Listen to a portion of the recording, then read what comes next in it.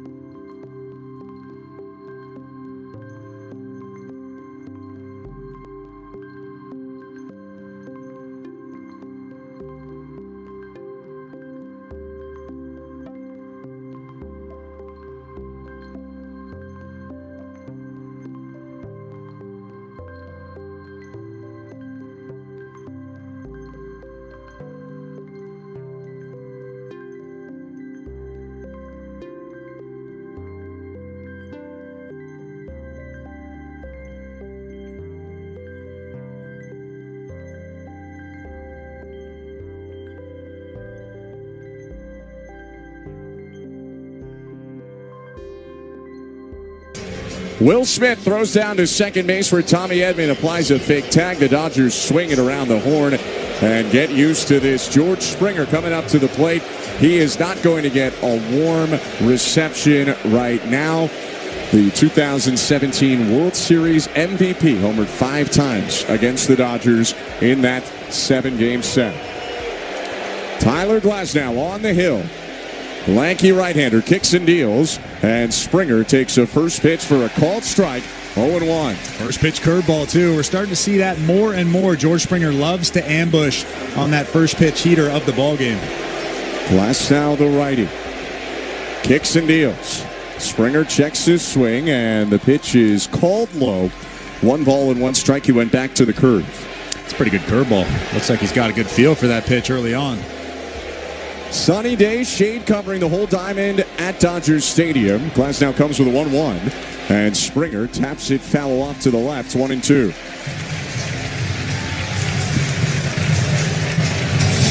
Time of the first pitch today, 5:11 Pacific, 8:11 Eastern, 22 degrees, and not a cloud in the sky. Mountains, palm trees, and even some trees more familiar to people in Toronto.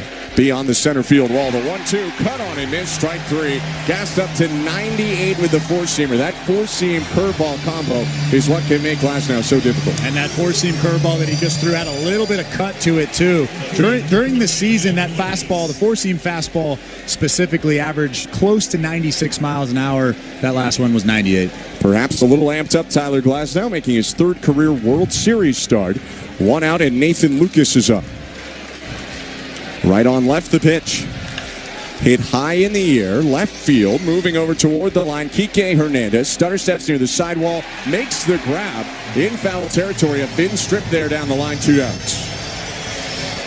Home plate umpire in this game is the crew chief, Mark Wagner. Alan Porter at first, Adam Hammery at second, and Jordan Baker at third. It's Will Little in left and Adrian Johnson in right. 2 outs on 5 pitches for Tyler Glasnow, and here is Vladimir Guerrero Jr. Vladdy digs in, 22 for 51 in this postseason, a .431 average. Also has 6 homers. The pitch bends the knee and takes a breaking ball, low ball 1. We're in the first inning, and it's brought to you by Armstrong Bird Food. Bring nature to your backyard with Armstrong, feeding Blue Jays since 1986. Visit ArmstrongBirdFood.com. 2 outs, space is empty, no score, top of the first of Game 3. The pitch hooked on the ground toward third, it's foul. Fielded by Blue Jay third base coach Carlos Feblis, who flips it over the netting into the sea of blue, whether it's Dodger or Blue Jay blue.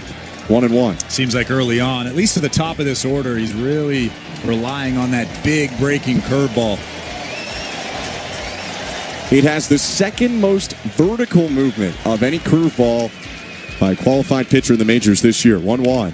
And Vladdy hits it high in the air out to his old buddy Teoscar Hernandez, who walks forward, makes a two-handed squeeze, and that's an 8-pitch 1-2-3 top of the first for Tyler Glasnow. No score in the game. We'll see Max Scherzer back on in Old Home Hill when we return. You're listening to Blue Jays World Series Baseball, brought to you by your local family-owned Crown Rust Control Center, streaming at sportsnet.ca and the Sportsnet Radio Network.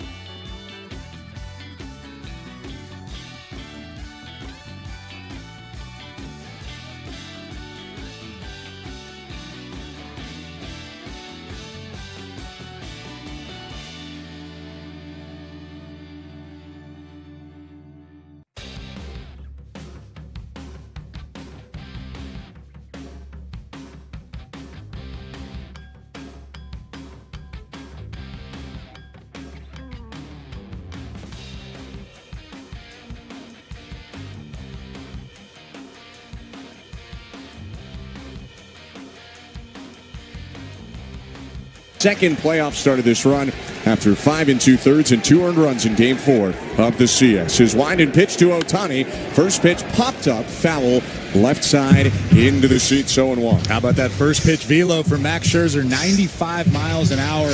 That's a good sign if you're a Blue Jays fan. Don't need to fire up Max Scherzer for a World Series start. 41-year-olds, 0-1. And it's smashed on a line toward right. Fair ball. One hops the short sidewall into the seats for a ground rule double. Ohtani shaking his hips over at second base. Second pitch he sees of the game, deposited into the seats on a bounce, and he's in scoring position with nobody out. Yeah, it actually wasn't a terrible pitch from Max Scherzer. It was a curveball that caught a little bit too much of the plate, but it was on the inner third. Shohei Ohtani showing those quick hands, getting to that baseball and ripping it just fair by about 5 inches down that right field line. You mentioned the curve for Scherzer. He's a four-seam slider, change, curve, and cutter pitcher. In the stretch, he pitches to Mookie Betts. Former teammate of Scherzer's takes outside ball 1. Max Scherzer used to pitching in this ballpark, not just as a visitor, but 2021 spent the second half of the season in Dodger blue. Look to second by the right-hander. Long stare and the 1-0. Fouled away by Betts. Slider over the heart of the plate. Mookie missed it. It's 1-1. Yeah, you probably don't want to throw another one of those if you're Max Scherzer. A little bit of a spinner over the heart of the plate. Mookie Betts probably wants that pitch back. Just fouled it back. Bit of a down offensive year for Betts, but he got hot late and he's been good in the playoffs. Scherzer's 1-1. Check swing, pitch low, appeal down to first base. No swing, says Alan Porter. We're here at Dodger Stadium. It is a symmetrical ballpark, 330 to both poles. Very quickly, though, it gets deeper. Straightaway left and straightaway right is about 360. And the gap's 375 and 395 to straightaway center field in this kite-shaped park. 2-1 pitch. Fouled back, elevated at 96 from Max Scherzer. Feeling it right now in terms of velocity. It's 2-2. Yeah, he's thrown a couple of those at 96 so far in the ball game. That one was actually located very, very well, almost on the black on the outside part of the plate. A little bit of extra rest for Scherzer coming into this start. He kicks in the 2-2.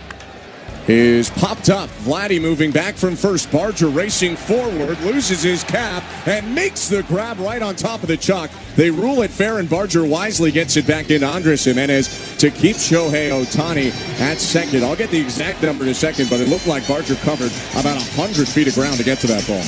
Yeah, that was actually a pretty good pitch. I like that they doubled up with the heater there. After throwing that heater on the outside part, you could tell that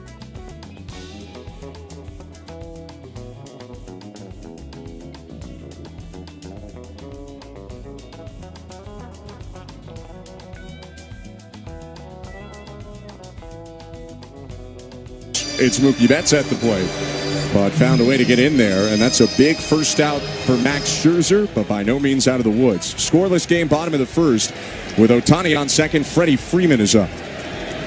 Scherzer deals. Freeman bends the knee and takes just inside with a cutter. Ball one. Infield shifts the left-handed hitter and the dual citizen of the United States and Canada over toward first base. 1-0. Swing and a miss. It's a really nice cutter right there. Started down the middle, broke down and in. 1-1. Couple of good ones too. The key to the slide or to the cutter is making it look like a fastball and locating it inside, and he did just that right underneath the barrel of Freddie Freeman. High set for Scherzer, who rocks and fires, and the 1-1 is lifted high left side of the infield. Ernie Clement steps over the chalk, angles back to fair territory. On the grass, he reels it in. A one-handed catch off to his left, and 2 outs in a row after giving up the Ohtani double. 2 down. A really good sequence from Alejandro Kirk back there. 2 sliders, or 2 cutters in on the hand of Freddie Freeman, and then through that elevated fastball again at 95 miles an hour. We're continuing to see that good velocity. That was a fantastic sequence from those guys. About 10 days ago in Seattle, Kirk told me he loves working with Max Scherzer, really challenges him in his game plan. The pitch to Will Smith, hit foul off to the right, 0-1. And in talking with one of the Blue Jays bullpen catchers and catching coach, Luis Hurtado, he said the Kirk preparation now is grown so much in terms of what he brings to the meetings, has really equipped him to work with a future Hall of Famer and a thinker like Scherzer. Look to Ohtani in the 0-1. Smith bends the knee, takes a strike, slider right over the middle, but Will Smith was fooled. It's 0-2. Yeah, it's almost like Will Smith was expecting a fastball there. And like I said about Mookie Betts, I'm sure he wants that pitch back. Ohtani on second after the leadoff double. 2 outs, 2 strikes on Smith. Scherzer to his former catcher. And it's in the dirt, blocked by Kirk. Hit his chest, popped in the air, and he swiped at it to bring it in with his mitt. That'll make it a ball and 2 strikes. You could argue Will Smith has been the best hitter for the Dodgers in this World Series so far. Game 1, he had a hit and a walk. It was an RBI single. And then in Game 2, he had an RBI single in the first and a solo homer that gave the Dodgers the lead in the 7th. Right on right, the 1-2 pitch from Scherzer.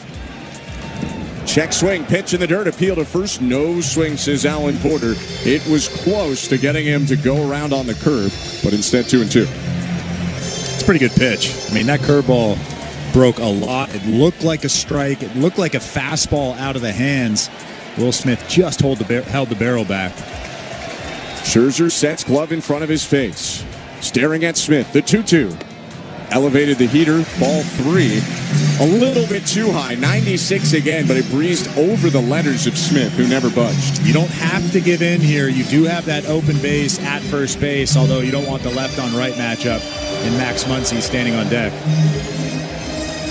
Lead off double Ohtani, then a fly out to shallow right from Betts and a pop-up to third base by Freeman. Scherzer was ahead of Will Smith 0-2, but now it's a full count. With Ohtani leading off second and no one near him. Payoff pitch.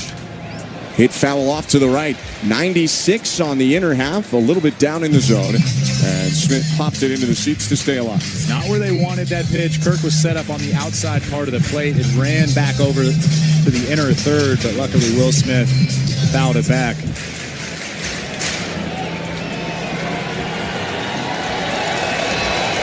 Most of the fans seated here at Dodger Stadium, but they are loud. Runner on second, 2 down, 3-2 pitch. Swing and a miss, strike 3. Scherzer bounces back off the leadoff double and caps off the inning with a curve to punch out Smith. No score after 1. Blue Jays and Dodgers tied in the series. It's Game 3 of the World Series. You're listening to Blue Jays World Series Baseball, brought to you by...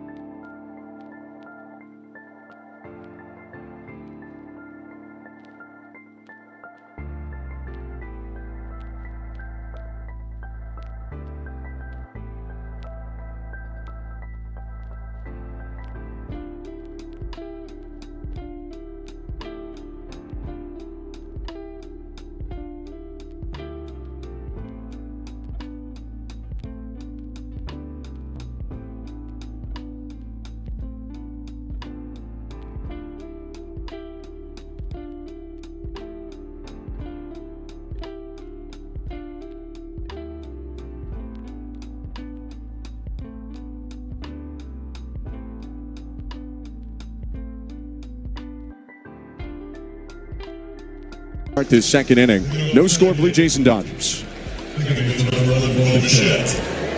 Bichette taps the plate twice. Looks out to Tyler Glasnow. Right-hander pitched a quick 1-2-3 first. His first offering, way high, ball 1. For the Blue Jays, you hope that 8-pitch first inning was a bit of an anomaly. They want to drive that pitch count up from Glasnow to get into the bullpen. 1-0. Outside, 2 balls and no strikes as Glasnow yanked the fastball. Second start, third game of the playoffs for Bo Bichette coming off that knee sprain. He's 1 for 3 with a walk in the postseason. 2-0 pitch. Swing and a miss. Tried to hold up on the high sinker. 97 on his two-seam fastball. It's 2-1. Glasnow's very good at locating to the top of that strike zone. That one right there clipped the top part. Kick in the 2-1. Up and in. Bichette has to limbo out of the way. That two-seamer kept running up toward his chin, but he gets out of the way 3-1. Yeah, he didn't mean to come in like that. And every once in a while, you'll get a fastball that runs away like that one right there. Really nowhere near the strike zone. We've seen that over the course of his career. And like I said before the broadcast, he can lose the zone from time to time. Dodgers have been very reliant on long, effective starts. They've gotten a bunch of them. That's why they're here. 3-1. Bichette swings and lines the ball down in center field, a base hit. Second hit of the playoffs for Bichette. Best swing we've seen so far. It was a little roller in game one. That was a patented Bichette line drive to dead center. And that's the approach that I talked about before the ball game. You want to force him to get in the strike zone. That was a 3-1 fastball at the top of that strike zone, but Bo Bichette was expecting it, and he ripped that thing into center. Here is Dalton Varsho to the plate. Let's go Blue Jays chance in Los Angeles. Glasnow deals, and Varsho takes in the dirt, ball one.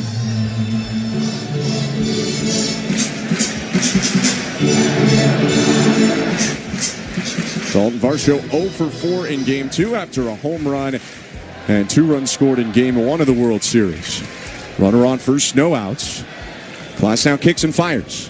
Varsho takes up and away, ball 2. And you're talking about so far this inning, 2 strikes in 7 pitches for Glasnow, and one of those strikes was singled up the middle. There are still nobody out in this inning, so you have to be able to get Bo Bichette to second base with 1 out. 2-0 pitch. Swing and a pop foul back behind the plate, third base side into the seats. 2-1.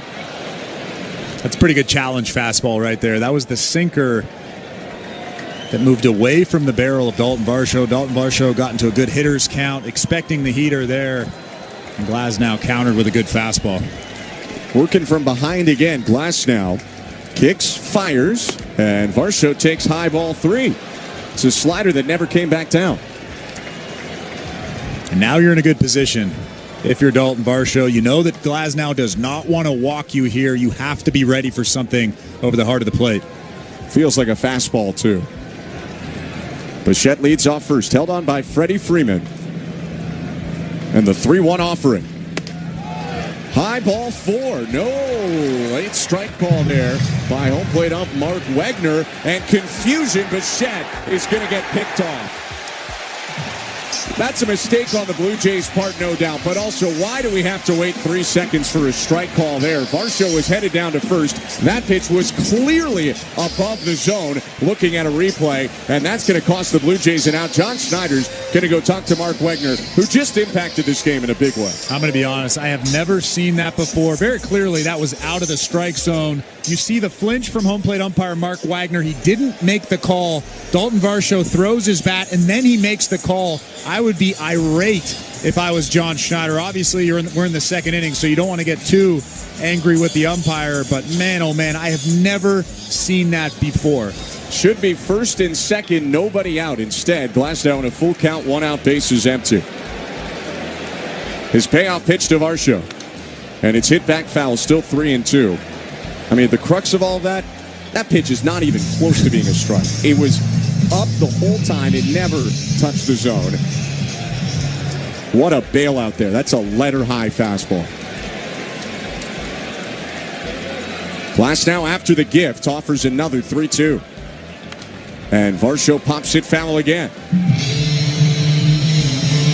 I'm still thinking about that, Ben. I'm not thinking about Bo Bichette getting thrown out at first base. That's his own fault for not being sure, but that was a terrible call. For sure. 2 things happened there.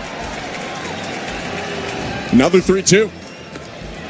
That one's in the dirt. Let's wait. All right, ball 4. Dalton Varsho can go down to first.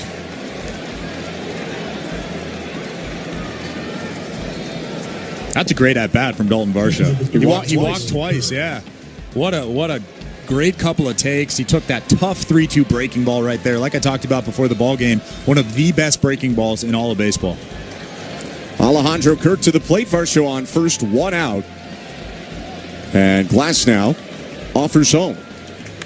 Line drive, right field, base hit. Varsho making the turn around second. He will head into third. Kirk stops at first, and they got Glasnow cornered here with 1 out in the top of the second inning. What an approach from Alejandro Kirk. He got the heater over the heart of the plate, and he ripped it the other way. The Dodgers were playing him as we've seen a lot of teams play Alejandro Kirk. Second baseman Tommy Edman was up the middle. Freddie Freeman, of course, was holding on Dalton Varsho, and he just ripped it right past Freddie Freeman at first base.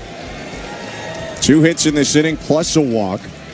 It's first and third, 1 out. Addison Barger is up. Corners are in. Middle infield back trying to turn 2. And the pitch. Swing and a pop foul over the netting third base side. And bounces off the facade of the 200 level back into the 200 level seats. It's 0-1. I know that it might not have happened like it has, but the Blue Jays should be up 1-0. Probably. Probably should have been first and second, no outs. You are right. It's a bit of a butterfly effect, but if he hits that single, Bichette likely scores. 0-1. Tapper, foul right side, and now Barger's got to put something in play here. 2-strike count. You got good speed on third base in Dalton Varsho, and Barger quick enough a lot of the time to beat out a ground ball double play. You have to take advantage of opportunities like this, especially with Tyler Glasnow on the mound. If you're Addison Barger, you have to shorten up and get something in play. Barger asking for time as Glasnow comes set. He'll step back out of the box. Addison Barger 12 for 40 in the postseason. An exact 300 average, 2 doubles, 3 homers, and he's driven in 8. Kirk on first, Varsho on third, no score, 1 out. Top of the second. Glasnow's pitch. Swing and a miss, strike 3. Four-seamer at 96 elevated. Pretty good pitch, 2 down. And when Tyler Glasnow makes his pitches like he just did to Addison Barger, that's generally the result. Almost unhittable. A good fastball just above that strike zone for strike 3.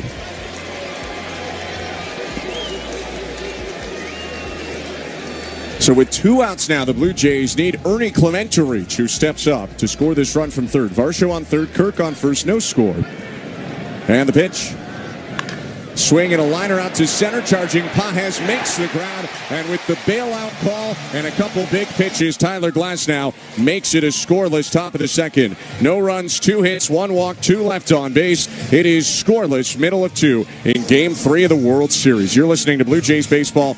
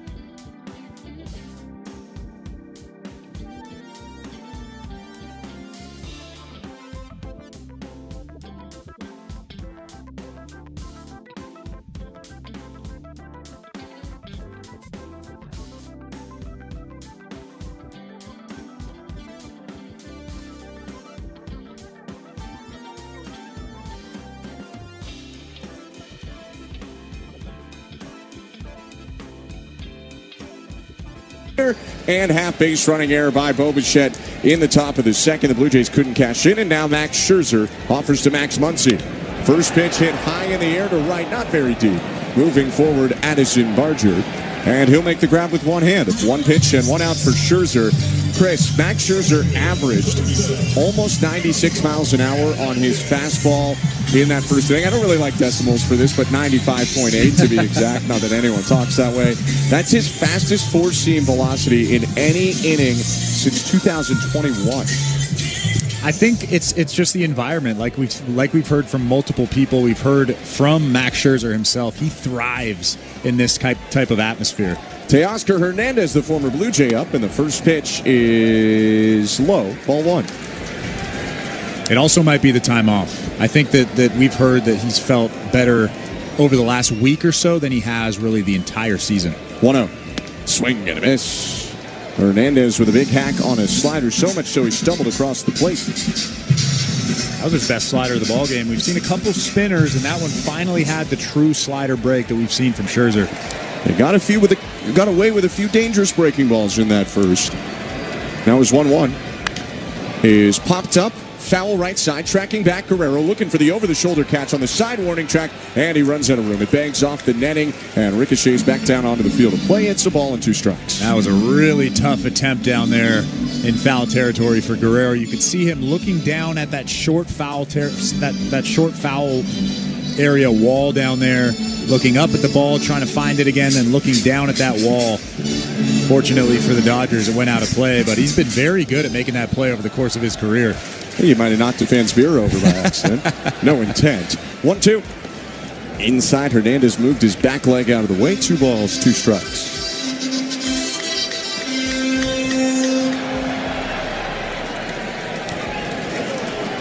Big home runs early in the postseason for Teoscar Hernandez at a multi-homer game in the wild card. 2-2. And he smokes it. Left field and deep. That ball is way gone. Hanging slider, and he crushed it. Teoscar Hernandez with his 5th home run of the postseason.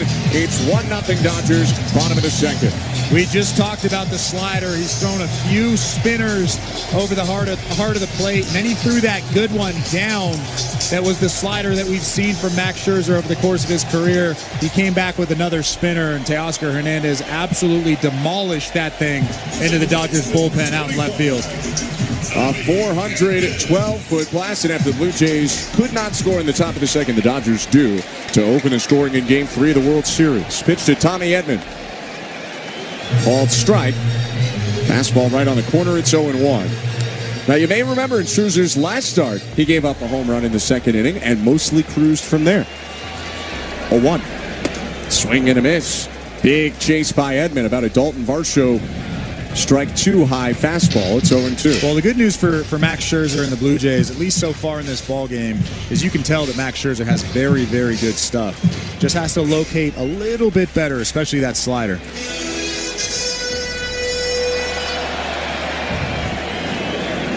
Edman, the switch hitter, bats left, and the 0-2. Check to swing and another high heater. 1 ball and 2 strikes. I think that's the same location that home plate umpire Mark Wegner called on Dalton Varsho. Robots incoming. Here's the 1-2 pitch.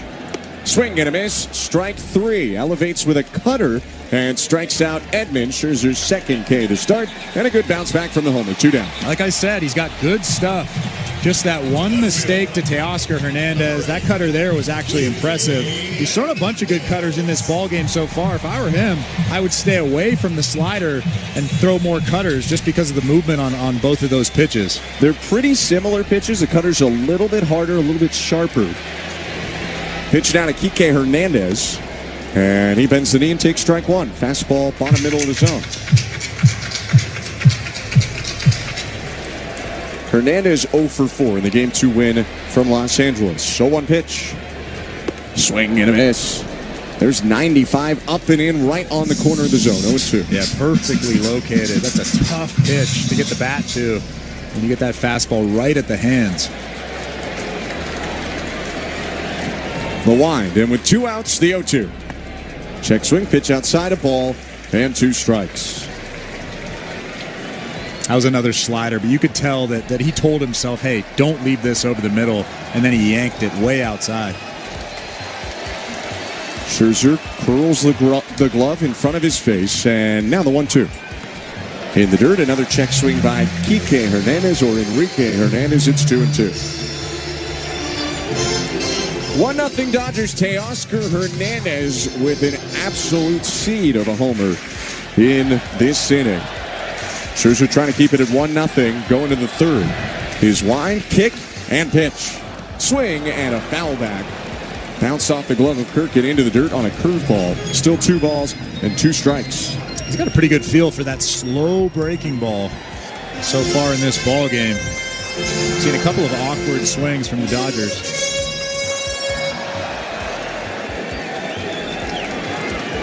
Glove overhead, the 2-2 again. And it's popped foul, and that'll go out of play over the first base dugout and back into the seats.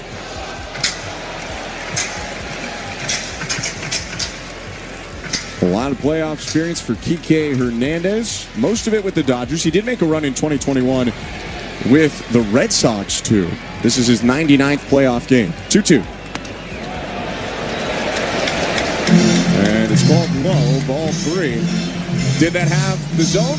Of course it did. But what does that matter when the crew chief is umpiring Game 3 of the World Series? Max Scherzer is beside himself on the mound out there. It doesn't get any better than that. That is a perfectly located fastball. Guess it's a high zone today. 3-2. Swing and a miss, strike 3. He does it anyway, punching out Hernandez twice to end the bottom of the second. Teoscar Hernandez, though, with a home run, and the Dodgers take a 1-0 lead into the third. You're listening to Blue Jays World Series Baseball, brought to you by your local family-owned Crown Rust Control Center, streaming on the Sportsnet app and the Sportsnet.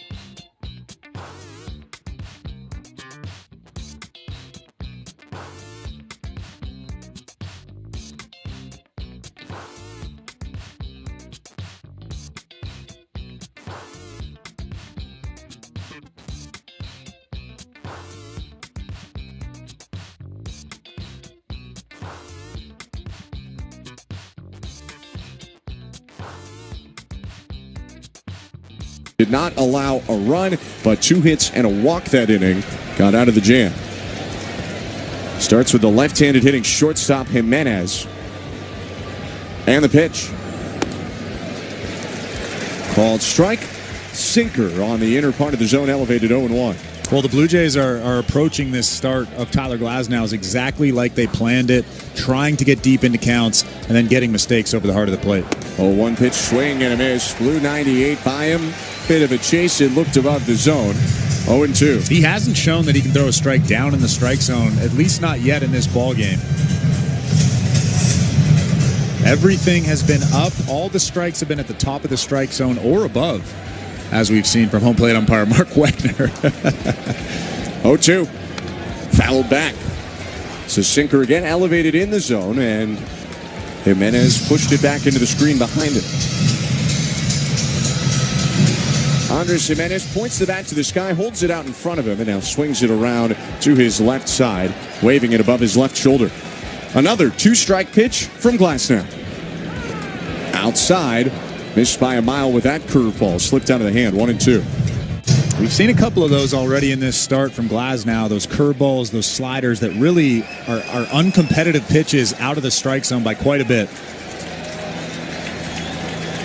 Fifth pitch to Andres Jimenez. And it's a bouncer towards second, charging hard. Edmund Gloves throws on the run to get the sprinting Jimenez by a step, maybe two. 1 out. Yeah, that was a better one there. Obviously, the goal is to throw a good curveball on that first pitch. But Tyler Glasnow came back, got on top of that pitch, and it had a really nice break in the strike zone this time.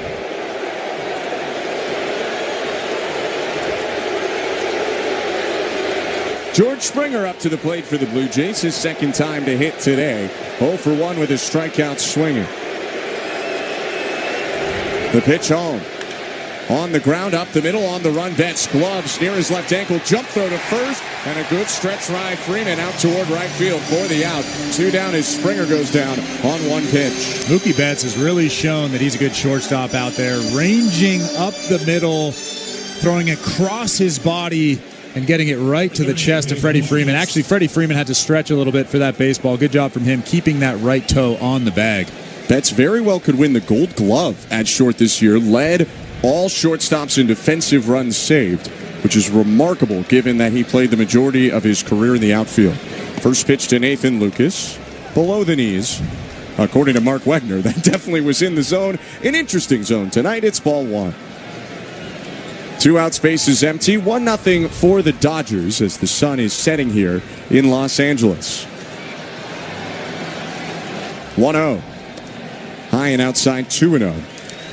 Mookie Betts in the offseason worked with a lot of different people, but 2 of his friends, both former Blue Jays, he worked with to get up to date on shortstop, Ryan Goins and Troy Tulowitzki.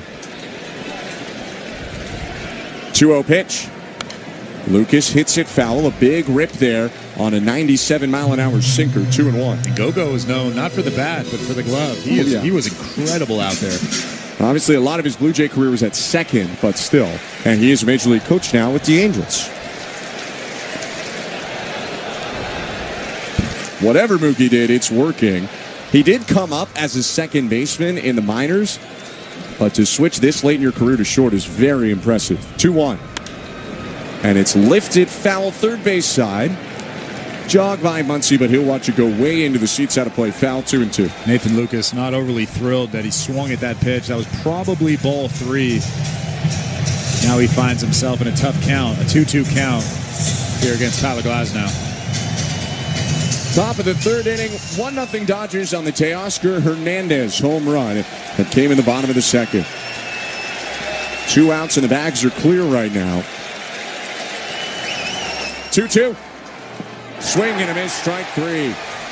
Chase the slider low. Glasnow with his 3rd strikeout in as many innings. And at the middle of the 3rd, still 1-0 Dodgers. You're listening to Blue Jays World Series Baseball.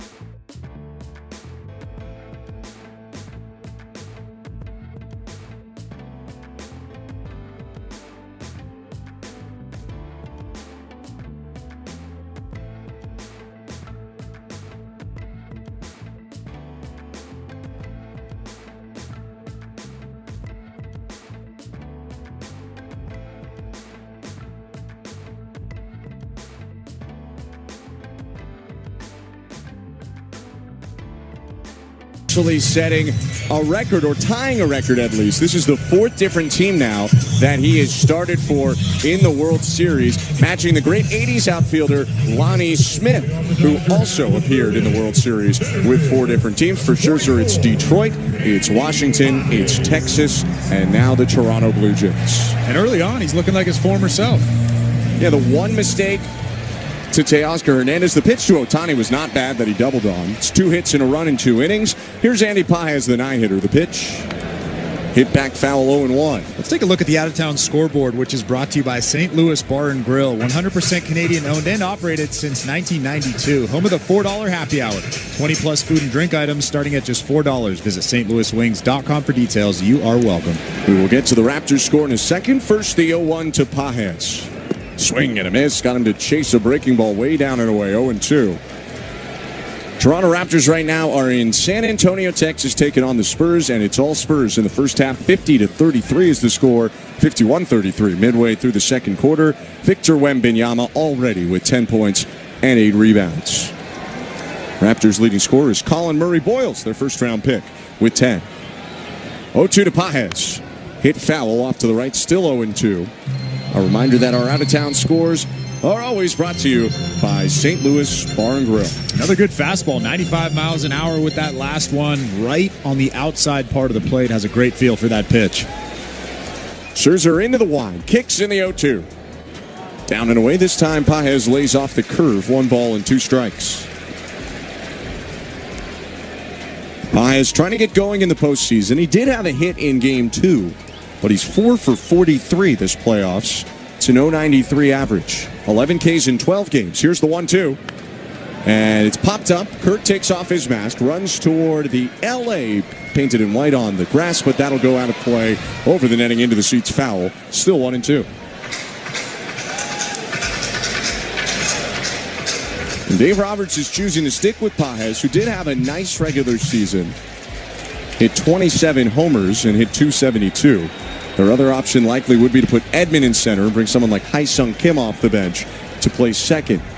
1-2 again. And this one's golfed high over the infield dirt. Bichette, the second baseman, makes the grab with one hand on the dirt. First play for Bo at second base in this game. 1 out. And here's Shohei Ohtani.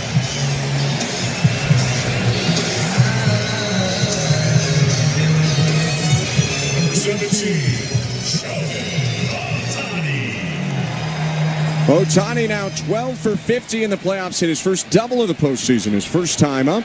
He's up with 1 out, and Scherzer's pitch. A miss outside with a slider. Make that a change, pardon me. 1-0. 1-0 for the Los Angeles Dodgers. 1 out and the base is empty in inning number 3 of Game 3 of the World Series. The 1-0. Swing and a miss. Elevated the cutter a la Chris Bassett above the top middle of the zone. Big rip. It's 1-1.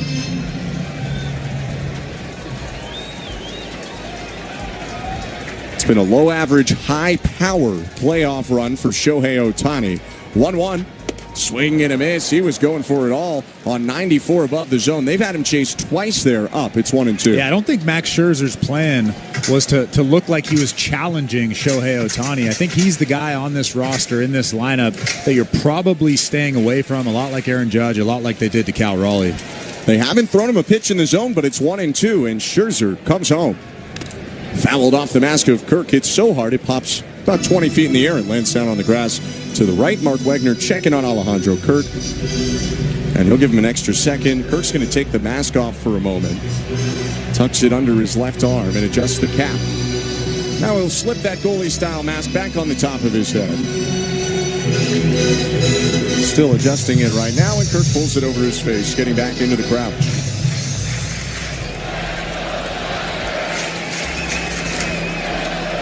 Scherzer's 1-2 to Shohei Ohtani.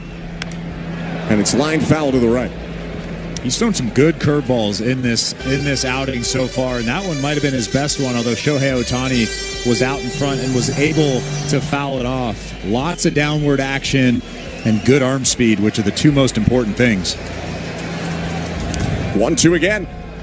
And the fastball smoked out to right field in deep, and Ohtani has left the yard. second home run of the game for the Dodgers. Ohtani's 7th of the playoff run, and the fastball was where they wanted it, up and in off the plate, but he jumped on it, getting out in front to make it 2-0 LA. It's almost like Shohei Ohtani was looking for that pitch. After getting that good slow breaking ball, he's probably telling himself, okay, after that slow pitch, they're going to come in with something, and he was ready for it. He absolutely ripped that thing almost into the Blue Jays bullpen in right field. What a swing. Pitch down to Mookie Betts.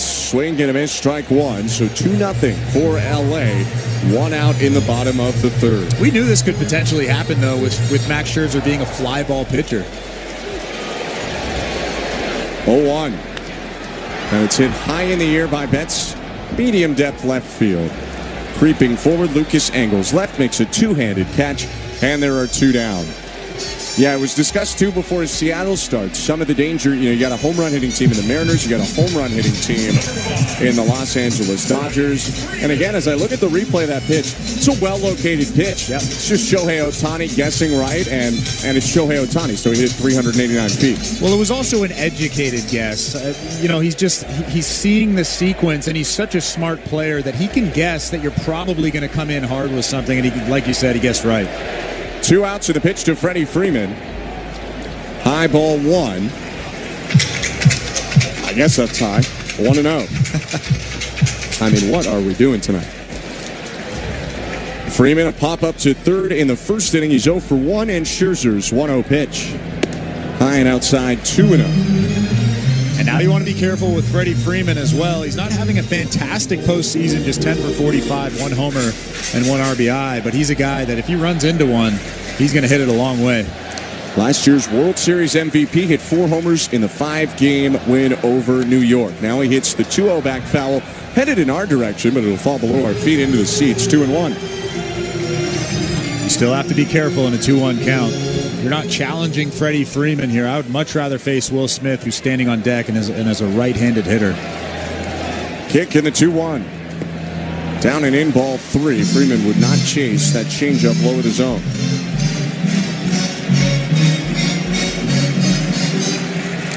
These two have seen each other many times. Longtime Brave, longtime Nat facing off. 3-1. Outside, ball 4, and Scherzer really did not challenge Freddie Freeman there, who takes the walk. I think that's the right call. As soon as you fall behind to a guy like Freddie Freeman, there's really no use in challenging him. You could tell they went changeup, slow breaking ball. Both of those pitches were out of the strike zone. Like I said, I'd much rather face Will Smith, who did hit a home run in the previous ball game, but he's a guy that has more holes than Freddie Freeman does. Now, the shame of it all is he should have been ahead 0-1, right, and that very much changes the at-bat.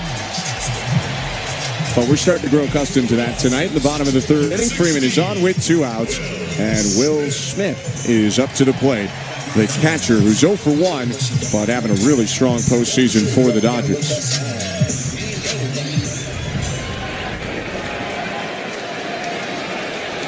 Smith 11 for 36 in the playoffs, a .306 average. The pitch, outside, ball 1.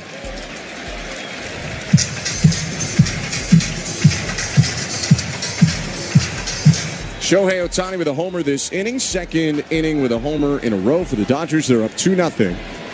2 outs, bottom 3 in the 1-0 pitch.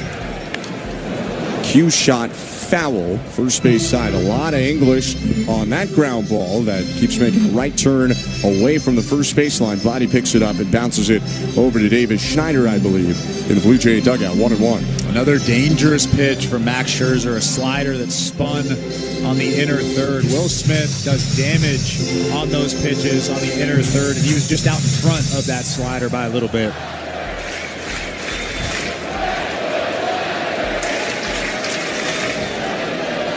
Scherzer's 1-1. Called strike. Took about half an hour to get there, but that slider definitely got the zone. It's 1-2. That was a strike, but I'm pretty sure everybody in the ballpark thought that Mark Wegner was going to call that a ball. It's almost like if he did that, someone could get picked off first base. 1-2 pitch. Bounce to the plate. Kirk took it off the chest. 2-2.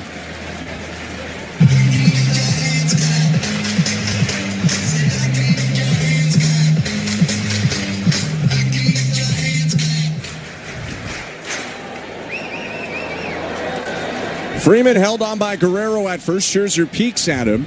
And the 2-2 to Will Smith. There goes Freddie Freeman. Pitch outside. Throw down to second. Call is safe. Bo Bichette, who applied the tag, wants the Blue Jays to consider this one. The pitch was a ball, so it's a full count right now. Freddie Freeman is on second base. And the Blue Jays are going to challenge. To me, it looked like an out to the naked eye. And it's bang, bang. It's close. I think he got him. Let's take a look at another replay.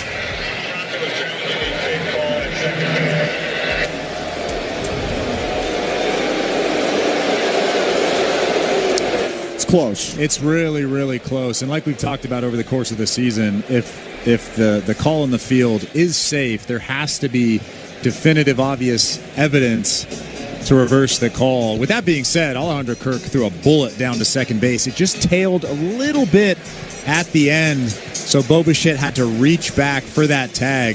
I think they got him, but it's really, really close. I'm not sure if they're going to overturn that call. For Freeman, his first stolen base attempt of the postseason.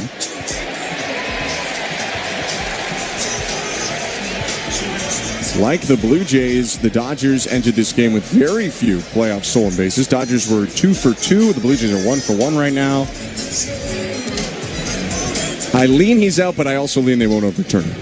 Yeah, just because the call on the field. If the call on the field was out, I don't think they would overturn that either. It's just one of those plays that's just so close. It's really hard to overturn.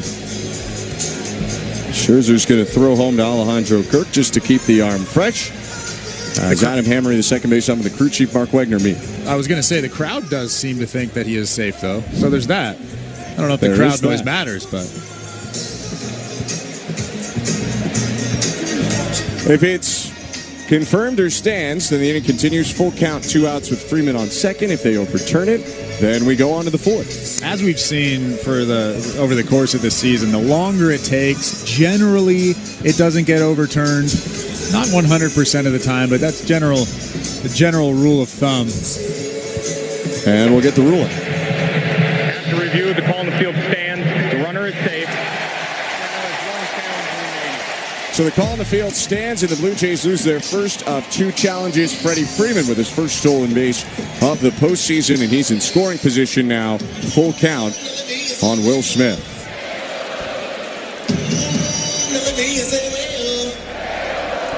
Everybody, I mean, you have to respect it from Freeman. That's a mid to late 30s first baseman taking a bag here in Game 3 of the World Series. Got a good jump off Scherzer. Now he's leading off second, and the payout pitch to Smith is lined toward right field. A base hit. Barger gets it on a bounce. Here comes Freeman. The throw from Barger on the money, and they got him by a mile. Addison Barger with a rope to the plate, and that is how the third inning ends. Dodgers do get a run on the Ohtani home run. They had 2 hits. They leave one on thanks to Addison Barger's throw on the fly and a good tag by Kirk to end the inning. 2-0 LA headed to the fourth. You're listening to Blue Jays World Series Baseball, brought to you by your local family-owned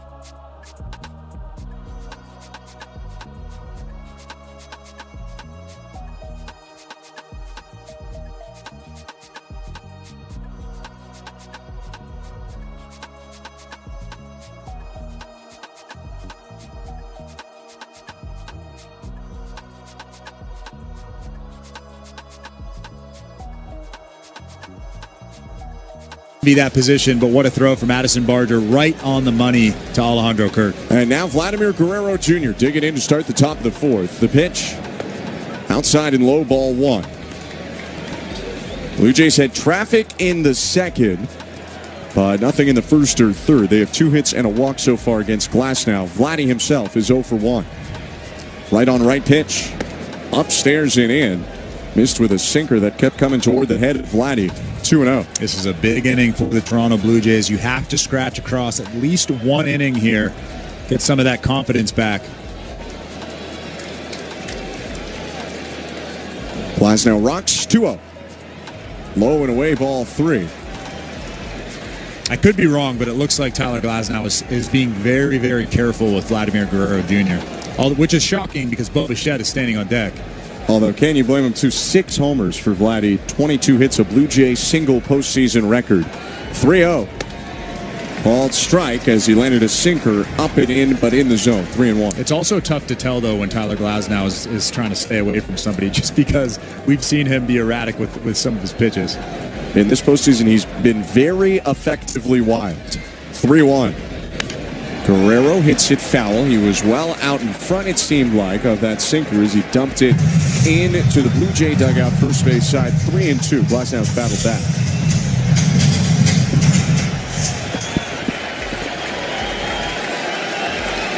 Bo Bichette is getting his batting gloves on tighter on deck. Action pitch here to Guerrero. Here's the 3-2. Check swing pitch in the dirt. Appeal to first. No swing, says Alan Porter. And it's a leadoff walk. A nice start to this inning. Vladimir Guerrero Jr. tossed his bat away, looking at the dugout, saying, let's go, let's go. As he trots down to first base. He's right. This offense has to get going here in this inning. He was talking to them all the way down the first baseline. Actually kind of banana curled his run to first to get closer to the Blue Jay dugout. Might need to with the noise going on at Dodger Stadium. 2-0 LA. Vladdy leads off first. Here's Bo Bichette, who singled and then was controversially picked off in the second. The pitch. Curveball, called strike. So much movement on that pitch. It landed down the middle, but Bichette thought that was coming at his head. He ducked back out of the way. 0-1. From the stretch, the 0-1 pitch.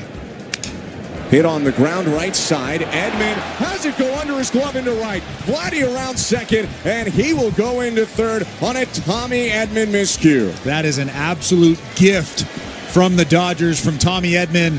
He was thinking turn and get that ball to second base before it was actually in his glove. What a miscue. A big base running choice from Vladimir Guerrero Jr. going first to third there, and we still have nobody out in this inning. He didn't even pull up early. He never got low enough. That ball just went right under his glove. Probably thinking, too, on that slow roller because Bichette isn't running well, but now it's first and third, no outs for Dalton Varsho. The pitch. Called strike, 97 on the inner third, 0-1.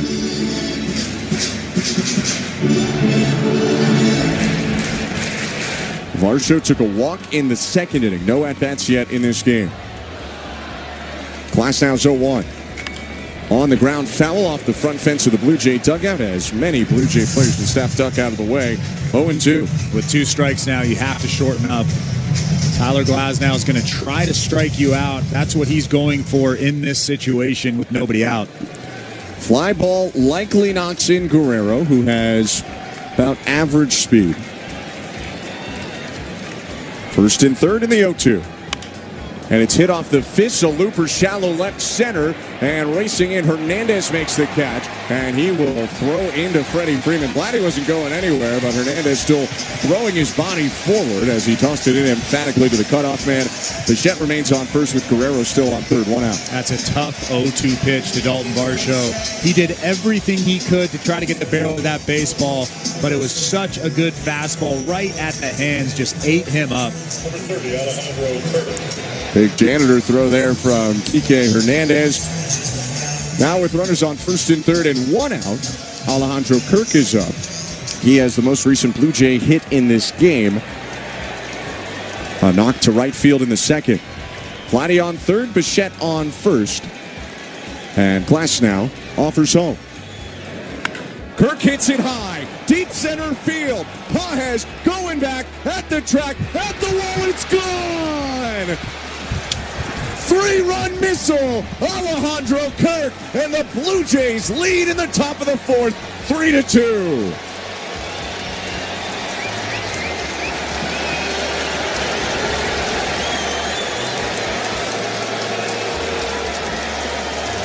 Glasnow hanged it, Kirk banged the curveball out to center field, a 394-foot blast. It is really, really tough to wait back on a good breaking curveball when a pitcher throws 98 miles an hour at the top of the strike zone. What a swing from Alejandro Kirk, the biggest of his career.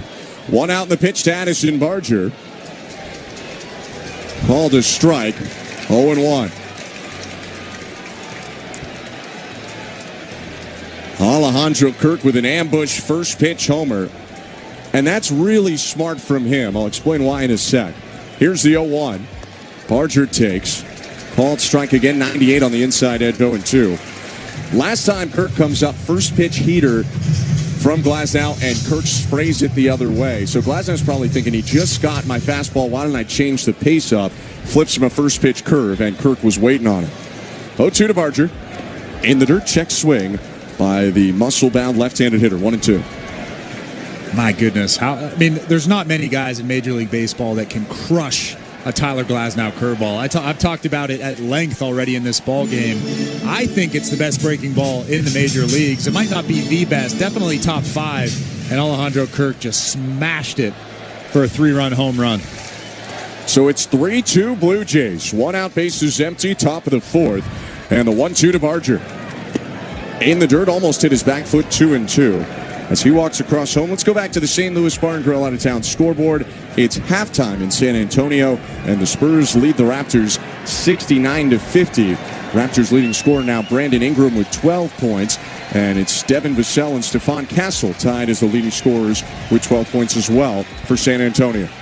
2-2 to Barger. High and outside, ball 3. All of our out-of-town scores brought to you by St. Louis Bar and Grill. I wouldn't be surprised if you see some movement down there in that Blue Jays bullpen now that they're up 3-2. Scherzer has allowed homers in back-to-back innings, but solo shots to limit the damage. 3-2 to Barger is hit foul. That's power on power. 97 middle in, and Barger hit it right back into the screen.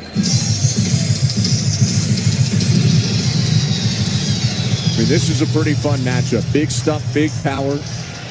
Tyler Glasnow at 6'8", most extension in baseball, and averages 96 on the heater. His payoff pitch, and Barger smokes the liner to right for a base hit. Absolutely tagged it as that slider hung, and Barger's on first with 1 out. That was another off-speed pitch from Tyler Glasnow. You could see that he's kind of staying away from that fastball in big situations. As Mark Pryor, the pitching coach, is going to come out and have a conversation with Will Smith and Tyler Glasnow. But that was just a spinner over the heart of the plate. Addison Barger was ready for it, ready for that location, and he smacked it into right field. What a ball game for Addison Barger already. That big assist in the previous inning, and now that good base hit off of Tyler Glasnow. I mean, this is a big, big, big moment for him, and he's rising to the occasion. Even if we say everything unfolds the same way after, if Barger doesn't make that throw to get Freddie Freeman trying to score on a single, it's 3-3 right now instead of 3-2. But Barger had the good throw. Kirk did apply a good tag to the sliding Freeman as well. And then a big inflection point in this inning after the Vladdy walk. Tommy Edman thinking about getting 2 before he knew he had 1. Let a grounder go under his glove to make it first and third, no outs at the time. And after a Varsho flyout, Kirk with a 3-run homer to give the Blue Jays the lead. Mound meeting over. Ernie Clement is up. Barger off on the first pitch, and it's hit foul. Might have been a hit and run, although that pitch was fat over the plate as well. Clement hit it back into the screen, 0-1. I love the fact, and I think that was a hit and run. I'm almost 99% sure that was a hit and run. There's a huge hole on the right side of the infield. Ernie Clement is very good at going the other way, and Addison Barger doesn't steal many bags, was off. Small lead for Barger, the 0-1. Clement slices a ball, little looper down the right field line, fair ball. Barger around second. He easily gets into third. A little dunk there from Ernie Clement, who's now tied Vladimir Guerrero Jr. with his 22nd hit, passing Paul Molitor for the most in a single postseason by a Blue Jay. He was trying to go the other way. He was trying to go the other way on that first pitch, and he was trying to go the other way on that second pitch. Inside out that ball, actually over the head of first baseman Freddie Freeman. He's becoming an absolute star during the postseason. And John Schneider said not to take away from Vlad. He was clear. Everyone's talking about the performance Vlad has had. And then you look up at the board, and Ernie Clement's hitting for the same average. Ernie on first, Barger on third, corners in, middle back. Here's Andres Jimenez. Glasnow deals. And the pitch hooked foul. Jimenez was out in front of the curve, 0-1. Got to score that run from third base. That is a very, very important run. It'll shape the way John Schneider uses that bullpen. Mark Budzinski whispering in the ear of Ernie Clement.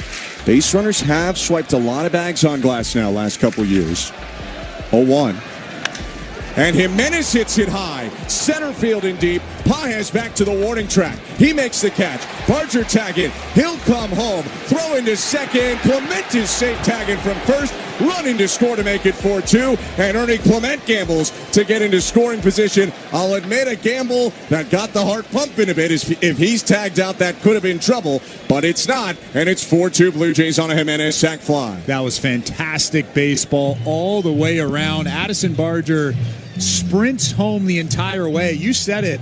If Ernie Clement gets thrown out at second base and Addison Barger isn't running hard all the way home, that run might not count.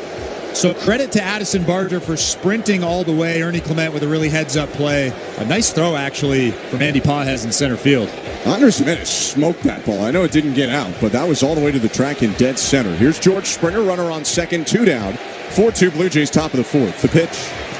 Down and in, almost hit the back foot of Springer, ball 1. We welcome you to the Don Valley North Lexus broadcast booth. I'm Ben Schulman alongside Chris LaRusso, Ali, our host and producer, Tom Young, Michael Nono, our technical directors. 1-0 pitch. Springer pops it up, foul back behind the plate, and it'll fall into the seats. It's 1-1. What did I say, Ben, before this inning? This is an important inning to scratch across 1 run. The Blue Jays have 4 runs in this inning now hold a 4-2 lead. What an inning for them. We've seen them do this before in the playoffs, getting big production in just 1 inning. In Game 1, they had a 9-run inning, third highest scoring inning in World Series history. 1-1 pitch. Swing and a miss, 1-2. It's a good curve there from Glasnow. You get a ball over the infielders here if you're George Springer, and you can knock in Ernie Clement, who's quick and likely to be off on contact from second. 4-2 Blue Jays. Clement held closer by the second baseman Tommy Edman, and with 2 outs, the 1-2 to Springer. Check swing pitch in the dirt. Blocked by Smith. An appeal to first, but he didn't even come close to going. It's 2-2. That's a great block from Will Smith, keeping Ernie Clement at second base. Tyler Glasnow spikes a ton of breaking balls, specifically that curveball, sometimes in front of home plate. So Will Smith has to be alert out there. That one right there was perfect. Over the course of the season, a slightly below average blocker per StatCast is Will Smith. Kirk on the other side, maybe if not the best in baseball. Glasnow's going to step off before the 2-2. He's thrown close to 30 pitches in this inning. Here's his 26th of the frame. And it's high, full count. You had mentioned maybe the Blue Jays call down to their bullpen, and they might. But we know Mark Pryor has. Anthony Bonda, the lefty and former Blue Jay, is up and throwing right now for L.A. No action yet in the Toronto pen and right. 3-2. Swing and a miss. He got him. Fooled him with a curveball that broke outside, and a strikeout ends the frame for Tyler Glasnow. But the Blue Jays get 4. Alejandro Kirk with a 3-run homer after Barger and Clement hits a sac fly from Andres Jimenez. It's 4-2 Blue Jays, middle of the 4th inning. Game 3 of the World Series. You're listening to Blue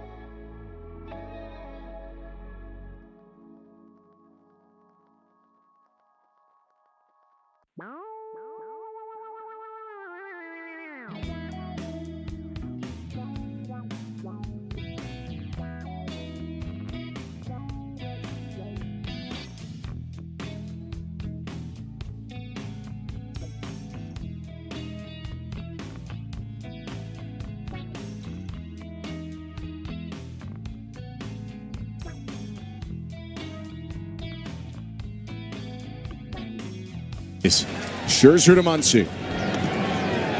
And the pitch called a strike. 77 on the curve on the inside edge. 0-1. Like you mentioned before the ball game, Ben, this is as close to a must-win for either team as it gets. Lined in the 0-1 pitch. Inside, backed Muncy off the plate. He jumped out of the way of a cutter. Well, if you're the Blue Jays, you're kind of like they had to go to Seattle and win 2. You got to go to LA and at a minimum win 1. That can get you back to Toronto. 1-1. Grounded foul. Muncy well out in front of that curve. It was actually in a pretty dangerous part of the zone, but the change of pace was enough to get Muncy to ground it first base side, 1-2. And you could throw another one of those. You just want to make sure that it's below the strike zone. Maybe even bounce that thing right behind home plate. The stakes have been loud, but it has been mostly good for Max Scherzer. Here's 1-2. Muncy chops it high toward first. Vladdy started in, moves back, fields it on the second hop, and runs to the bag. 1 out.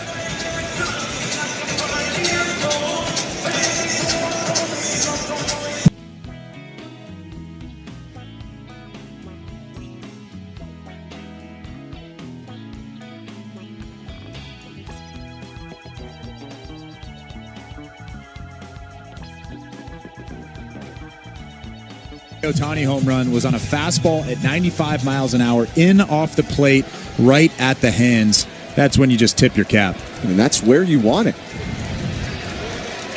Wind in the first pitch to Teoscar Hernandez. Swing and a miss, strike 1. That's 94 right down the middle. And he blew it by the former Blue Jay Silver Slugger. That's a challenge pitch right there. I'm not sure Teoscar Hernandez was expecting a challenge pitch after crushing Scherzer in his previous at-bat. He got a slider out of the yard last time. 0-1.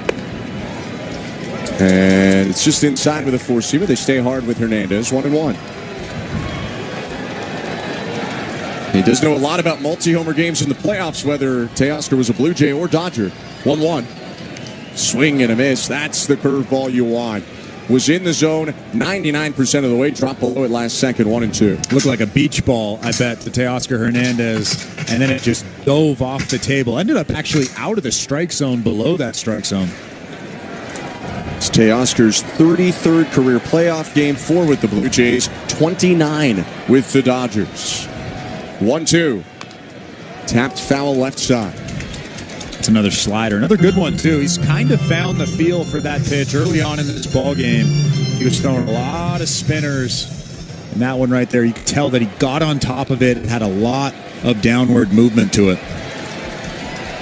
Hernandez pinwheels the bat once. 1 out, base is empty, and another 1-2 pitch. Hit well right field. A fly ball, Barger's racing after it into the corner, and he'll make a one-handed grab. It's hit hard, but Hernandez couldn't quite get all of it, and they're 2 down. It's all about results in a game like this, Ben. Max Scherzer obviously in the regular season might think, I should have made a better pitch, but not here. If that is an out, you move on to the next guy. You turn the page because that's all that matters. It's the perfect pitch if that's the result tonight.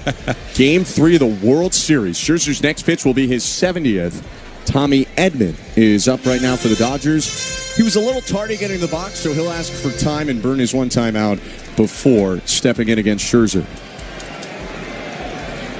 2 out, space is empty. Clement plays in on the infield grass in the pitch.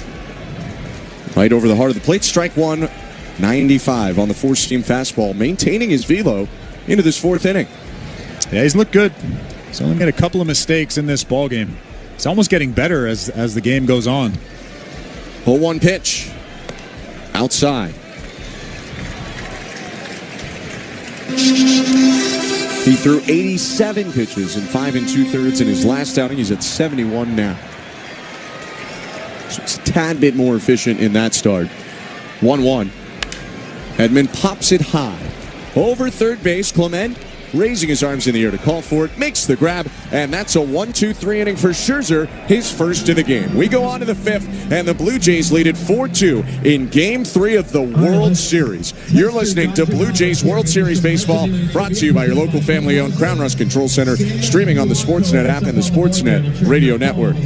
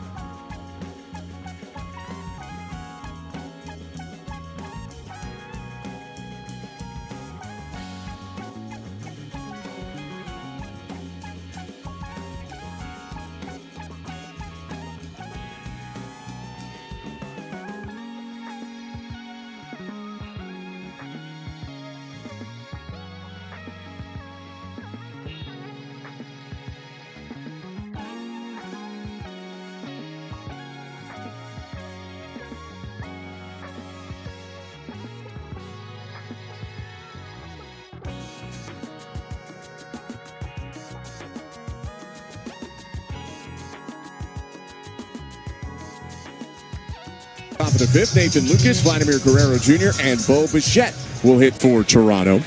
Lucas, the only Blue Jay not to come up in the Blue Jays' 4-run top of the 4th. He'll lead off the 5th. And Glasnow on 66 pitches, kicks and fires. First pitch in, Lucas turns back and takes it inside at 97, ball 1. Glasnow's maintained elevated velocity all start. Yeah, he's looked really good. I mean, every once in a while he'll lose the zone, but the stuff itself has looked very elite. 1-0 pitch in there for a strike with a curve, 1-1. And only 2 of the 4 runs earned. I was going to say, you could tell that Nathan Lucas was being patient on that 1-0 pitch, wasn't trying to force anything.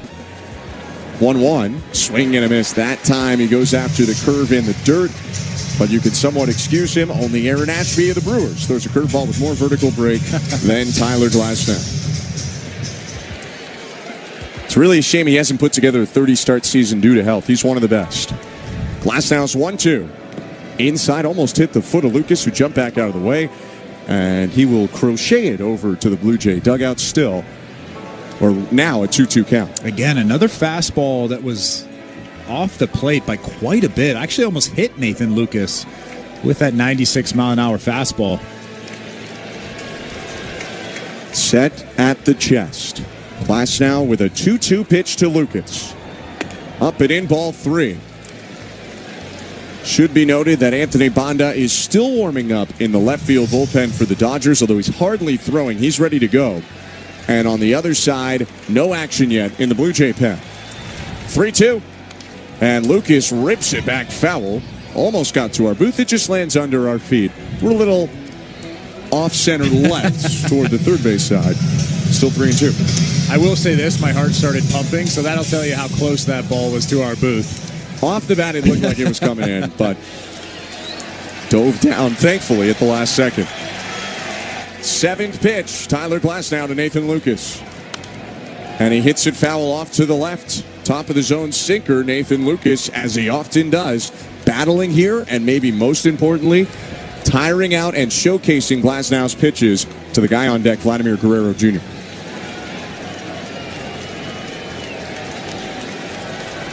And now Lucas will ask for time. Quickly go back to the St. Louis Bar and Grill out-of-town scoreboard, where the Raptors are now in action in the third quarter against the Spurs. 73-58. San Antonio leads mid-third quarter. 3-2 again. High ball 4, and Nathan Lucas grinds his way to a leadoff walk. Heck of a plate appearance there. Yeah, there's some nervous energy now in this ballpark. There was a lot of excitement, a lot of confidence early on before the ball game, but now everybody is seeing what pretty much all of Major League Baseball has seen over the course of the year. This Blue Jays offense is a powerhouse. They don't hit a ton of home runs, but they're very, very smart hitters up there. Lucas on first, no outs. The pitch to Guerrero. Called strike. Breaking ball on the outside edge. And the Dodgers pitching has been so great in this postseason, especially the starters, but they have been pretty reliant on it. They actually have not scored nearly as many runs as you might expect post-wildcard series. 0-1. Guerrero hits it on the ground. Foul, third base side, he was out in front. 0-2. So they absolutely destroyed Cincinnati in 2 games. We all know that. But since the start of the division series, they've scored under 4 runs a game, 3.7 for the Dodgers, which is pretty surprising given the roster. 0-2. Check swing, pitch down and away, ball and 2 strikes. That's a great take from Vladimir Guerrero Jr. You can tell that he's seeing the baseball pretty well right now out of that right arm of Tyler Glasnow. Pitch was just off the plate outside. Vlad's 0 for 1. He walked in the 4th. Came around to score. 1-2. Swing and a fly ball sliced down the right field line, moving toward foul territory, and in is Teoscar Hernandez for a 2-handed squeeze. And Vladdy is retired. He goes to 0 for 2. There's 1 out. Second baseman, Bo Bichette. Tyler Glasnow goes to the rosin bank. Here's Bo Bichette. I would imagine that this is the last batter that Tyler Glasnow is going to face. Dalton Varsho is a left-handed hitter standing on deck, and Anthony Banda is a left-handed pitcher who's actually really, really good out of that Dodgers bullpen. Pitch to Bichette. Down and away, ball 1. Yeah, that's kind of the pocket teams tend to throw their lefties against the Blue Jays, the Varsho, Kirk, Barger pocket. You don't throw them as often against Lucas because then they might see Vladdy and Bo with the 3-batter minimum. Or George Springer before Lucas. 1-0. Check swing, pitches down and away, and he went around. Bichette knew it, throwing his right hand into the air in frustration as Mark Wagner pointed at him. It's 1-1.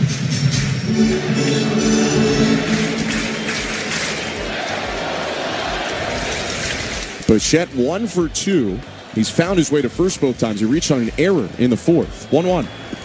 Down and away, 2-1. And Glasnow has really not come close in this plate appearance against Bichette.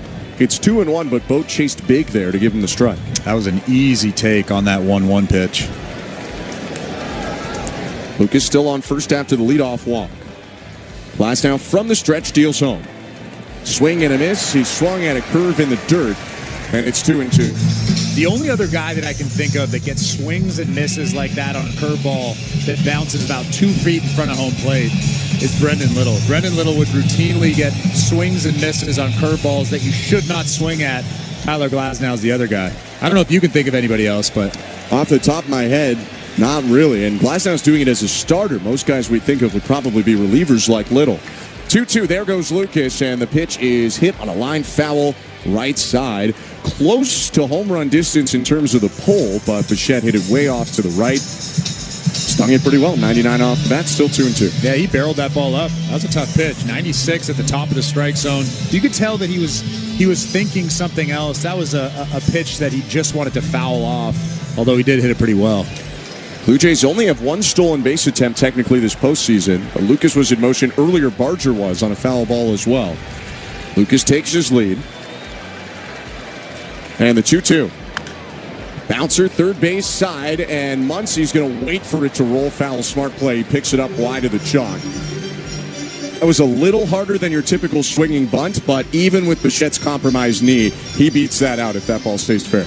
Yeah, smart play from Max Muncy. I'm sure he's seen thousands of those over the course of his career. He knows if a ball is going fair or foul, and that was pretty easy decision for him down that third baseline. Mark Wagner doing a nice job giving Bo Bichette some time to walk back to home plate on that sprained knee. 2-2 count, 1 out. Nathan Lucas will lead off first, and it's 4-2 Blue Jays in the top of the 5th. Glasnow about to throw his 85th pitch of the game. He'll step off, throw to first, and Lucas with a head-first dive safely back in under the tag of Freeman. We saw Lucas off 2 pitches ago. He actually had a tough season stealing bases. Only swipe to him was caught 4 times, but he does have speed. 2-2. Called, strike 3. Great pitch. 96 on the bottom inside corner to get Bo Bichette looking. 2 down, and here comes Dave Roberts.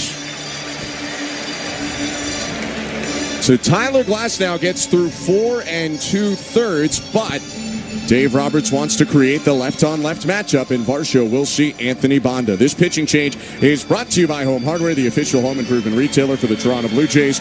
Locally owned, genuinely Canadian. 2 outs, Lucas on first, 4-2 Blue Jays. Top of the 5th inning. We go back to baseball control. Here's today's host, Joe Ali.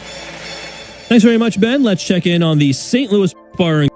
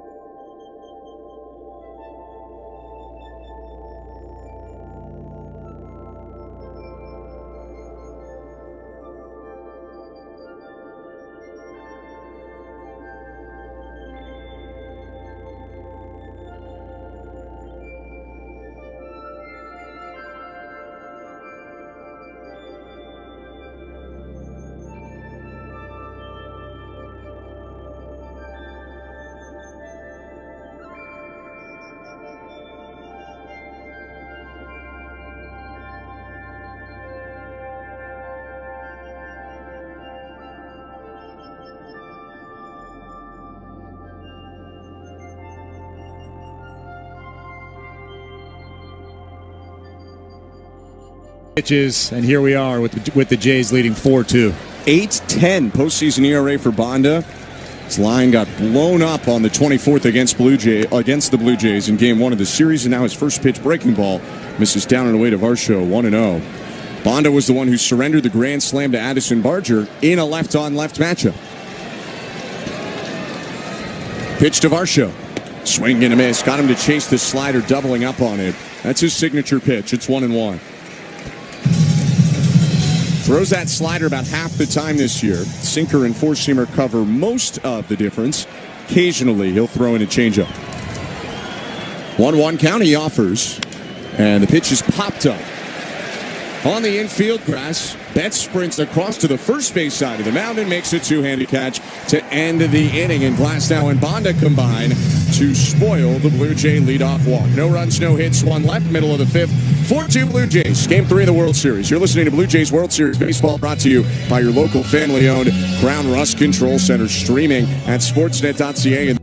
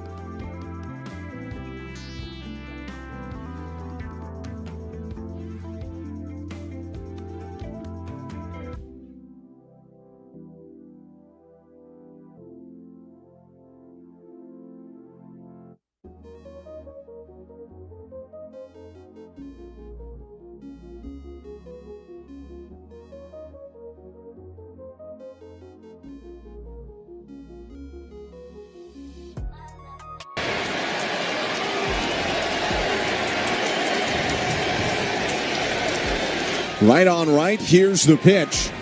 And it's taken by Hernandez inside at 93, ball one. Alejandro Kirk actually pointed down at first base umpire Alan Porter.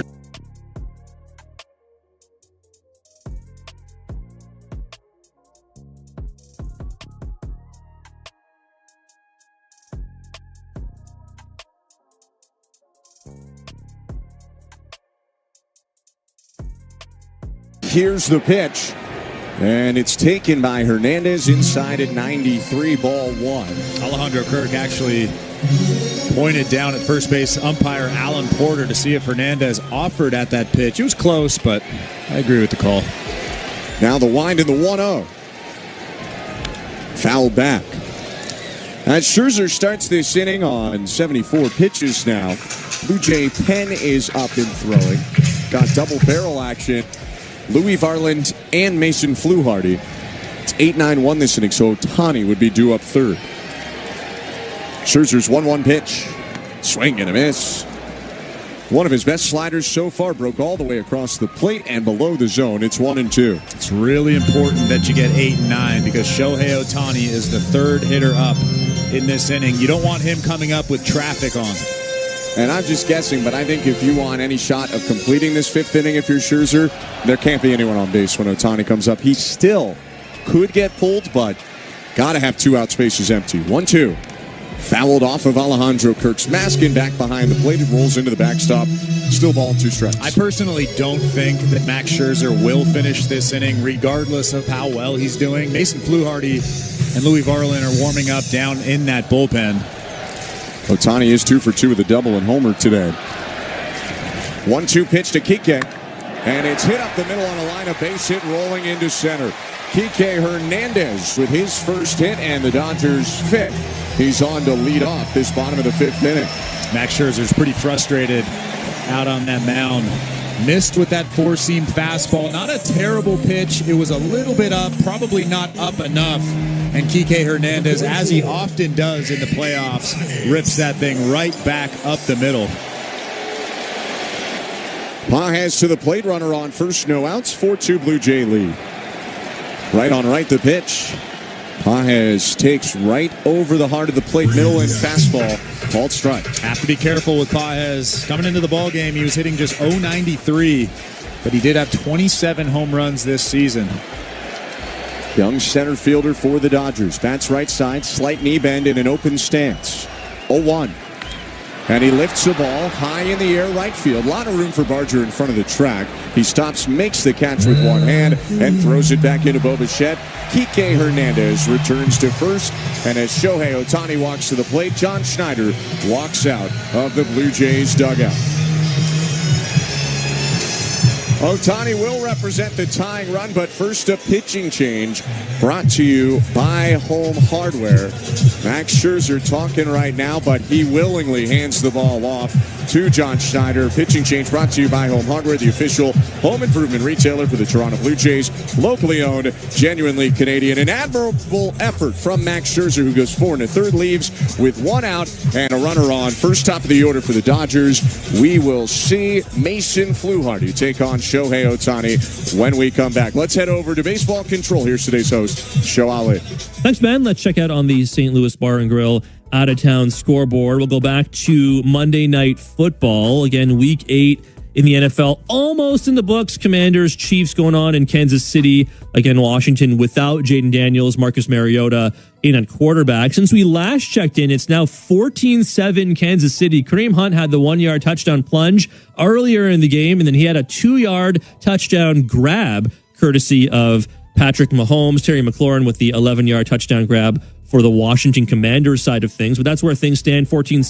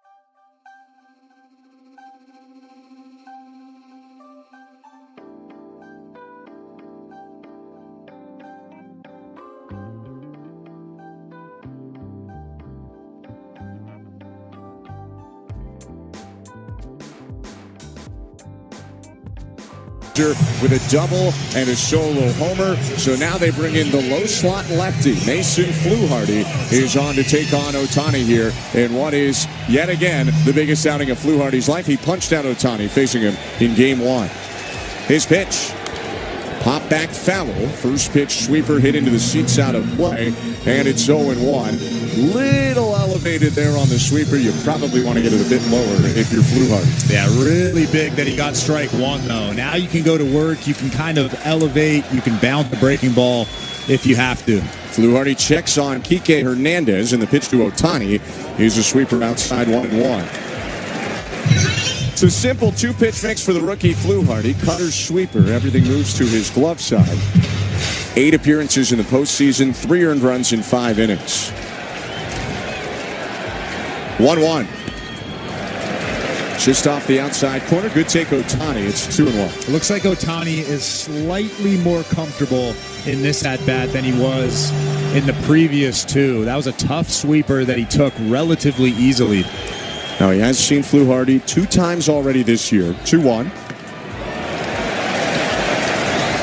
Just a hair low. I mean, that's a good sweeper. And Ohtani with another good take, 3-1. He hasn't shown him the cutter yet. Still have to be careful here. You can't groove one if you're Mason Fluharty. You got to be smart back there if you're Kirk. Runner on first, 1 out. Fluharty's 3-1 pitch. Popped foul. Sweeper on the outer third in the zone. Again, a little bit elevated, but Fluharty gets away with it.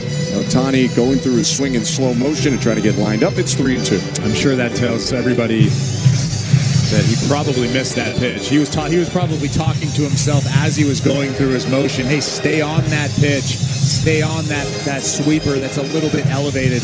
A pitch that he's hammered before for sure. Now, he does love to pull, so at least it was on the outer half. With that elevation, a hitter of his caliber, 3-time MVP, can get around it and pull anything. Full count, 1 out.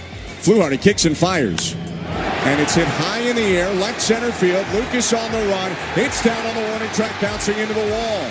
Coming around third, Hernandez. He gets the wave. He will score without it. Throws. It's cut off by Andres Jimenez. And an RBI double from Shohei Ohtani makes it 4-3 for the Blue Jays in the bottom of the 5th. I think at this point you have to treat him like he's Aaron Judge.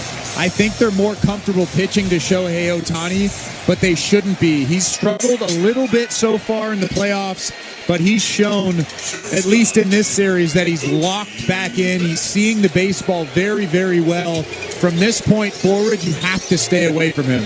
He's 3 for 3 today, 2 doubles and a home run. He's on second. Betts at the plate, 1 out, 4-3. Blue Jays bottom 5. Pitch to Mookie Betts. Called strike. Cutter was outside, and that's a break there for the Blue Jays. It's 0-1. Yeah, that was outside by actually quite a bit. Maybe about a quarter of a ball. Mookie Betts isn't excited about that call. Betts 0 for 2, a pair of flyouts. 0-1. High and outside. Went back to the cutter and missed further away from the zone. 1-1. Mookie Betts has made a habit of hurting the Blue Jays. The 3-time World Series champion did a lot of damage against them when he was a Boston Red Sox. 1-1.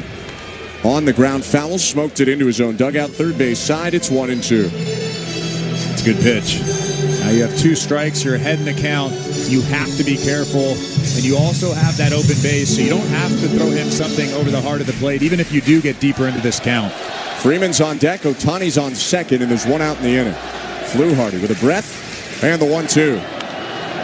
Hit high, but fairly shallow in left. Lucas waited, now races in, makes the grab. Nowhere for Ohtani to go. He shuffles back to second, and Mookie Betts flies out for the 3rd time. There are 2 down. That was a fantastic pitch from Mason Fluharty. It was a cutter on the black on the inside part of the plate, a little bit elevated. And he gets Mookie Betts to fly out to left field. What?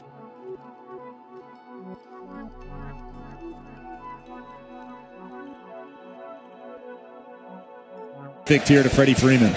Ohtani takes his lead as the tying run. He's on second. A look back by Fluharty, and the pitch to Freeman. Up and in, ball 1. Missed at 91 with a cutter.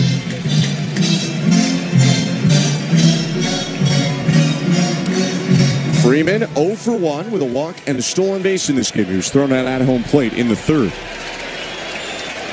Kick in the 1-0.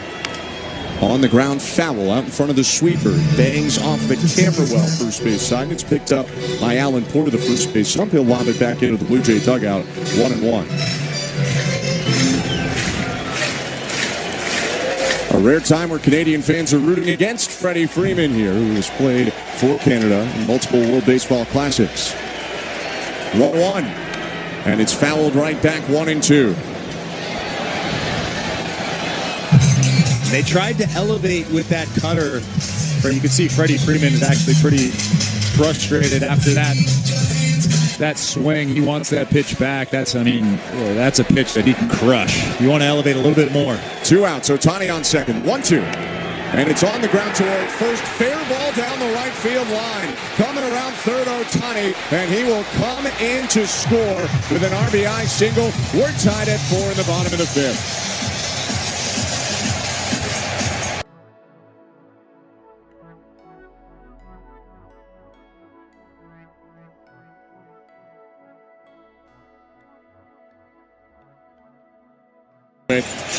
And that is going to be it for Mason Fluharty. He gives up 2 hits, gets a flyout, allows 1 run of his own and 1 of Max Scherzer's. John Schneider out to make a pitching change, brought to you by Home Hardware, the official home improvement retailer for the Toronto Blue Jays, locally owned, genuinely Canadian.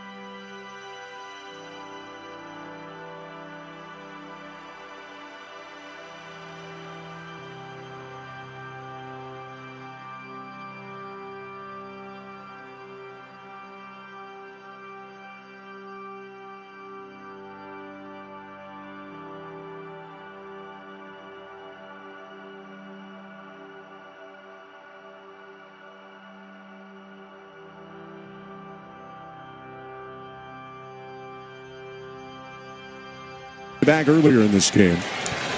2 outs and an 0-1 count. The pitch stings the glove of Kirk with 99.5. Call it 100. It's 0-2. And now you're expanding the strike zone. You're heading the count 0-2. This might be the biggest pitch of the ball game coming up right here for Louis Varland. He's got a 4-seamer, sinker, curve, slider, and change. He's 0-2. Check swing on a high heater. Nearly 101 with that pitch. It's 1-2. A little bit too high. That one was right about in the neck.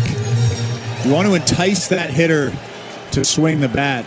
I mean, I wouldn't mind throwing another heater here, just maybe a little bit lower. 1-2 to Smith. Down and away with a curveball. 2 balls and 2 strikes. Another nice day for Will Smith in this series. He's 1 for 2 with a single.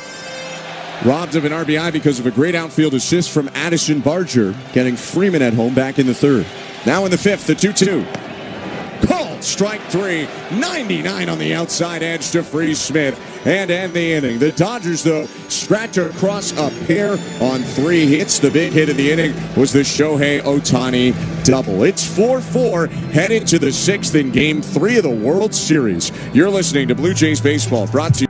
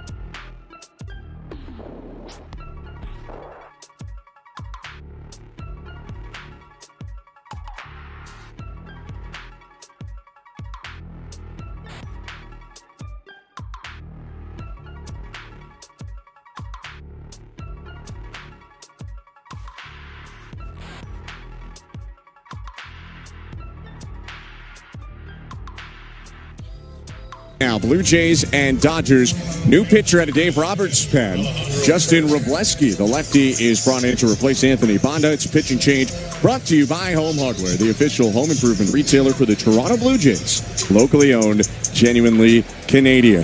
Wrobleski, the long-haired lefty, looks in at Alejandro Kirk, who last time he was up slugged a 3-run homer, and the first pitch is high, ball 1. Kirk is 2 for 2. Swinging at the first pitch each of the last 2 times, but that was nowhere close from Wrobleski. Young lefties 1-0. Fastball in there at 97. Wrobleski does have really, really good stuff. Like you mentioned, that last fastball was 97, but he's only appeared in 32 big league ball games in his career. 1-1 pitch hit foul, 1-2. So you have to try to put pressure on him if you're the Toronto Blue Jays. Force him to throw strikes, get a guy on base, get some movement out there. I'm assuming that heart rate is really elevated right now for Wrobleski. Second career postseason outing is 1-2. Is hit foul by Kirk, who chased but stayed alive on 98 above the zone. Wrobleski threw a scoreless inning against the Blue Jays, bottom third of the order in Game 1. But for the World Series, at least, that wasn't very high leverage. The Blue Jays were already up 7. 1-2. And it's hit foul again, still 1-2. Another chase, that one at 99. I mean, you can't fault a guy for wanting to stay alive on 2 strikes. That was a fair bit above the zone, but Kirk, great contact steals, still 1-2. And you can see that he's trying to go the other way, specifically on that heater that's outside. He's been so good over the course of his career, just filleting tough pitches to right field. 25-year-old Justin Wrobleski set at the chest. 1-2. Kirk hits it on the ground sharply to first. Backhanded stab. Freeman, nice play. He pops up and goes to first. Kirk tagged it, but Freeman, a good defender over there, and there's 1 out. And he was perfectly placed, maybe about 25, 30 feet away from the first base bag. Alejandro Kirk just ripped that thing right back at him. That's a big first out for Wrobleski. We welcome you back to the Don Valley North Lexus broadcast booth. I'm Ben Schulman alongside Chris LaRue, the former Major League pitcher. Show Ali is our host and producer. Tom Young and Michael Noto, our technical directors. Addison Barger faces a first pitch and takes the heat up high, ball one. This is a left-on-left matchup with Wrobleski pitching to Barger. It's also power on power. 1-0. Check swing. Called strike. Sinker at 97. Ran to the bottom inside corner. Barger did homer off lefty Anthony Banda in the first game of the series, the first ever pinch hit grand slam in the World Series. Now he rips and misses at 96 at the top, 1-2.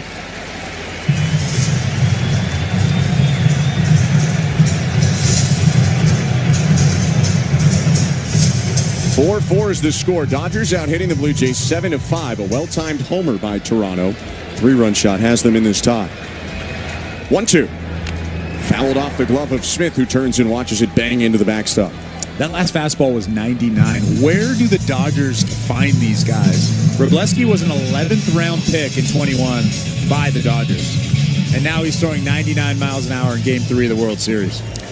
They develop really well. I know people think it's only money, but it's a mix. And the 1-2 now is well outside. Will Smith tried the Little League World Series frame job. He was set up in the opposite batter's box, and it was right on the money, but it was still about a foot away from the zone. 2-2.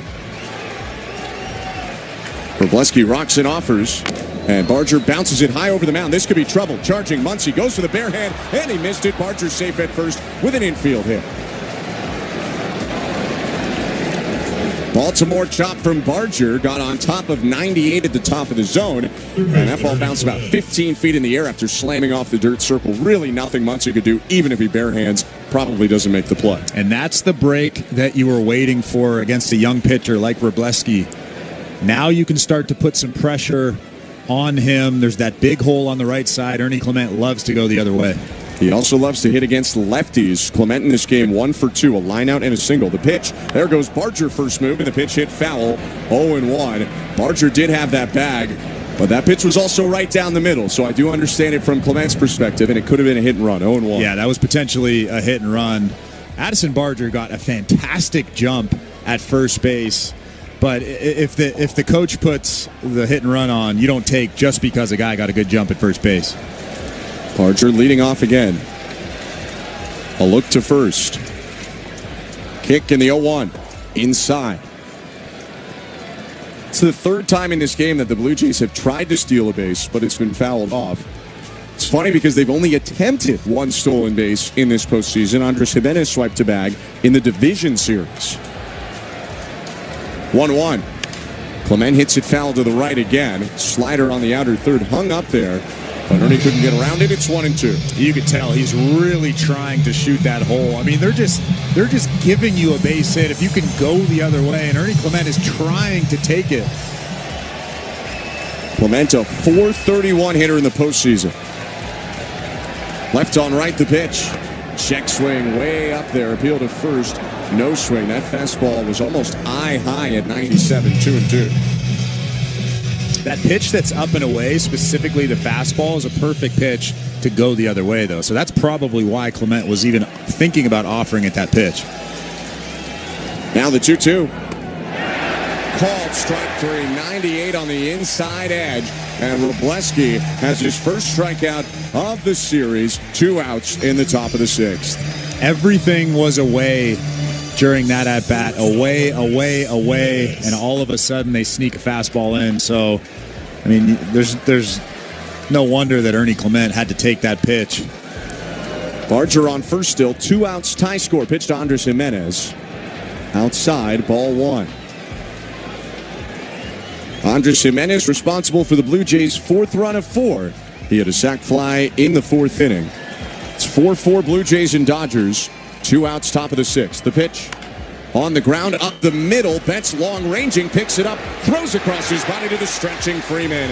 Mookie Betts has done it again. A fantastic play up the middle, and that does it for the top of the 6th inning. No runs, 1 hit, 1 left. 4-4 Blue Jays and Dodgers in LA. You're listening to Game 3 of the World Series, and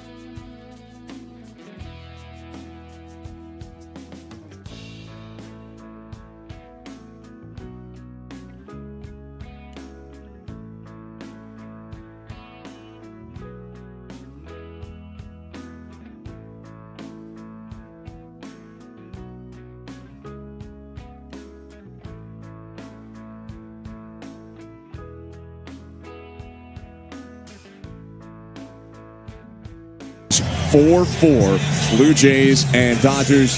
Chris, this is a lot of fun. Yeah, I mean, we knew coming in that this would be a fantastic series, but we didn't think it would be this much fun. This place is absolutely rocking right now. This is a big spot for Louis Varland.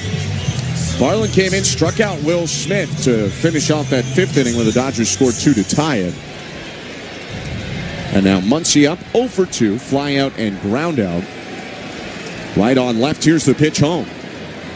Muncy rips it back foul. 100 with his two-seam fastball on the outside edge. It's 0-1.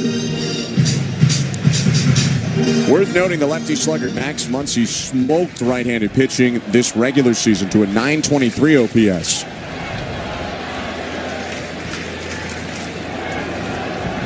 Varland with a long look in. 3 on the pitch clock. Now 2 into the wind. And the 0-1. Fastball, called strike. Borderline, if it was high, it was 100 with a sinker again. And it's 0-2. It might not have been a strike in that strike box, but we've seen that called all night long. Seen worse, frankly. Kick in the 0-2. Inside, brushing back Muncy with 100. 1 ball, 2 strikes. To big home run hitters like Max Muncy, you have to come inside at some point. Now that opens up the outside part of the plate. Only 19 for Muncy this year in terms of homers, but he was hurt a lot of this season. Multiple 35-homer campaigns, 4 of them to be exact. 1-2. Bounce to home plate, backhanded pick by Kirk on a spiked knuckle curve. Probably overthrew it there. 91's a little bit harder than his average curve, 2-2. Yeah, I think he just didn't want to hang one. He probably told himself, hey, get this down. And when you do that, you tend to bounce one, maybe in front of home plate. 2-2 pitch. Swing and a miss. He got him. Threw a much better knuckle curve. That time, Muncy went around, and there are 1 out in this inning. Back-to-back strikeouts for Louis Varland. His stuff looks so good right now. Actually, Louis Varland and Alejandro Kirk are having a discussion right now. Home plate umpire Mark Wagner is right beside them trying to figure it out. I'm assuming it's a pitch comm issue. Varland did just point to the side of his head. He looked a little confused before that 2-2, was pointing around.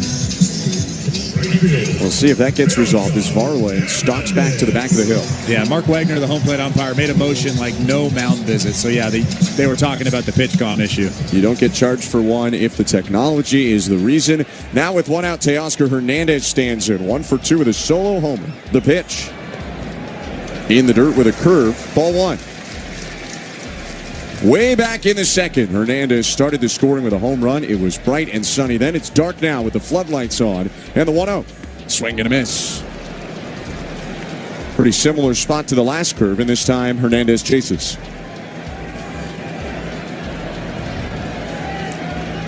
Tap of the plate from the Dodger right fielder. 2 half swings. Here's the 1-1. High with a fastball at 99. That'll make it 2 balls and a strike. Wind has calmed down at Dodger Stadium. The Canadian and American flags hang down from their poles in straightaway center. 2-1. Hit on a line out to left field. Lucas on the run. It drops in front of him. A base hit. Single for Hernandez, who entered this game hitless in the World Series, but is 2 for 3 in the 3rd game of the Fall Classic. It wasn't a terrible pitch from Louis Varland. It was a good knuckle curve, but Teoscar Hernandez was able to find a way to get it out into left field. Hit it off the end of the bat, out in front of Nathan Lucas. Now you get to work. You got to throw some good pitches here. That's the go-ahead run, standing at first base with a pretty good hitter standing in the batter's box. It's Tommy Edman, 0 for 2 today with a strikeout. Right on left pitch. Edman fouls it back 0-1. Despite the electric stuff in the regular season, Varland actually forced a lot of contact on the ground rather than necessarily being a big strikeout guy. Edman's got some speed, but he could use the ball on the ground right now. The runner on first and 1 out. 4-4 score, bottom 6. 0-1. Edman hits it high, deep left field. Lucas backpedaling in front of the track. He'll make the catch with one hand.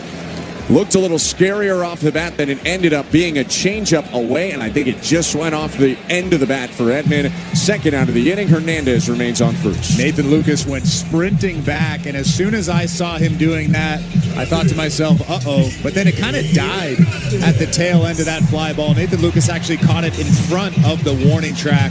A huge 2nd out for Louis Varland. Teoscar Hernandez leads off first, and the infield shifts toward third base with Kike Hernandez up. The pitch, fouled back 0-1. Hernandez was the fire starter last inning in that 2-run rally for the Dodgers. He singled to begin the inning, came around to score on the Ohtani double. He also wants to hit a 2-run home run right here. I don't know if you saw that last swing from him. Oh, yeah. That was 100, but it was also right down the middle. Hernandez, a great playoff performer. 0-1. Outside. Missed at 100. Speaking of homers, every Blue Jays fan knows the iconic sound of the home run horn, and it may be closer than you think. Keep an eye out for the Blue Jays World Series home run horn truck going around the city on game days, bringing Rogers Center energy throughout the city.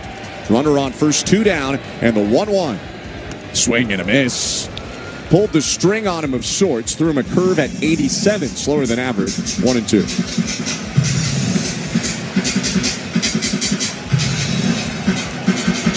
Marlin trying to get the Blue Jays back into the dugout. Top of their order will be up in the 7th. Right now it's a 4-4 game. 1-2 pitch. Off goes Hernandez. Ball on the ground left side. Backhanded Jimenez. Jump throw across to first offline. Taken off for third. Teoscar. Vladdy's throw to third. They got him. Vladimir Guerrero Jr. with a heck of a play. Andres Jimenez skipped it offline. Vladdy said, don't worry about first. Jumping off the bag to get the one-hopper and toss out an over-aggressive Teoscar Hernandez, who makes the dreaded third out of the inning at third base. Dodgers are challenging. Take a look to your left, Chris. I think they got him. Oh, yeah, they got him. And the thing that tells me that they got him, Teoscar Hernandez immediately walked off the field. He thought he was out. I mean, I'm pretty sure that he got him. Again, the call in the field is out, so it's pretty hard to change the call. To me, this feels like a quick review. I mean, the Blue Jays defenders are staying on the field. But again, Teoscar, he's still in the Dodgers dugout. He doesn't believe it. If it stands or is confirmed, Blue Jays are leaving the field now. All the field is confirmed. The runner is out. Not just stands, confirmed. And Vladimir Guerrero Jr. with a signature defensive play to end that rally and keep this game at 4-4. On to the 7th we go. You're listening to Blue Jays World Series Baseball. It's Game 3, and it's brought to you by your local family-owned Crown Rust Control Center. Streaming on the Sportsnet app and the Sportsnet Radio Network.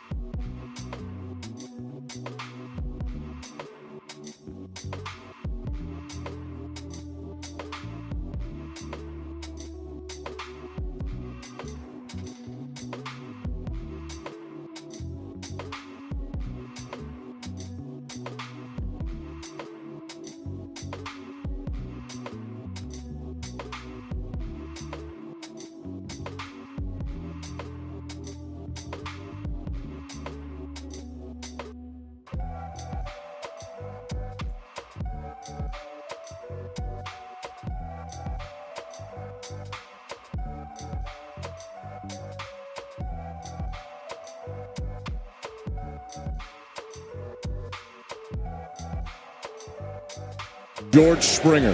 His pitch. Springer hits it foul, 0-1. You didn't have time before the break there. George Springer a little bit shaken up on that swing. And for the second time in the playoffs, an opposing crowd is going to boo a potentially injured player. I'm wondering if he's grabbing his side. And now they'll cheer him off the field.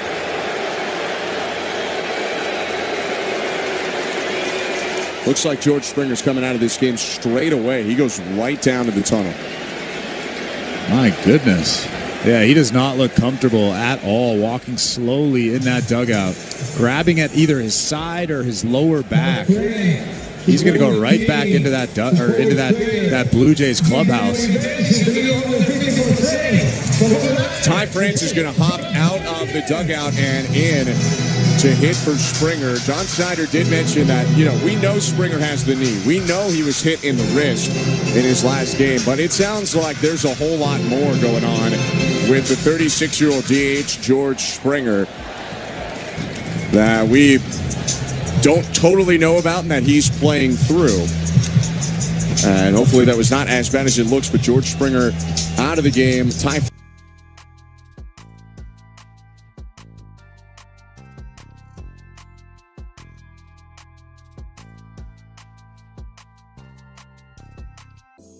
But this is a big spot for Ty France. This is why he was added to this roster, to come up with big knocks in big situations. Nobody on base, obviously, here. He's the leadoff man in this inning. There's nobody out.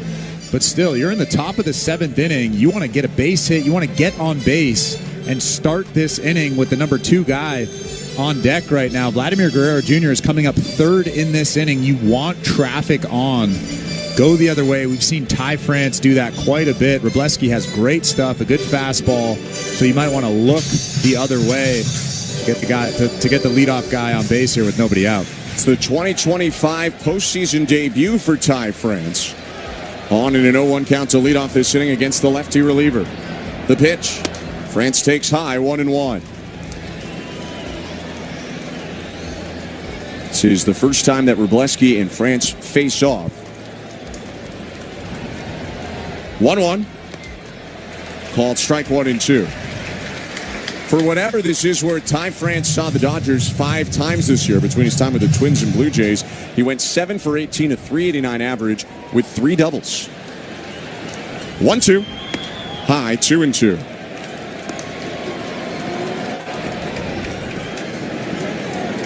George Springer is out. Ty France is into the leadoff spot and DHing. Wroblewski's pitch. Fouled back, late rip there by France. Did enough to fight off 97 at the top. Yeah, that's a good swing, especially with 2 strikes. The fastball was just above the strike zone, but Ty France was able to get a piece of it, stay alive. France ended the season with left oblique ailment, and now he swings and fouls it back again to make it 2 and 2. This is his first game action since the 21st of September. His last game was the day the Blue Jays clinched the playoffs in Kansas City.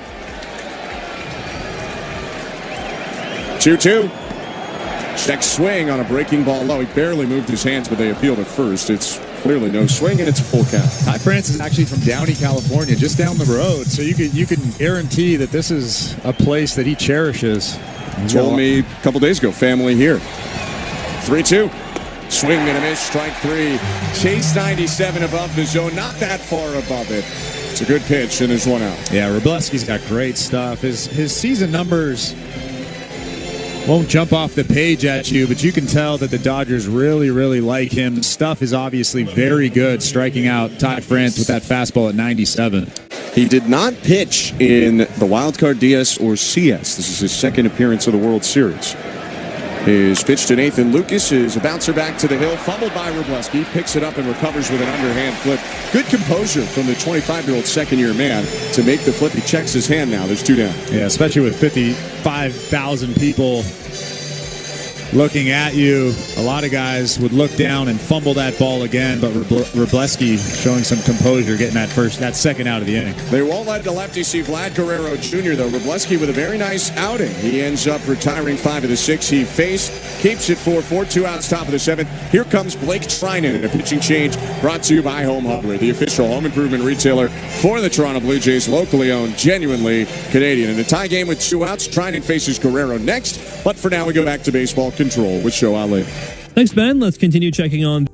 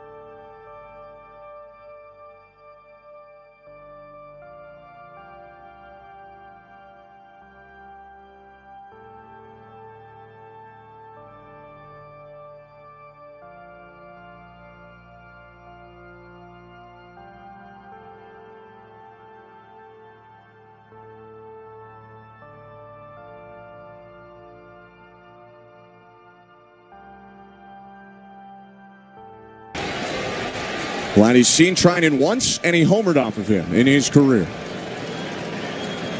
Right-hander's pitch. Way high, ball 1.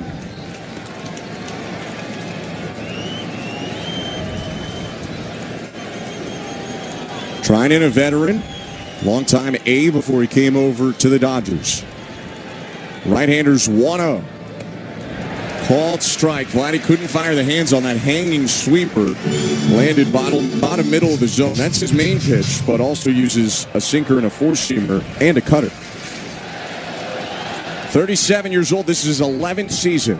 Treinen's 1-1. Poked up the middle, a base hit into center field. Guerrero on for the first time, or rather second time in the game. His first hit, and the inning continues with 2 outs. And here comes Bo Bichette. This is why John Schneider has him in the lineup for situations like this. He's not going to try to do too much. He's just going to try to get something into the gap and score Vladimir Guerrero from first base. What a moment for him. It's a tough at-bat for Blake Treinen. Bichette is 1 for 3. A single, he reached on an error, and he struck out looking against the starter Tyler Glasnow. Treinen's pitch. Called strike with a heater, 96 elevated. It's 0-1. Treinen has also seen Bichette once. It was on August 10th of this season, and Treinen struck him out swinging.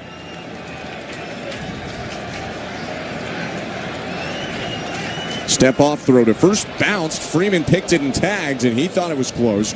But the call is safe at first by Alan Porter on the dive back from Vladdy. Vladimir Guerrero Jr. was actually messing around with his batting glove or his sliding mitt over there at first base as Treinen was turning to first base to pick off. I mean, they caught him off guard over there. Luckily, he got back. Dave Roberts did not ask for a challenge. Blue Jays have tried to run today. Maybe Guerrero's thinking about second. The 0-1. Fouled away, 0-2. That was a four-seamer upper middle of the zone, and Bichette just missed it, hitting it behind him into the seats. Put a pretty good swing on it, too. That's the one. Might have been a little bit high for Bichette to drive, but that was a great swing. One of the best swings we've seen from him. Dark blue towels waving. Fans to their feet at Dodger Stadium. 0-2 pitch. Outside. Showed him a fastball again. Still has not thrown Bichette that patented sweeper. It's 1-2. You have to imagine Bo is trying to guess, when is that breaking ball going to come? Belt high set, Trinan. 2 outs, runner on. The 1-2. Guerrero off for second in the pitch. Hit back foul. Sweeper just off the plate. For the 4th time in this game, the Blue Jays try to steal, but it's a foul ball negating the attempt. Vladdy jogs back to first. Teoscar Hernandez, the right fielder, is playing way off the line, shaded towards the second. That ball down the right field line. That would score Vlad from first if he can do that. 4-4 game, top of the 7th. Trinan's 1-2. Fouled away again. Bichette started early but slowed his hands to stay back on the sweeper as he flipped it over the netting right side. And it is not normal to have a month layoff, no rehab, and still have pretty good timing, but Bo Bichette is not a normal hitter. Trinan steps off, throws over again, and Vladdy back in more easily this time. That's both disengagements used for Blake Trinan. So Guerrero, if he wants, can think about getting aggressive here. It's debatable whether they would try to steal again, though, with Bichette at the plate. Trinan set. 1-2 count. He kicks and deals. Vladdy off on the pitch, and it's hit foul again. That was in the zone at 94. Again, Bichette has to swing. Vladdy's going to step on second just so he gets the feeling of it. He and Betts share a word, and then Vladdy turns back to first. It's 2 pretty good jumps from Vladimir Guerrero Jr. Probably could have swiped second base both times if Bo Bichette hadn't have swung. Obviously, that would have been strike 3, so you have to swing there, but if it was a ball. Still 2 outs, still a 1-2 count. And the pitch. Bichette sprays it down the right field line, fair ball. Ricochets off the sidewall into shallow right. Vladdy around second and third. He gets the wave. Teoscar Hernandez with the throw home. He's safe! Offline, and he reached the hand in. Smith had to field on the edge of the dirt circle, work back to home plate, but for now, they say he didn't beat Vladdy to home. Will Dave Roberts challenges the question? I mean, I'm pretty sure he was safe at home plate. What a slide from Vladimir Guerrero Jr. It's obvious. We're seeing the call now. I mean, I don't think Dave Roberts is going to try to challenge this. It's a single for Bichette and a 5-4 Blue Jay lead in the top of the 7th inning. I'm wondering if they were thinking about challenging if something went on down that right field line. But I think that was in front of the up, so I think it bounced in front of the first base up. So I don't think that you can say fair foul. And we just looked, credit to the attendants and the cameramen down the right field line. They jumped out of the way. And Bo Bichette now, after delivering in the 7th with the Blue Jays leading, will be lifted for a pinch runner. Right on schedule, Isaiah Kiner-Falefa is coming in. And we just got to look. That ball might have hit the calf of one of the sound guys for Fox. I mean, he jumped. Nothing he could do.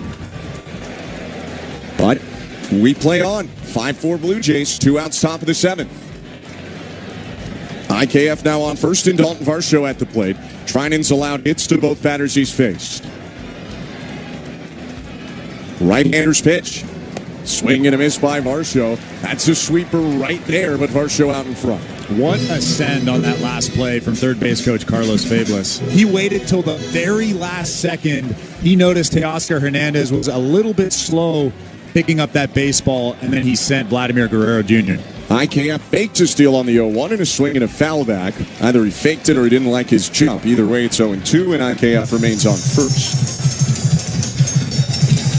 Varsho with a little more experience against Blake Trinan than the other 2 guys who just got hits off of him. Varsho has seen Trinan 5 times, including twice this year. He's 1 for 5 career with a double.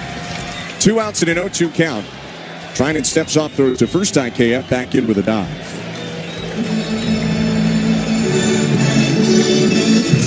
Trinan has played a lot of attention to the runners in this inning. Well, I wouldn't mind IKF trying to take off here, try to get into second, trying to get to second with 2 outs here. 0-2. Off the end of the bat, a slow roller to third, charging Muncy. He's got no play. Safe at first is Varsho. Muncy was playing deep, and a cue shot works out for an infield hit. And you have to love this matchup here. Addison Barger versus Blake Trinan. Power versus power. Or sorry, Alejandro Kirk. I was looking at Addison Barger. My mistake. Barger on deck.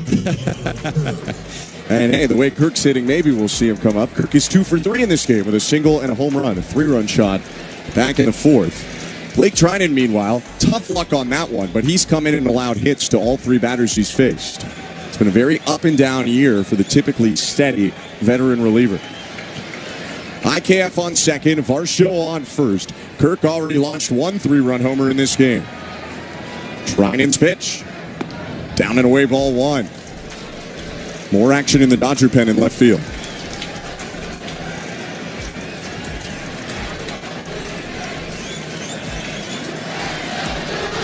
Let's go Blue Jays chance at Dodger Stadium. Trying to drown it out with Booze, the 1-0. Spinning, grounded to second base. Edmund to his left to pick it up. Lollipops to throw to first in time to end the inning. The Blue Jays get 3 straight hits with 2 outs. Bo Bichette with his biggest hit of the postseason run thus far, and great base running from Vladimir Guerrero Jr. An RBI single scores Vlad from first to make it 5-4 Blue Jays at the 7th inning stretch. You're listening to Blue Jays Baseball, brought to you by your local family-owned Crown Rust Control Center, streaming at sportsnet.ca and the Sportsnet Radio Network.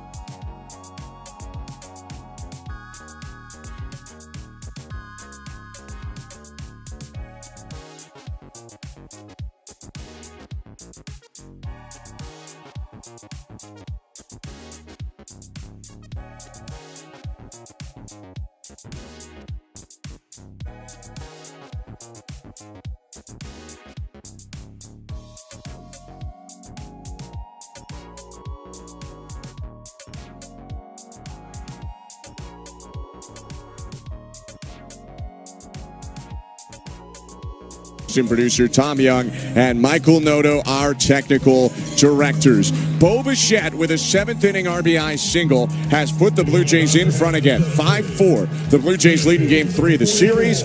And a new pitcher on for Toronto, bottom 7. Pitching change brought to you by Home Hardware, the official home improvement retailer for the Toronto Blue Jays, locally owned, genuinely Canadian. Sir Anthony Dominguez is in. Tough assignment. 9-1-2. Pages, Otani, Betts. Pitch to Pages.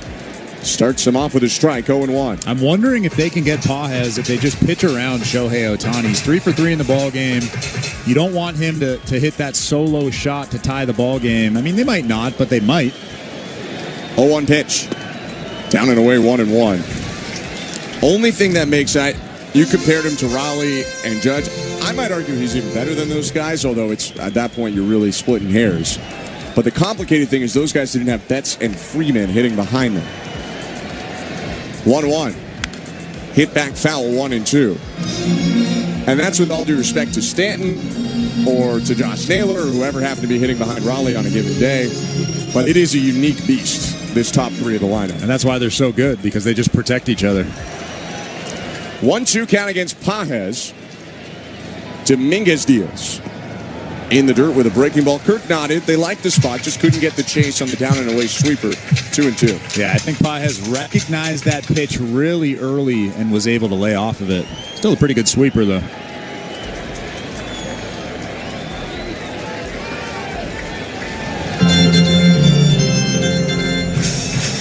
Big pitch coming up here for Dominguez. You don't want to go to 3-2, especially with a guy with a ton of pop. Hasn't had much success in the playoffs so far, but 27 homers in the regular season.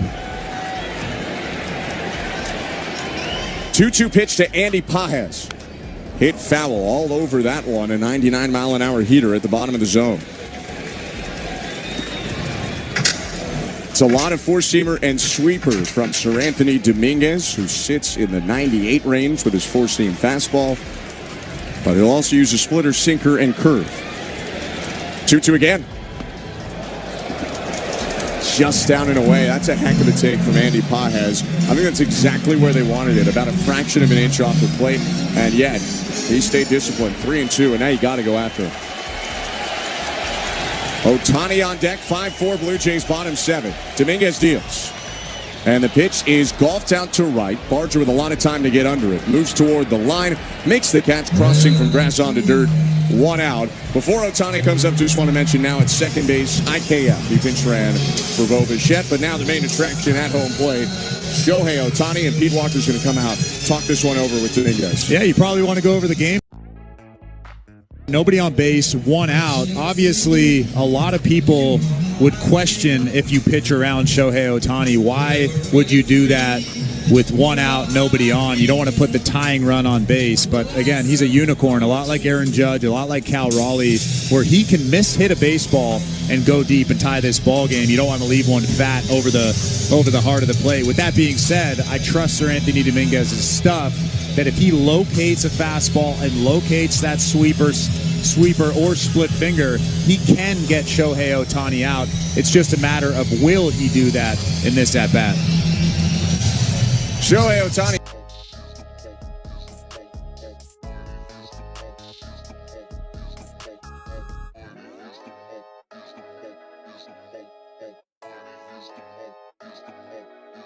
And Ohtani hit a single off of him on August 10th. Ohtani is 3 for 3, 2 doubles and a homer, 2 RBIs. The pitch. And it's hit well. Left center and deep. Luke is back. It is gone. First pitch demolished. 98 down the middle. And Ohtani is just the second player in the history of the World Series to come up with 4 extra base hits in one game. He ties it at 5.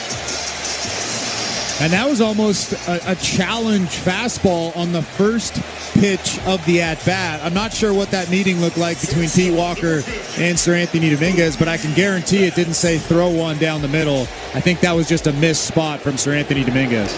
Tie game pitch to Mookie Betts, hit foul 0-1. See if we get another look on the catcher's setup. The only other 4 extra base hit game in the World Series came in the early 1900s. Next pitch down and away, 1-1. Frank Isbell, I believe, in 1906, had 4 extra base hits in a World Series game. We're tied again at 5. 1 out, base is empty, the 1-1. Called strike 1 and 2. Shohei Ohtani's first home run in this ball game was to right field. And that home run was to left center. That shows the type of hitter that he is. Just an all-around good hitter. 1-2. Swing and a miss, strike 3. Dominguez gets Betts to chase a fastball. Mookie slaps his bat with his right hand in frustration. 2 down. I mean, that pitch is just, we're getting a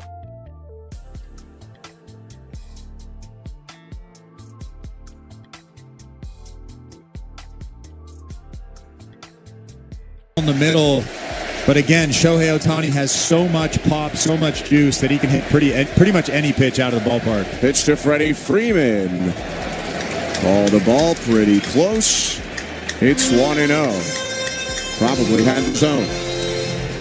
2 outs in a tie game. 5-5 is the score. Bottom of the 7th. The base is empty. 1-0 to Freeman. High ball 2.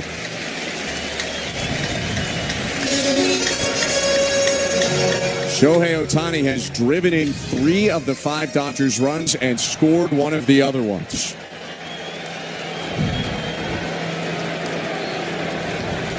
Slow pitch. Down and in ball 3, and Dominguez losing command here in his 4th batter face to the inning. And now the question is, do you challenge Freddie Freeman here? And my answer would be no, but I don't know what the plan is here. Righty Dominguez steals home. And it's all the way to the backstop, ball 4. Kirk jogging back now as Freeman jogs down to first with a 2-out walk. Seemed to me like they wanted no part of Freddie Freeman after falling behind 2-0. Freeman is on for a 3rd time in the game. Not quite the Ohtani day, but he has put in a good shift for the Dodgers. And Will Smith up to the plate. 1 for 3, single, and 2 strikeouts. And now you have to make some pitches. This is a big at-bat, probably the biggest at-bat so far in this ball game. 5-5 score. The pitch to Smith. High and in ball 1. Miss at 97.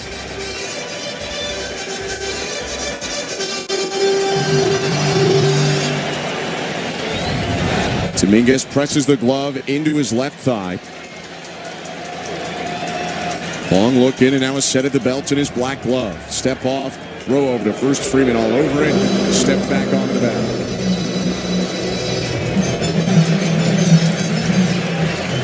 Fly out to Andy Paz to start the inning. Then first pitch demolishing was Ohtani with a homer to tie it. Strikeout of Betts and a walk to Freeman. 1-0. Fouled back. 1-1. Big swing from Will Smith. He was trying to take a 2-run lead here. Probably don't want to throw that fastball in the inner third like that again. 18 pitches into this inning is Sir Anthony Dominguez.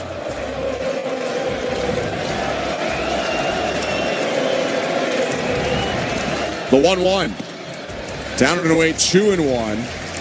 And as this inning keeps getting longer, Chris Bassett is up and throwing in the bullpen in right field for the Blue Jays. Can't quite see who, but there's a lefty up in the Dodger pen. I'd have to guess Jack Dreyer rather than Clayton Kershaw. 2-1. Down and in, ball 3. Strike zone was not really an issue for Dominguez in the first 3 batters faced, but 7 of his last 8 pitches now have gone for balls.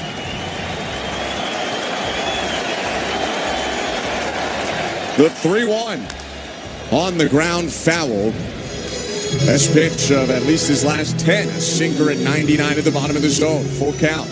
Yeah, just don't mess around here. You just throw another one of those. Like I said, I trust the stuff of Sir Anthony Dominguez. If he locates his fastball, I mean, I trust that he can get Will Smith out with that pitch. Just throw another one of those, just exactly where it was before. Freeman on first. He'll be off on the pitch with a full count. Here it is. And it's outside, ball 4. Back-to-back walks.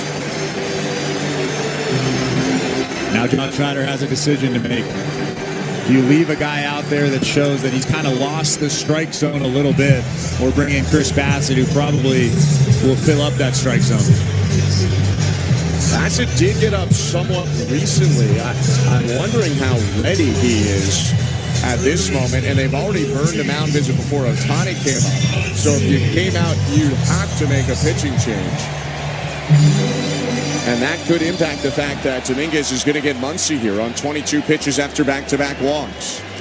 Pitch to Muncy. And he hits it high in the air, foul left side, over the third base dugout, into the seats, 0-1.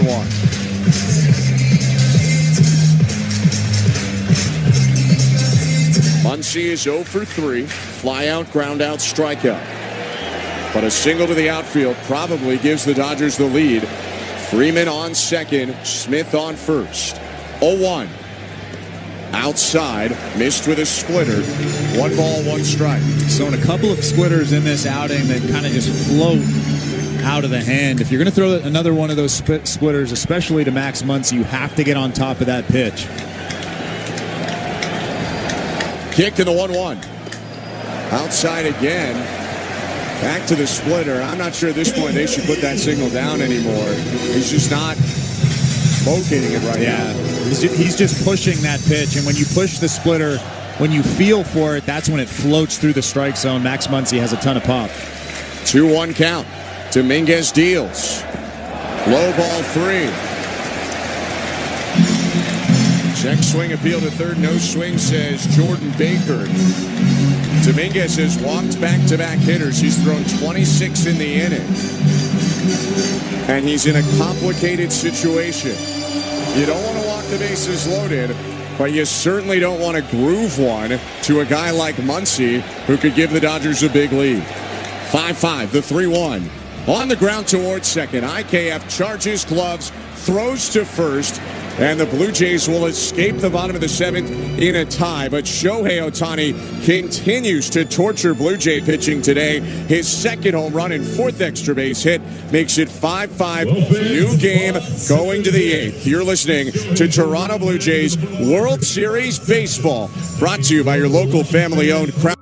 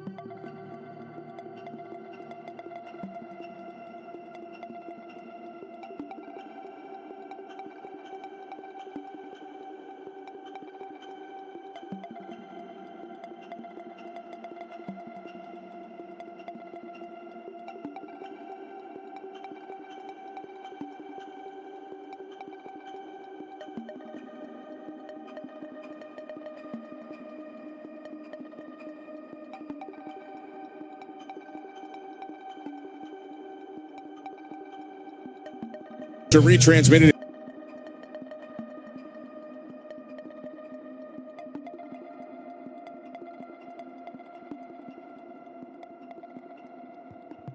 Dodgers, new ball game. 5-5 top of the 8th. Lefty Jack Dreyer in goes left on left with Addison Barger.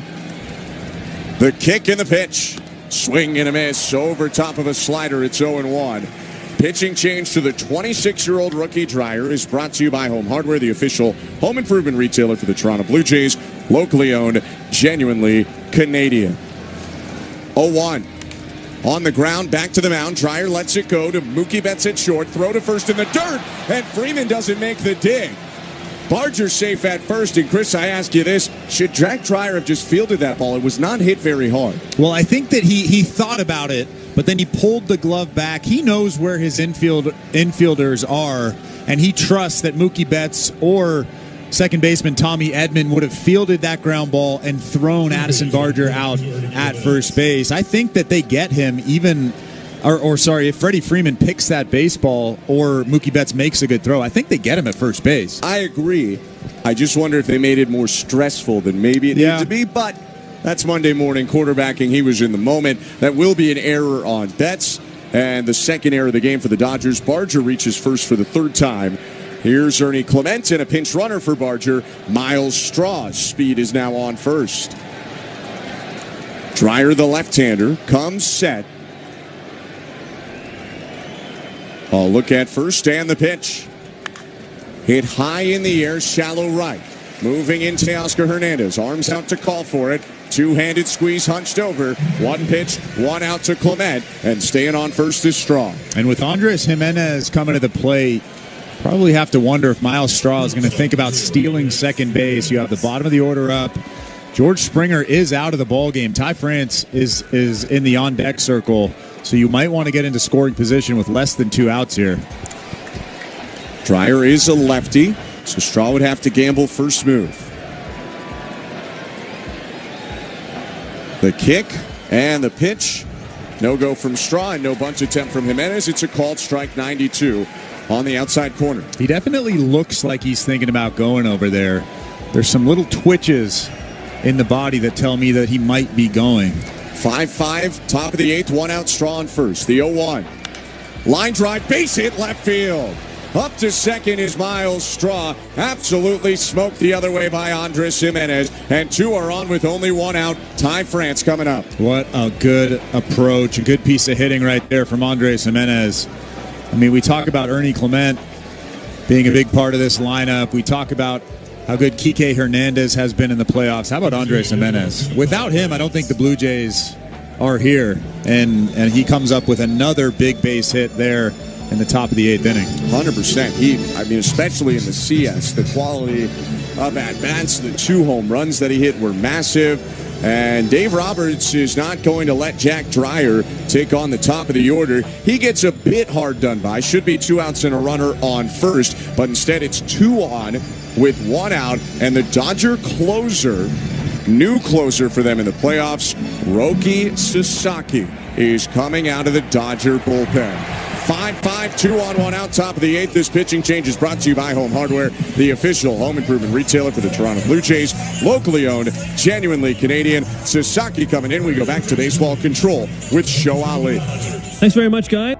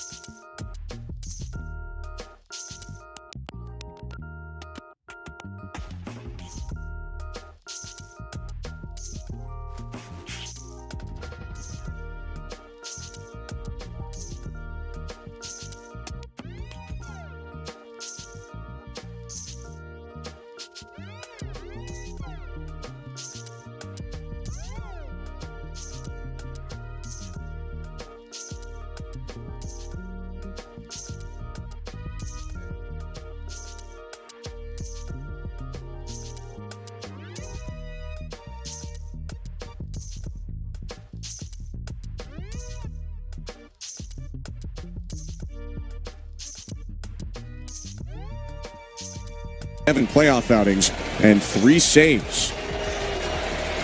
Straw on second, Jimenez on first. Sasaki, home to Thai France. Down and in, ball 1. This is Sasaki's World Series debut, and his first pitch is his patented pitch, the splitter. He missed inside.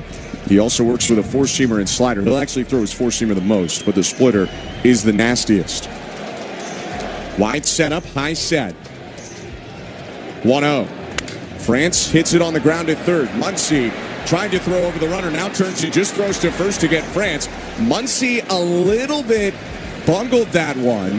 He at least could have gone to third to get the lead runner, but he tried to throw to second. Straw was right there. He couldn't throw through him, so he gets the out at first. Not a bad play by any means, but it's second and third for the Blue Jays with 2 outs instead of first and second. Yeah, that was a weird one. I'm not sure if it's because of Straw and where he was running, or if it's because how quick Andres Jimenez got to second base. But what a huge turn of events for the Toronto Blue Jays. That should have been a double play, an inning-ending double play. So second and third, 2 down, and the Blue Jays will almost unfairly ask for another big hit out of Nathan Lucas, who's been so clutch this year. Right on left, Sasaki offers. Swing and a miss by Lucas. His first look, just like the rest of the Blue Jays at Sasaki, and he waved over a splitter in the dirt, 0-1. Dodgers are still giving Nathan Lucas that left side of the infield, and you can guarantee that he's trying to go the other way. He's got to get on by hook or crook right now. 0-1. Outside, a ball and a strike. Missed about 2 balls off the plate with a splitter. First overall pick in Japan in 2019, and one of the most coveted international signings we can remember. Coming over this year to the Dodgers. 1-1. Swing and a miss again. Went back to the splitter. That one had glove side movement. Almost every splitter you see has arm side movement, but part of the nastiness of Sasaki, his pitches move in random directions. Second and third, 2 down. Sasaki's 1-2 to Lucas. In the dirt, and a run-saving block by Smith, who slid to his left to keep Straw at third. That's what you have to look for if you're Miles Straw standing on third base, especially because of that split finger. It has so much violent downward action that you have to be ready for anything that trickles away from catcher Will Smith. Jimenez on second, Straw on third, 2 out and a 2-2 count. It's been all splitters through 4 pitches to Lucas. Here's the 5th offering. And it's bounced and backhanded on the mound by Sasaki, who speeds to first. Underhand flip in the dirt, but Freeman comes up with it. He made a great play and then nearly gave it away. Sasaki with a laugh as he gets out of the jam. Blue Jays strand a pair after a hit and an error, leave 2 on, and it's still 5-5. Middle of the 8th inning, Game 3 of the World Series. You're listening to Blue Jays World Series Baseball.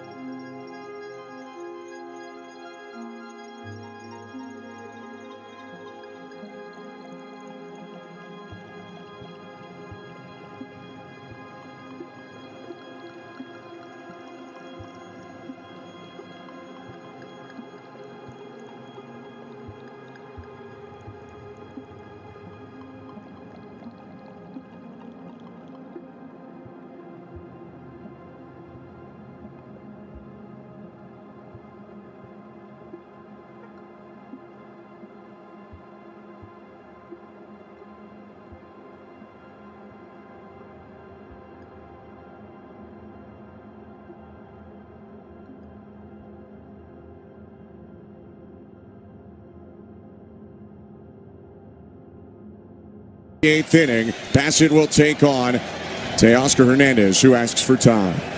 Pitching change brought to you by Home Hardware, the official home improvement retailer for the Toronto Blue Jays.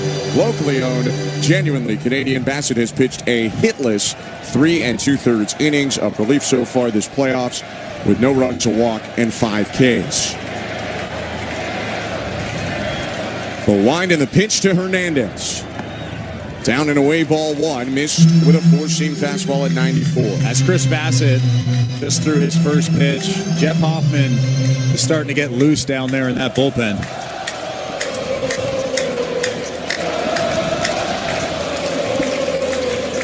The 1-0 pitch. Outside 2-0. And some of that likely due to the fact that due up 5th this inning is Shohei Ohtani. Hernandez is the 6th hitter. Tommy Edman and Kike Hernandez follow him.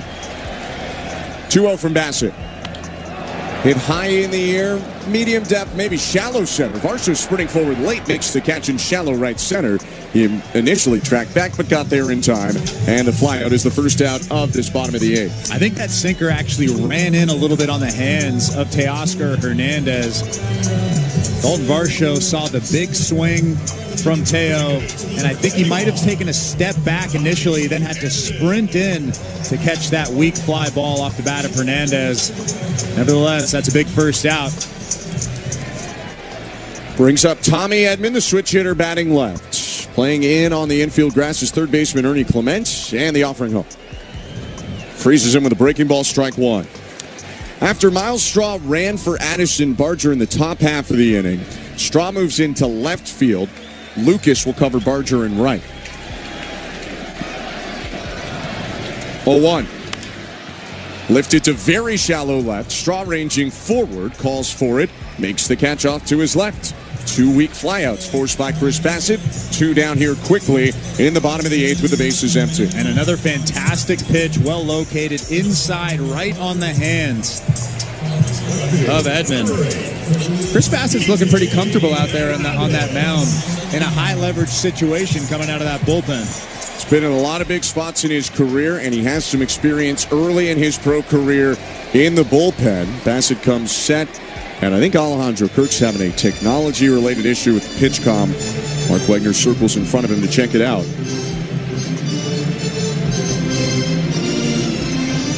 Bassett is comfortable in that pen. Told me he likes coming out of the bullpen. Not that he wouldn't want to be starting, but he's still happy to do it the other way. And he can get even funkier with his mix, he said, because someone else has likely established the fastball already. He doesn't have to worry about that as much with his 8-pitch mix.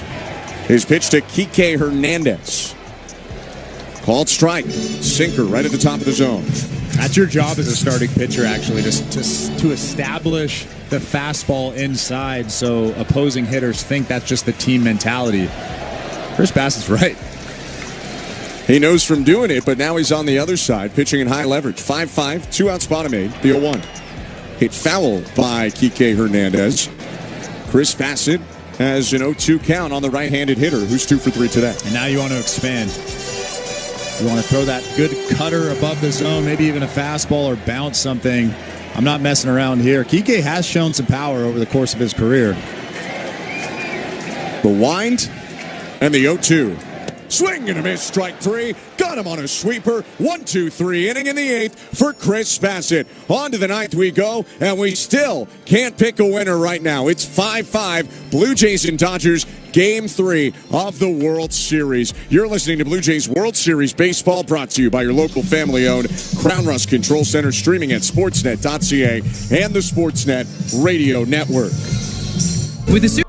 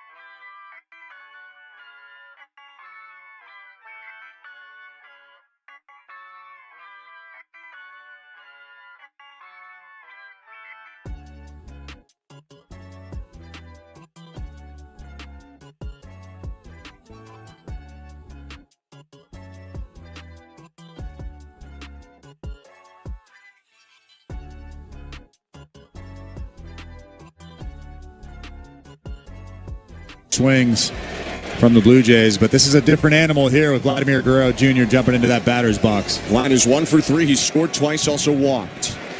Sasaki hunched over, kicks high, deals home. Vladdy will take low, ball 1. 99 might have grabbed the bottom of the zone, but Guerrero gets a break.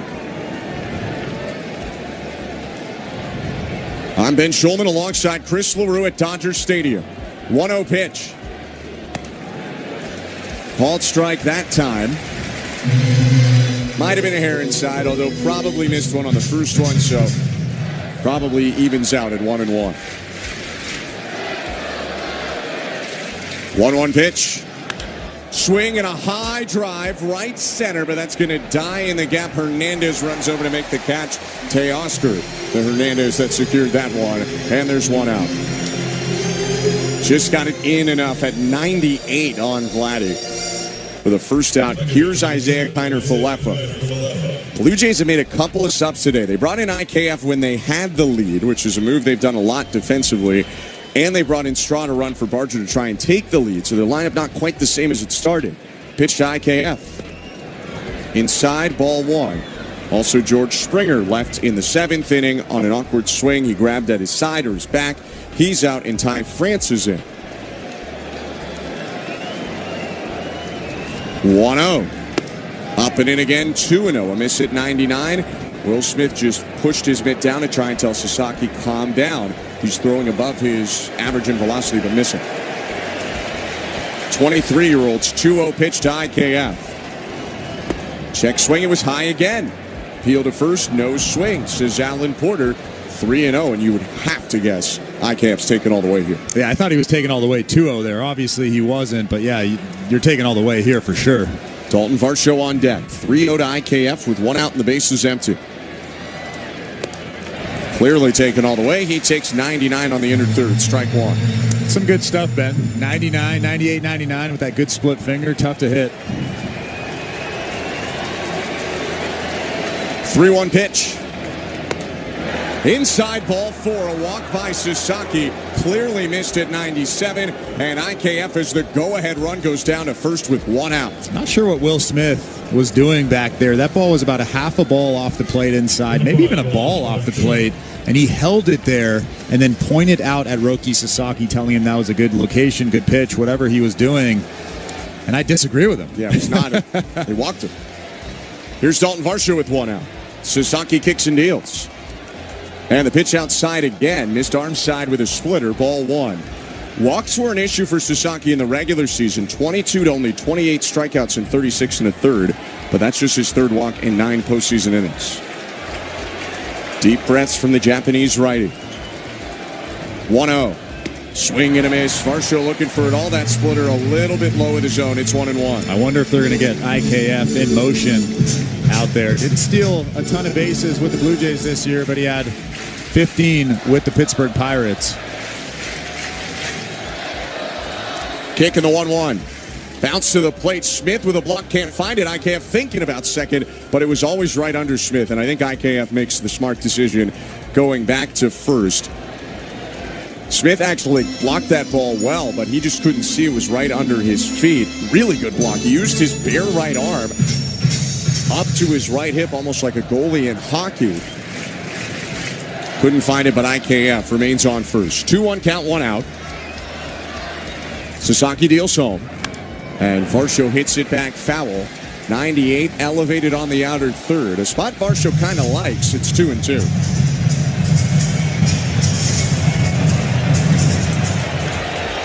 A 1-for-3 day for Dalton Varsho with a walk as well. 5-5 score, top of the 9th. IKF on first, 1 out. The 2-2. Way outside, ball 3. Biggest pitch of the ball game coming up right here. I'm assuming that IKF is going to be put in motion here. It's a full count and 1 out. Mark Budzinski whispers something in IKF's ear, and he takes the lead. 3-2 to Varsho. Hit on a line, off the glove of Freeman, down in shallow right field. IKF makes the turn. Here's the throw from Edman to third. He's out. I thought Muncy dropped the ball, but the call is out at third. IKF trying to push it to get to third with fewer than 2 outs. The Blue Jays have a challenge remaining, and it does not look like they're going to use it. I know it didn't work out. I don't really hate the gamble, to be honest. You get to third with less than 2 outs, you can score the guy. But what do you think? Yeah, I don't hate the gamble at all. That was a really great throw from Tommy Edman. He had to make a perfect throw. He was actually moving away from third base while he made that throw, a perfect throw to Max Muncy at third base. I was more surprised that IKF wasn't in motion on the 3-2 pitch, Sure. even though there was only 1 out. Then he gets there easily, of course, although he nearly would have got doubled off. They chant for Roki. I would say that maybe more of a defense chant warranted. Varsho smoked that ball when it went off the top of Freeman's glove. Freeman getting a piece of it, saved a run. And then Tommy Edman came up with a fantastic play over to third base. A one-time Gold Glover Edman getting the lead runner in IKF. And I think the reason why I was so surprised that IKF wasn't in motion, number one, he's a pretty good base stealer. But number two, you're in a 3-2 count. A hitter's probably likely to be in defense mode and likely to put the bat on the ball, or he's going to walk in that situation. None of those things happened, and IKF gets thrown out at third base. He would have been at third base if he had been in motion. And especially in a tight ball game like this, I think that you kind of take some chances. This is when you start taking some chances, and unfortunately the Blue Jays didn't do that there. So they will hope that Alejandro Kirk can come up with a massive knock. On first is Dalton Varsho. There's 2 outs in the top of the 9th. 5-5's the score. Ohtani's going to hit in the bottom of the 9th. Sasaki to Alejandro Kirk. Inside, ball 1. Sasaki's been all over the place location-wise this inning. And Will Smith is framing balls that he should not be framing. Think that hurts his reputation with the home plate ump? Well, I think I'd be annoyed if I was Mark Wagner. 1-0 pitch. Kirk takes in again. A little bit high as well. Smith trying to frame it. I mean, that's not really that close. Every time he frames that 2-0. pitch, 50,000 people boo Mark Wagner. So, yes, I would be infuriated right now. I might say something. Yeah, I mean, those last two weren't even really competitive, to be honest. Hitters count, 2-0. Ball strike. Bottom of the zone with a splitter to get back in the count, 2-1. I do wonder if they get Varsho in motion. He hasn't run much this year. He dealt with a hamstring injury. Taking a lead off first, and Mark Wagner saying, hey, Sasaki, you can't set until Alejandro Kirk is ready in the batter's box. I believe they just charged a disengagement to Sasaki, who's back on the hill. Kirk back in the box. 2-1 count, 2 outs, 5-5 game, top of the 9th. Sasaki's pitch. Outside, ball 3. Close miss that time, but it was a miss away. 3-1. Got a decision to make if you're Sasaki. A walk would put the go-ahead run in scoring position. It is Miles Straw on deck, though. Different caliber of hitter than Kirk. 3-1. Down and in, ball 4. Almost hit the back foot of Kirk. Second walk of the inning for Roki Sasaki, and it's first and second with 2 outs. I don't think they were okay with walking Alejandro Kirk there, but once you get to 3-1, you probably do look in the on-deck circle, like you just mentioned. You see Miles Straw, and again, you're not trying to walk him there. You're not pitching around him, but you tell yourself, I'm going to make a good pitch here. I'm going to make him miss-hit something, and if I walk him, it's not the end of the world, especially with 2 outs in the inning. How about the magnitude of that Tommy Edman throw now? That walk could have loaded the bases with 1 out. Instead, it's first and second, 2 down, and all Miles Straw needs to do here is poke a ball to the outfield to score Varsho from second. The pitch. Down and in, ball 1, and I imagine he's take first right now with the way Sasaki's looked this inning. Yeah, Miles Straw is a big taker. He loves to take pitches. I'm pretty sure he was taking all the way there. It was a really confident take. 28th pitch of the outing for Roki Sasaki. He kicks and fires. And Straw swings and hits it foul. Four-seamer right down the middle. That's the pitch to go after. It's 1-1. Guess I was wrong. Although that pitch, you got to swing at that pitch. Yeah, you got to smoke that ball on the line. He just missed that pitch. It's 97, but it was bottom middle of the zone. And as the Dodgers churn through a lot of their pen, Clayton Kershaw is up in left field for LA. Sasaki's 1-1. Straw bounces it toward third. Muncy gloves, throws the short way to second, and the Dodgers get out of the inning. Tommy Edman made the catch at second. That's fitting. His awesome throw to third got AKF, changed the inning, and we go to the bottom of the ninth in a 5-5 tie. Pages, Ohtani, Betts for the Dodgers. Jeff Hoffman coming in for the Blue Jays when we come back. Bottom of the ninth next. You're listening to Blue Jays.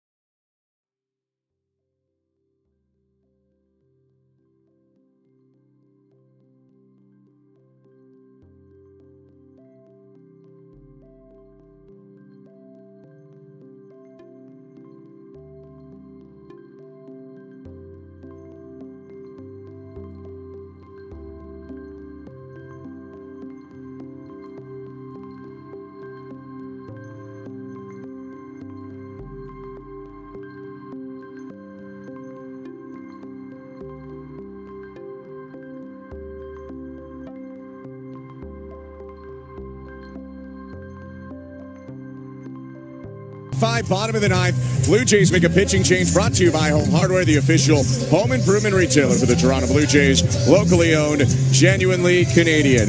Jeff Hoffman, their closer, is on. He will make his 8th appearance of the postseason. Of course, his biggest one to date. And it's up against Pages, Ohtani, and Betts. 9-1-2 in the Dodger order. You have to get Andy Pages here, especially with Shohei Ohtani standing on deck. That makes your life a lot easier. If Pages somehow gets on first base, then you have to pitch to Shohei Ohtani. You do not want to do that. You have to get Pages here, and it starts with strike one. In 8 innings of one-run ball this postseason, Hoffman's punched out 13 and walked 3. He's got a 1.13 ERA. His pitch to Pages. Called strike, starts him off with 96 on the inner third. Came right after him to get ahead 0-1. No pitcher in the postseason has gotten more swing and miss than Jeff Hoffman on a percentage basis. Here's his 0-1, and it's a grounder foul, and he's ahead 0-2. Back to the fastball. Yeah, now you can get out of the strike zone with a slider, a split finger here. Maybe even elevate with that fastball, but you don't want to throw something in the zone.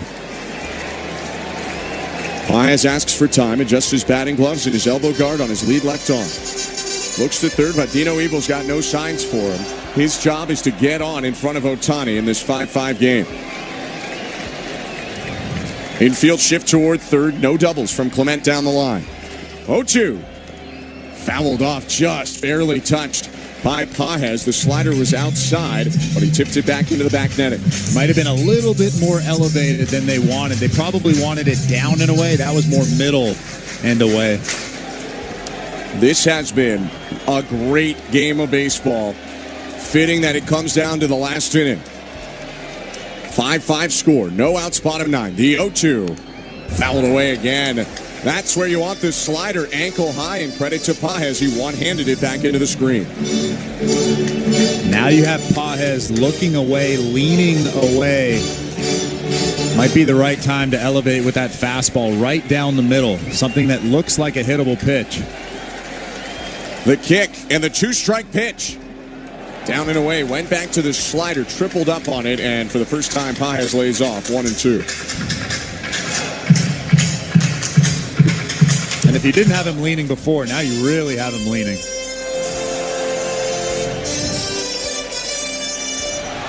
Five runs on 11 hits for the Blue Jays. 5 runs, 10 hits, 2 errors for the Dodgers as we start bottom 9. 1-2 pitch. High, went up and in with a fastball, and Paez checked his swing to make it 2-2. It's too bad that Paez didn't offer at that pitch. That's perfectly located just out of the strike zone. Kirk doing a good job framing that pitch as well. 2-2. On the ground at third. Backhanded Clement, foul ball. Ernie slings to first, but it doesn't matter. It's actually picked by the first base ump, Alan Porter. Nice barehand play by him. He'll give it to Vladdy, who tosses it into the seats. That was nowhere near Vladimir Guerrero Jr. at first base. That was about 20 feet away. Ernie knew it was foul. That time it was a slider in the zone at the knees. 2-2 count. Gotta get Paez. Ohtani on deck. Bottom of the 9th. The pitch. On the ground, foul again. Credit to Paez here. If you're the Dodgers, this is exactly the type of at-bat you want before Ohtani. Another good fastball there. They've gone up and in with the fastball. That one was down, not as in, but it was still perfectly located at the bottom part of that strike zone. You can throw anything you want here now that you've shown that you can locate. Kick in the pitch. Down and away, ball 3. Went to the slider, strike to ball. No chase by Paez. It's a full count. As you said to start this inning, you have no choice but to pitch to Ohtani. If Paez is on first, you at least have the decision if you get him. So you got to get him now. Payoff pitch. Popped up. Guerrero shuffling at first, calls off IKF. IKF calls him off again, steps in front of him, and makes the catch. It's IKF's priority there, and there's one out. But here comes Shohei Ohtani, who's 4 for 4, 2 homers. It's such an interesting decision for a manager, especially in the 9th inning. You're in a tie ball game. You obviously do not want to put the go-ahead run on. But then again, it's Shohei Ohtani, and they're doing just that. So I agree with that decision that John Schneider is putting Ohtani on. But now you have another problem. Mookie Betts, one of the best hitters in baseball, is coming to the plate. And right behind him is another one of the best in Freddie Freeman. There's 8 billion people on the planet, and 7.99999 you're going to end up pitching to with Mookie Betts behind him. Not that guy, not tonight. 2 doubles and 2 homers. They'll send him to first, and here is Betts with 1 out. 5-5 score, bottom of the 9th. Step off throw to first. Oh, it was close, but Ohtani dove back in. He was trying to go to second. He took a step the wrong way before diving back the right way. Stole 20 bags this season, did Shohei Ohtani. Got caught 6 times.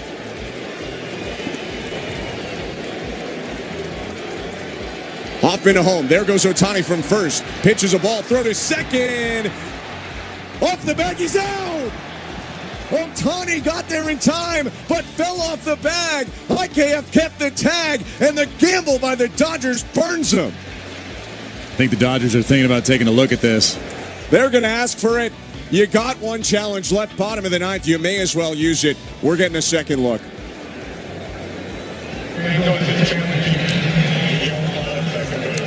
It's tight. I want to see another look. We just got one where it did look like he might have been safe. It's hard to tell how long the tag is on from IKF.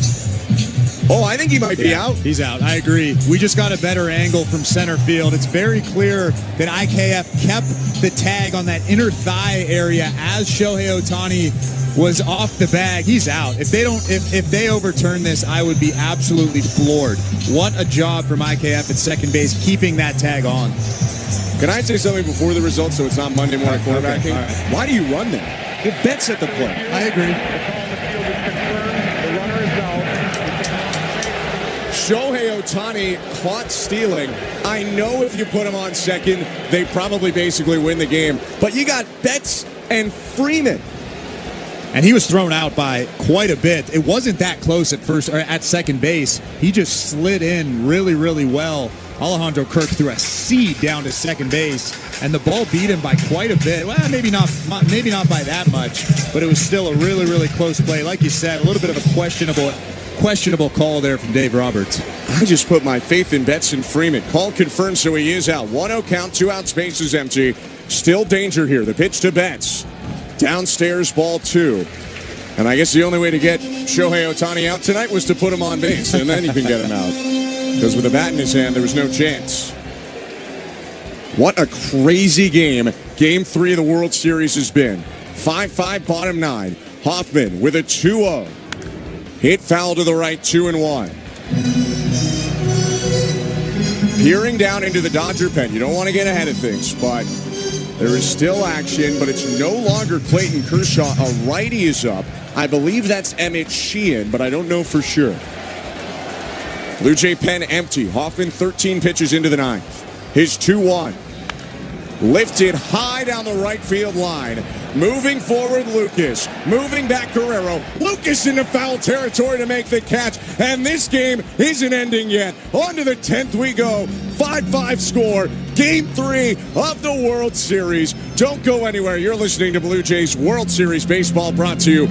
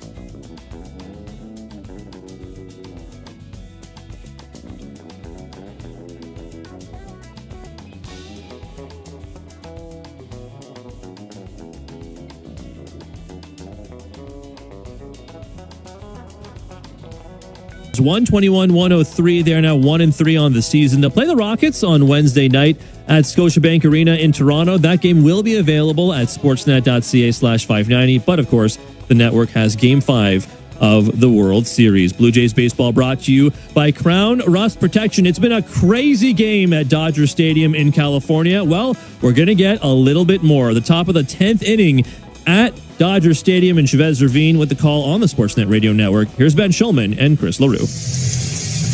Thank you, Show. A mere 3.5 hours into this game, we go to the 10th inning. No automatic runner in the postseason. This is the first extra inning game for the Blue Jays in the playoffs. And Ernie Clement will lead off against a new pitcher, Emmett Sheehan. The right-hander, a converted starter to a reliever in the playoffs, comes in.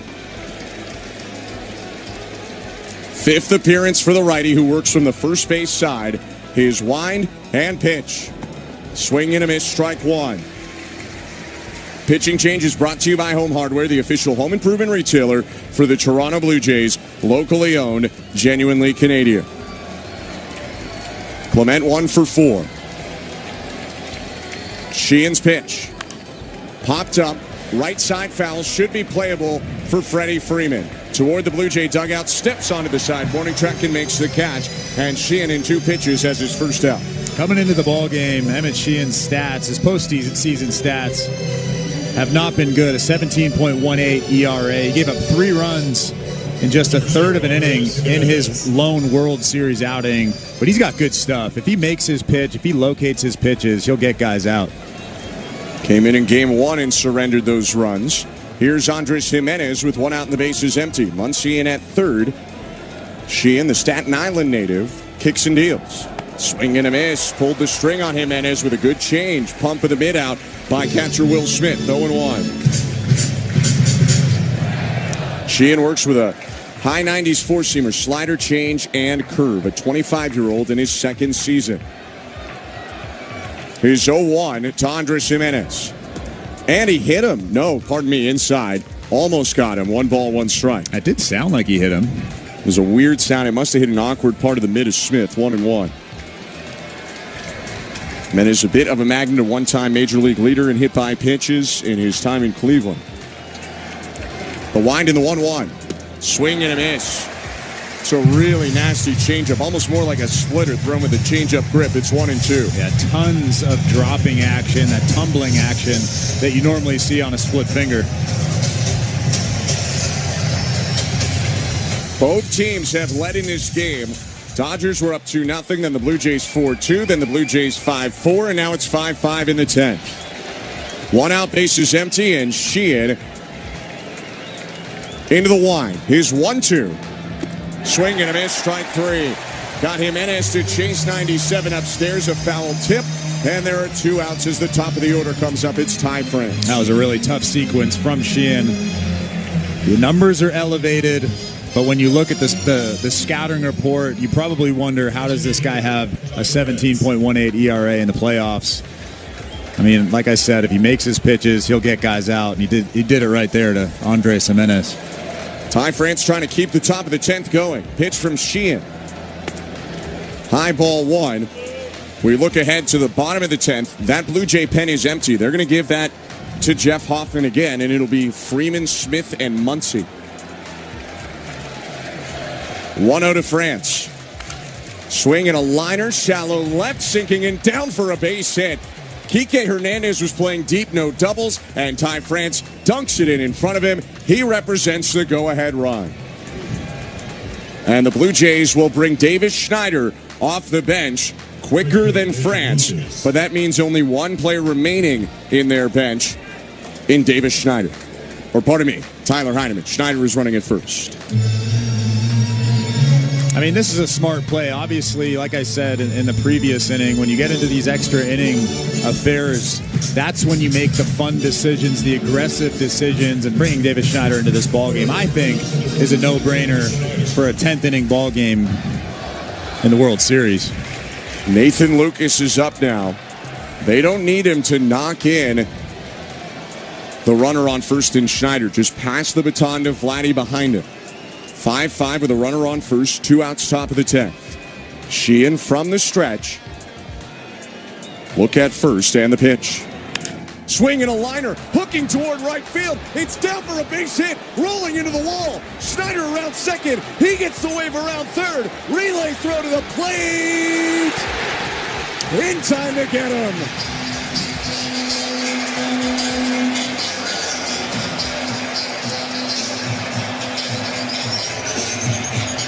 Hernandez to Edman to Smith, and for the second time in this game, Tommy Edman with a great throw, but John Schneider wants a review, and we are going to stay right now.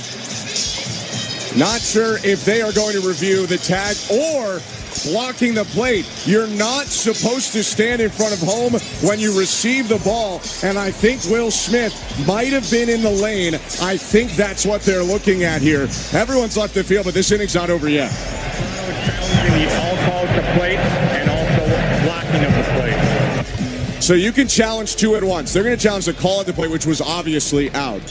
But the blocking the plate rule is nuanced and frankly a bit weird. And you're not really supposed to stand in front of home. I want another look. Nothing definitive yet. But I think that Smith might have had a foot in front of home before he had the baseball, which would not be allowed if that's the case. I am wondering, though, if the throw took him. No, the throw didn't take him into home plate, and he drops the knee. He blocks the plate. There's really no lane for Davis Schneider to slide in and touch home plate. I mean, with that being said, I don't know how New York is going to react to this. Yeah, it's not blatant, I'll be honest. After review, the call of out is confirmed. Also, the call of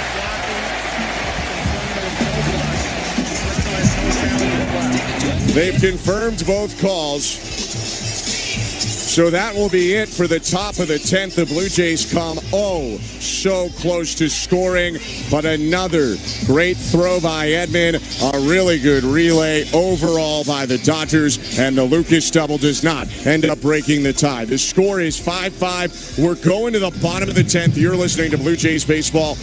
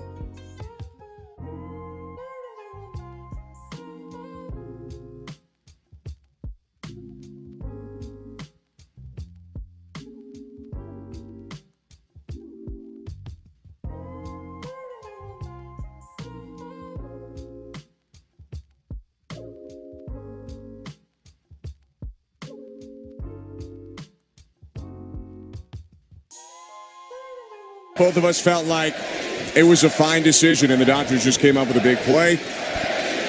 Might have to wait to talk about that, though, with Freddie Freeman up right now and his chance to end the game. The pitch, outside, ball one.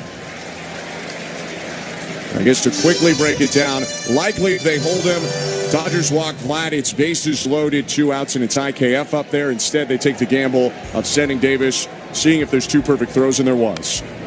1-0 pitch hit back foul by Freeman. It's 1-1. I like the aggressive move from third base coach Carlos Fablis. You're banking either on a bad throw or just a botched catch from catcher Will Smith, and neither one of those things happened, and unfortunately Davis Schneider's out at home plate. 1-1. Freeman takes. It's outside with a fastball, 2-1. I mean, it was as good as it gets from Tommy Edman, who's made 2 probably game-saving plays so far for the Dodgers defensively.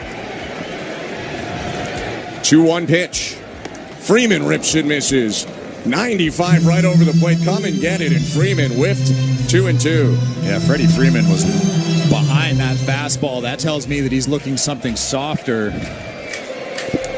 Hoffman's second inning of work. He deals a 2-2. High and outside, ball 3. In the first World Series game at Dodger Stadium last year, Freddie Freeman hit a walk-off grand slam to beat the Yankees. Tonight he's 1 for 2, a single and 2 walks.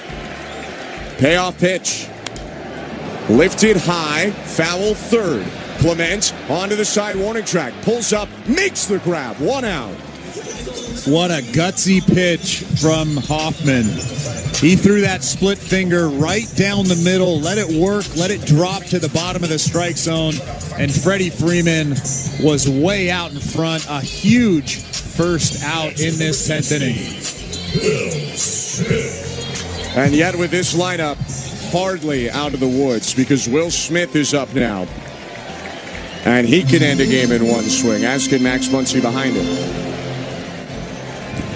Jeff Hoffman set 20 pitches for the right-hander so far. He offers. Smith takes in the dirt ball 1. Braden Fisher is throwing in the bullpen in right field for the Blue Jays.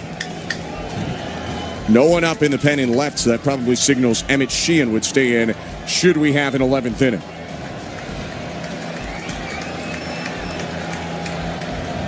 The 1-0.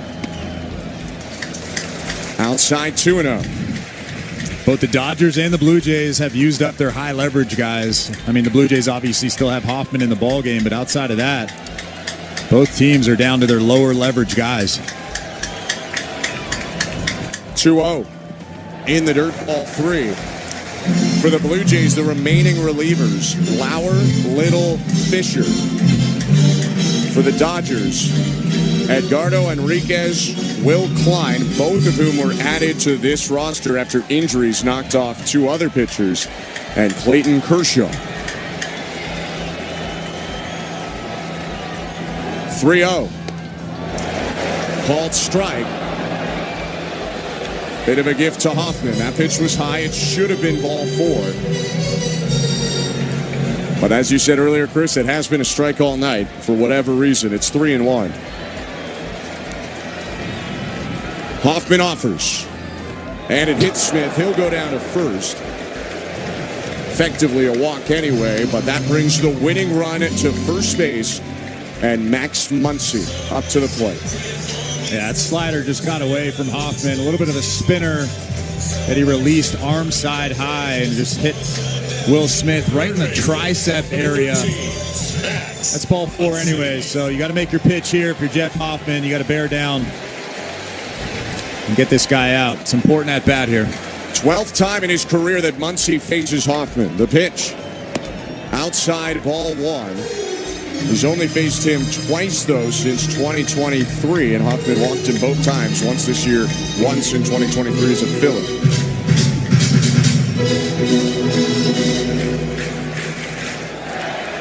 One out, runner on first. 5-5 game, bottom of the 10th in Game 3 of the World Series. The 1-0. Called strike. Outside edge with a splitter. Floated a little, but landed in a good spot. 1-1.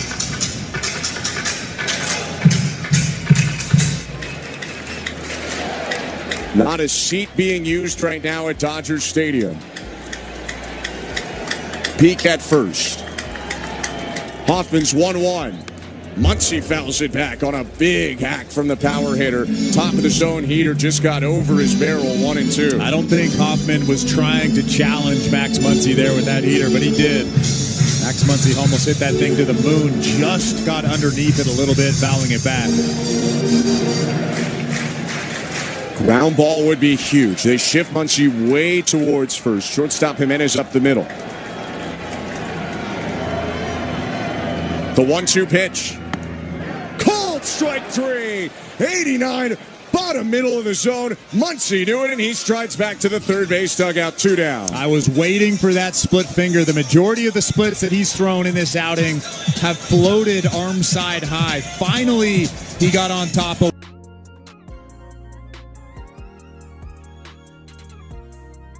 pitch from Hoffman.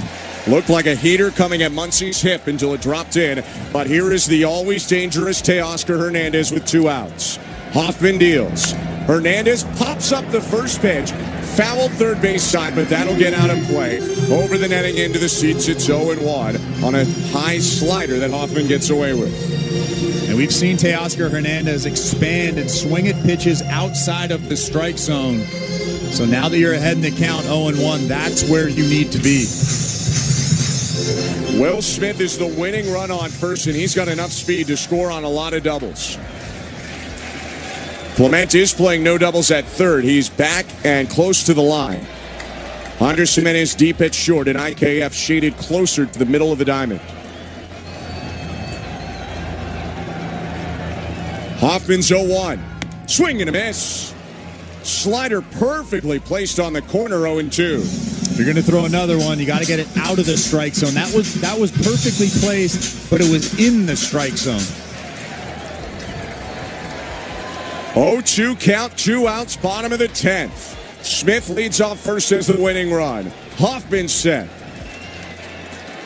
The pitch to Hernandez. Line, past the dive of Jimenez down in left field. Up to second goes Will Smith.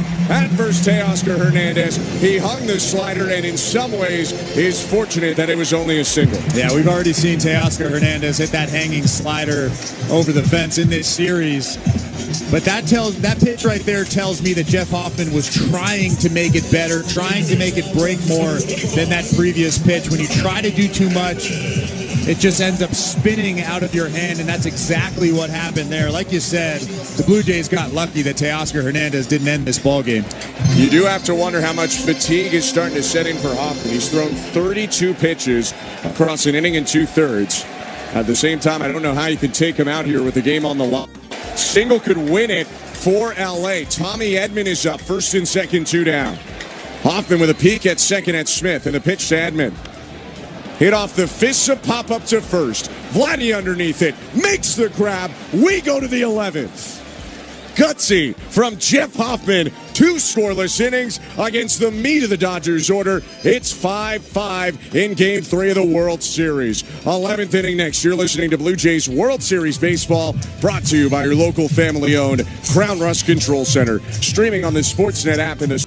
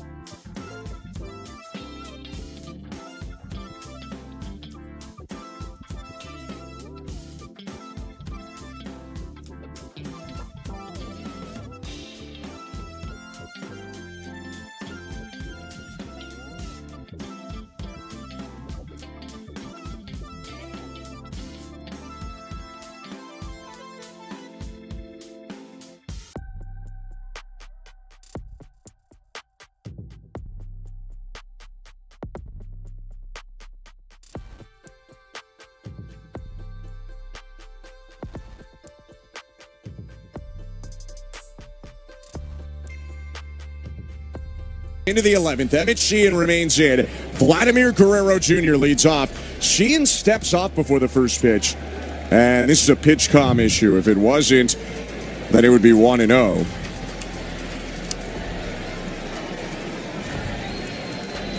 And now Will Smith is going to go over to the dugout.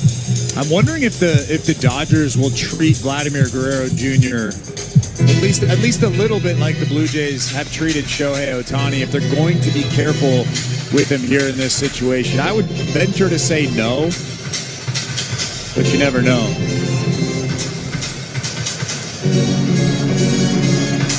I would imagine, though, if Vladimir Guerrero Jr. gets to first base, that IKF will be bunting. Yeah. I mean, in this game, no one scored since the 7th. Bo Bichette gave the Blue Jays the lead in the 7th with an RBI single. That's when they lifted him for IKF for defense and running. But then Shohei Ohtani obviously comes back with a homer. And so it's been 5-5 ever since. We're in the 11th now. Vlad is 1 for 4. The pitch.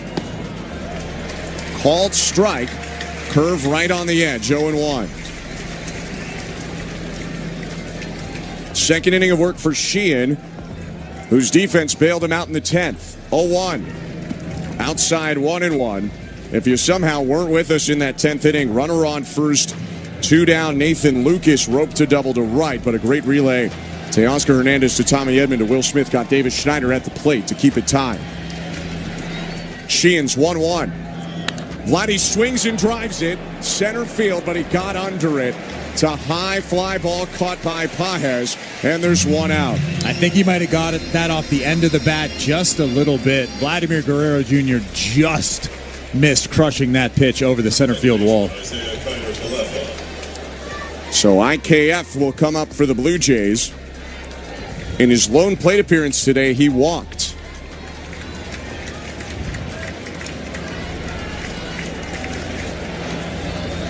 The pitch to IKF. Inside ball 1. Braden Fisher again throwing in the pen in right for the Blue Jays. Clayton Kershaw again throwing in the pen in left for the Dodgers. Sheehan's 1-0.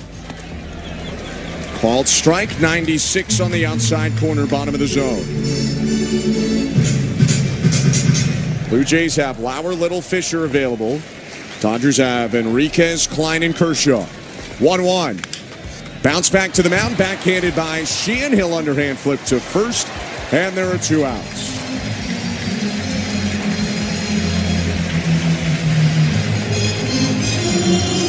Looking more comfortable this inning is Emmett Sheehan. That's a pretty nice play. He falls off toward first. He had a backhand back toward the third base bag. One more big out for Sheehan as Dalton Varsho steps in the top of the 11th with 2 outs. 2 for 4 with a walk is Varsho today. Bases are empty as Sheehan winds and deals. High ball 1.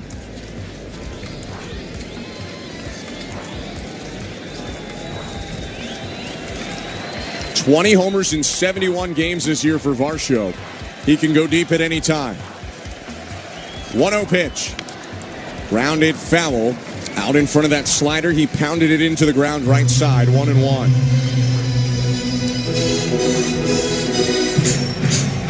Sheehan's got 4 pitches. I think if you're Varsho, you probably want to go after the changeup given his swing. He's scooped a lot of changes out this year.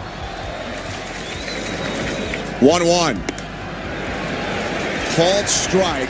I mean, just a terrible call.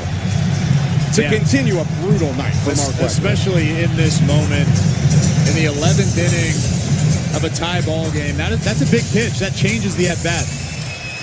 Not to even mention the run he took off the board in the top of the second. 1-2 count now because of that missed call by Wegner. 2 outs and the base is empty. And the pitch. Swing and a miss, strike 3. On to the bottom of the 11th we go. Emmett Sheehan retires the Blue Jays in order.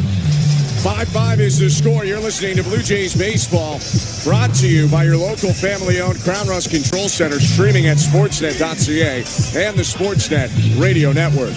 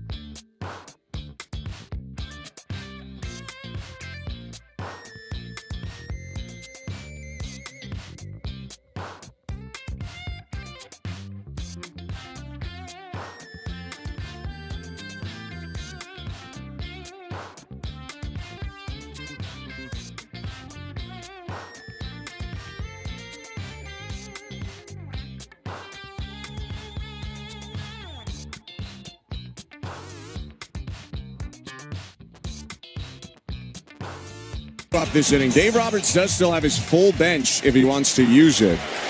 Typically, has not gone to many pinch hitters so far in the playoffs. Kike Hernandez 2 for 4 tonight. Fisher's pitch. Ducked out of the way. It was high. Ball 1. Everybody is standing right now at Dodger Stadium. What an environment for Braden Fisher.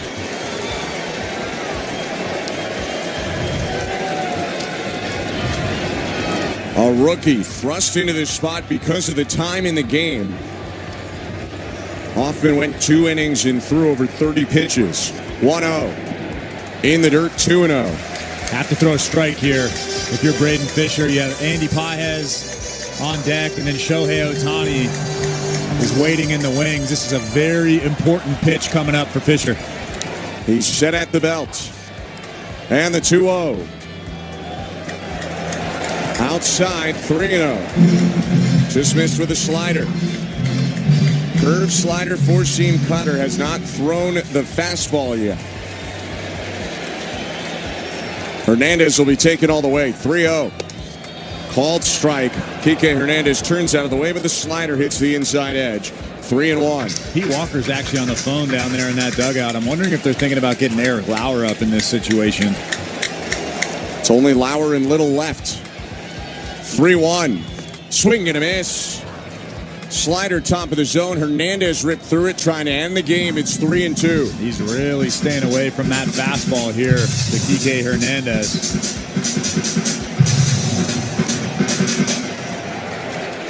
Tap of the plate by Kike Hernandez. Open stance. He looks out to Fisher. First batter of the bottom of the 11th. 3-2. Hit foul. Slider on the outside edge. It's been 1 curve and 5 sliders so far to Hernandez. I'm wondering if he just doesn't have the feel for the fastball. He kicks and deals. And it's on the ground, foul. Third base side. They'll do it again for an 8th pitch now. And the count remains 3-2. And at this point, might as well just throw another slider. It seems like Kike Hernandez is still out in front of that pitch, still a little bit uncomfortable with that pitch. 3-2 again. He got him. Struck him out on a curve, 1 down. What a gutsy pitch. Again, walking Kike Hernandez, the first batter of this bottom of the 11th inning, would be an awful thing for the Toronto Blue Jays. We've seen that run come around to score very, very often. Big pitch after big pitch after falling behind 3-0 to the leadoff hitter. What an at-bat for Fisher. Here's Andy Pages. 1 out in the pitch. Fouled away toward the Dodger dugout. It caroms into the Dodger third base dugout. 0-1. Went right back to the curve there. Fisher can dial it up to the mid to high 90s, so batters still respecting that here in the 11th. 0-1. Line caught at third. Clement moved to his left. Curve down the middle. It was a bit of a soft line. Not super soft, but 84. 2 down. Shohei Ohtani up. What do they do now? They walked him last time. And they'll walk him again. Felt like there was no other choice. Yeah, Shohei Ohtani was about halfway to home plate, and you could see John Schneider sticking out that right hand with the 4 fingers up in the air. I don't think anybody really saw that except for Alejandro Kirk and Braden Fisher. And obviously the crowd didn't see it because as soon as he got to the plate, they started booing. They didn't realize that he was about to get intentionally walked. Sometimes you got to ask yourself, what does the other team want? Dave Roberts wants Ohtani to hit, so you should want him to not hit. He's on first. Got caught stealing last time on first, and the first pitch to Betts is a strike with a high slider. And I would imagine that Ohtani's not going anywhere after getting thrown out trying to steal second base. That was in the 9th inning with 1 out and Betts up. Left Freeman on deck with that 9th inning ended. Fisher's 0-1. Called strike again. Curveball at the top of the zone. He's clipping the top edge with breaking balls, intentionally or not. Hard pitches to swing at, 0-2. And now you bounce one. You've shown those 2 pitches at the top. Now you have to change the eye level.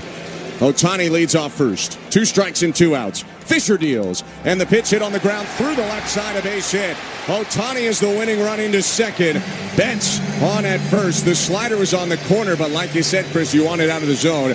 And Mookie Betts is on for the first time in the game. Yeah, you want to bounce that thing. Mookie Betts is just too smart of a hitter, too good of a hitter.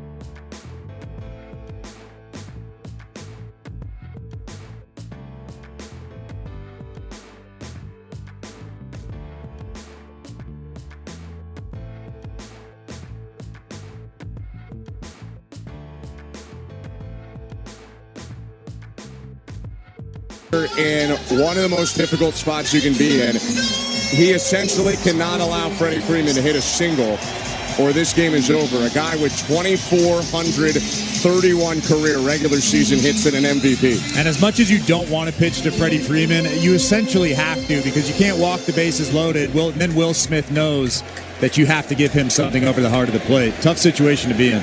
Fisher set his pitch to Freeman. Hit back foul, 0-1. He came with the cutter in on the hands. First usage of that so far in this inning, and he gets ahead 0-1. I don't mind that pitch. You throw that thing to the top of the strike zone, maybe a little bit above, and Freddie Freeman can't get the hands to it. Fisher set first base side. 2 outs, first and second. 5-5, bottom 11. The 0-1. Hit high in the air, left field. Straw circling under it. He makes the catch. Braden Fisher with a big bottom of the 11th, and we're staying here all night. On to the 12th we go. 5-5 score. You're listening to Blue Jays World Series Baseball, brought to you by your local family-owned Crown Rust Control Center, streaming at sportsnet.ca and the Sportsnet Radio Network. At Capital One, we're more...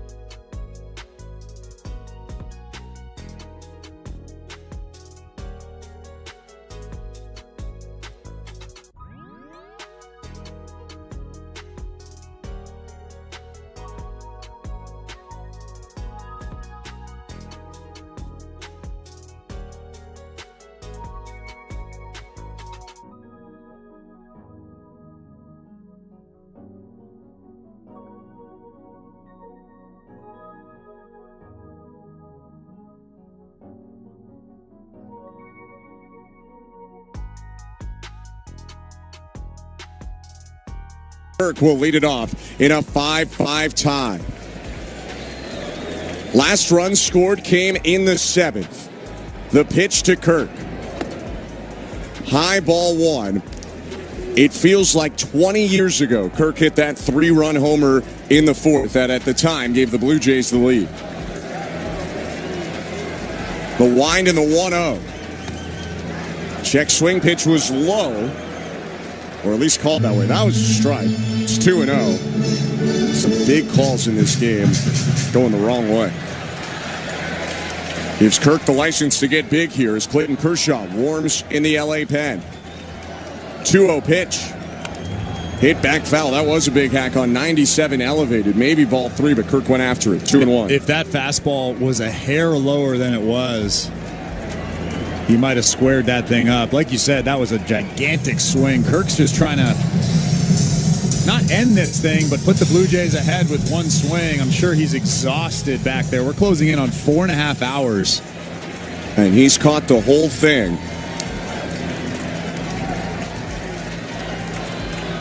Sheehan swinging back and forth. Brings the glove up into the wind. 2-1 pitch. Inside ball 3. And now you have to be really, really patient. You need to get the leadoff hitter on here in the 12th inning. Tyler Heineman has grabbed a helmet in the Blue Jays' first base dugout. In the case Kirk reaches, he might run for it. The 3-1. Outside ball 4. Leadoff walk by Sheehan. So John Schneider has a decision to make here. Does he bunt with Miles Straw and potentially move Alejandro Kirk to second base, or does he bunt with Miles Straw and get Tyler Heineman to second base? The difference is huge because Alejandro Kirk is not scoring on a single to the outfield. Tyler Heineman is scoring. I'm sure Miles Straw is going to be trying to bunt here, getting him to second base with 1 out. Heineman is in to run for Kirk. The only 2 Blue Jays that have not been used yet on the whole roster are Lauer and Little. Springer left for injury. Everyone else is substitution for defense or running or both.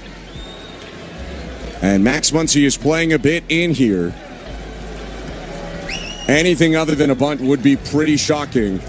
With Straw up at the plate and the go-ahead run on first in the top of the 12th. Sheehan from the stretch. Muncy creeping forward. The kick at an early square. Straw pulls it back, takes a strike. 96 on the outside edge, 0-1. That's a tough take. That's the pitch you're looking for if you're trying to bunt that ball to the right side of the infield. A fastball that's about knee-high, down and away. All you got to do is stick the bat out, and you get that sac bunt down. You get it to the right side. Freeman's right-handed. Hard for him to get a throw to second. 0-1. Early square again in the bunt, foul. And now you have a tricky decision. As it's 0-2, what do you want to do? Do you let Straw swing away, or do you bunt with 2 strikes, risking a strikeout? I would imagine that you're allowing him to swing away. Forcing a guy to square around with 2 strikes, especially against a guy like Sheehan, who's got really good stuff, it's just tough to expect him to get the bunt down. I'm swinging away here if I'm John Schneider. Heineman on first. Straw at the plate, no outs in an 0-2 count. Sheehan deals. Straw squares, pulls it back, pitch in the dirt, and Will Smith with a heck of a block. One of a number of blocks he's made today. That one was actually picked by his mitt on the backhand side, keeping Heineman at first, 1-2. I'm actually pretty surprised that they chose to sack bunt again there, or at least try to sack bunt again here. I'm assuming that they'll do the same thing here.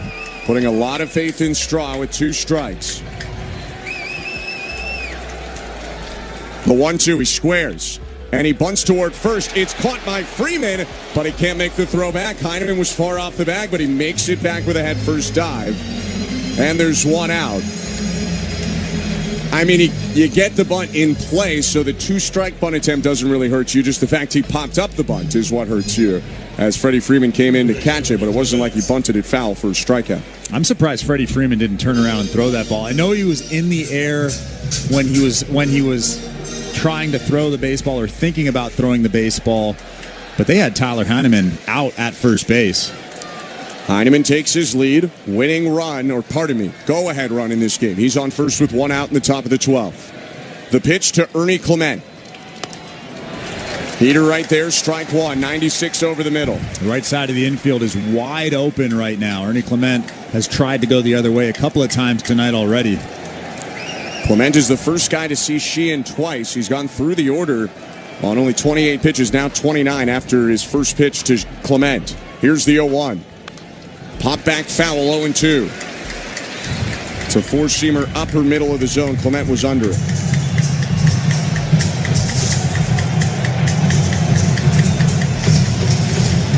.35 doubles this year for Ernie Clement. Heineman likely has enough speed to score from first on a double.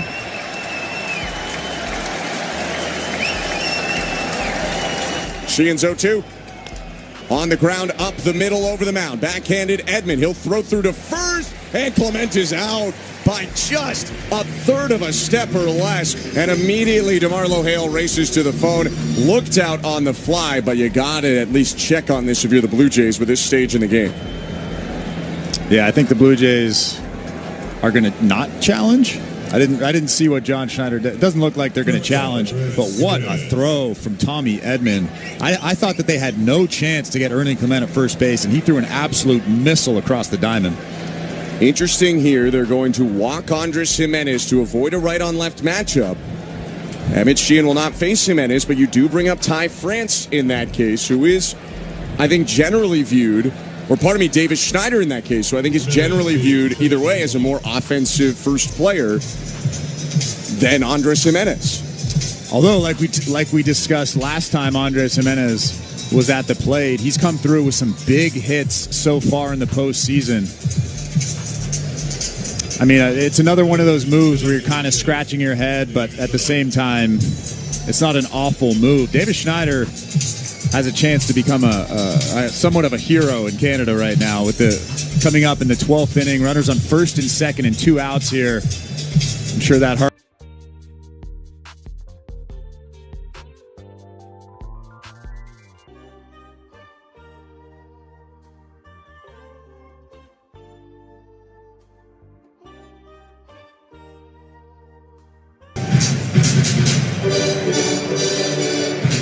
Mound visit from Mark Pryor is over. Clayton Kershaw's been up a couple times. He's ready if they want him. But they stick with Sheehan on 31 pitches in his third inning against Davis Schneider. He sees Schneider for the first time in this game because it was France who came up with a hit against him last time through, and then Schneider ran for him. 5-5 game. Go-ahead run is Heineman on second. Jimenez is on first. 2 outs. Sheehan set at his chest. His pitch to Schneider. High ball 1.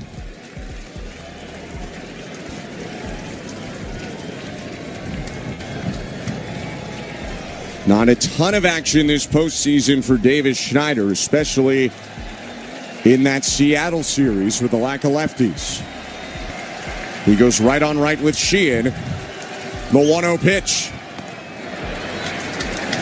Called strike, just grabbed the corner with a changeup. Back toward him with that big moving change. 1-1. That's a gutsy pitch, a right-on-right changeup. And to execute that to the glove side corner is very impressive from the young pitcher in Sheehan. Throwing across his body and then the ball moving the opposite way. Step off from Sheehan. He was staring at Heineman, and I think he wants to reset here. For Sheehan, you do want to pay just a tiny bit of attention to Heineman, because the further he can get off second base, the higher chance he has to score on a single. But obviously, if you get Schneider out, none of that matters. The 1-1. Called strike. Just barely clipped the outside edge with a slider, 1-2. And like many pitchers in this game, Sheehan has pulled out a gutsy performance so far. Really struggled in game 1. And he has been really good here in game 3. Trying to finish a third scoreless inning and send us to the bottom of the 12th.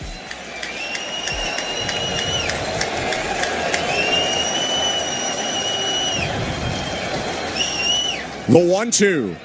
High, outside, 2-2. It's a good take from Davis Schneider. That ball wasn't really close.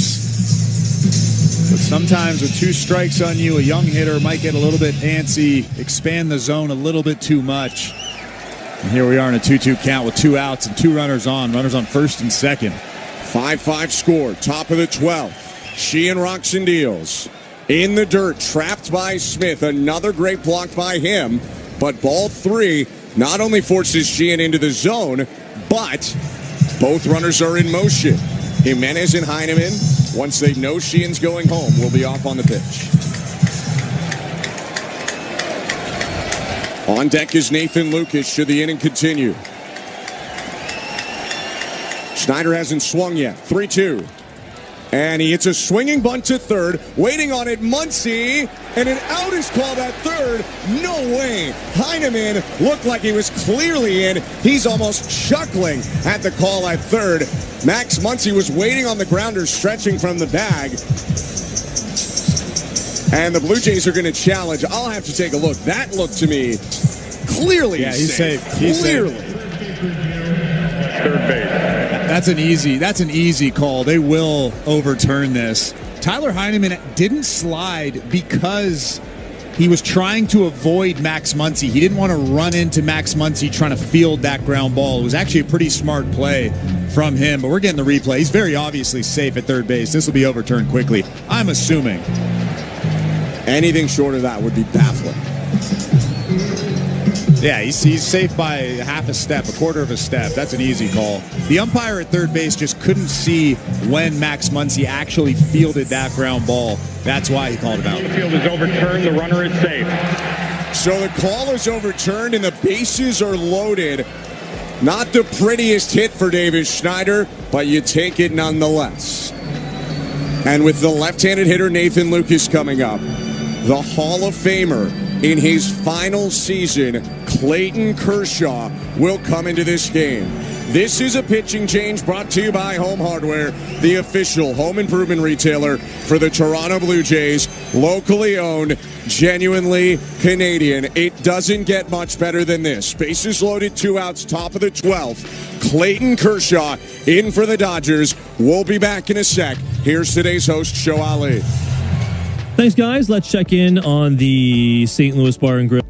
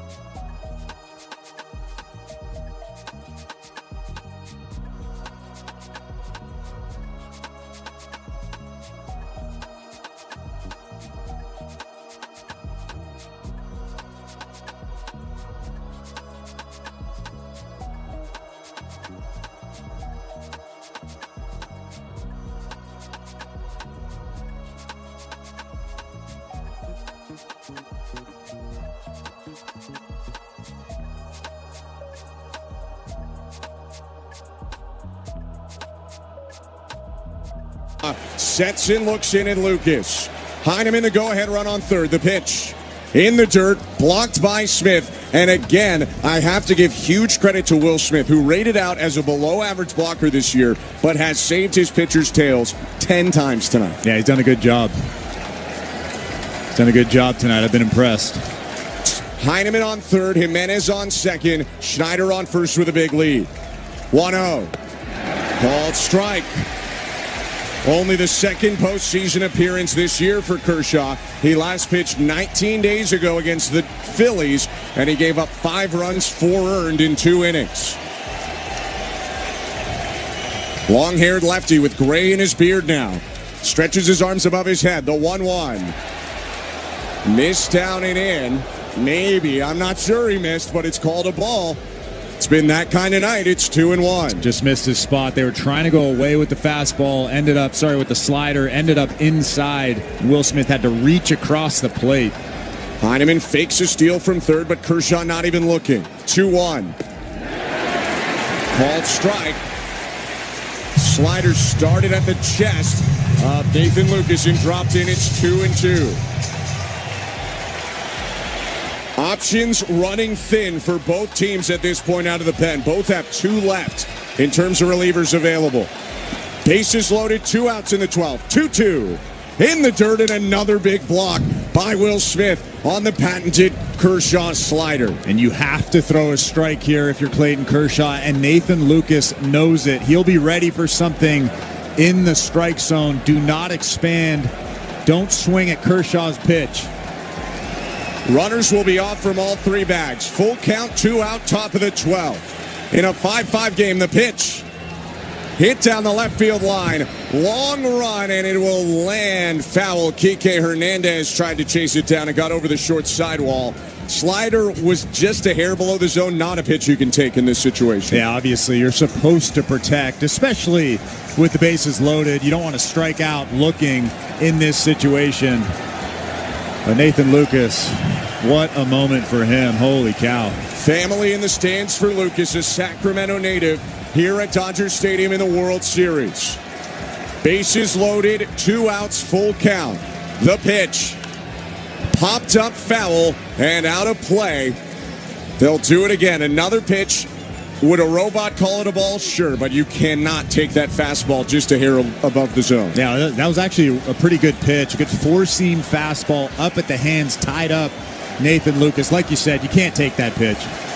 This has been a 7-pitch battle. Kershaw stretches his arms. Another 3-2. And it's bounced softly towards second. Lucas sprinting. Edman glove flip in time. Another great defensive play from Tommy Edman. Clayton Kershaw comes in to strand the bases loaded. And we go to the bottom of the 12th. Still tied. You're listening to Blue Jays World Series Baseball, brought to you by your local family-owned Brown Rust Control Center. Streaming at sportsnet.ca and the Sportsnet Radio Network.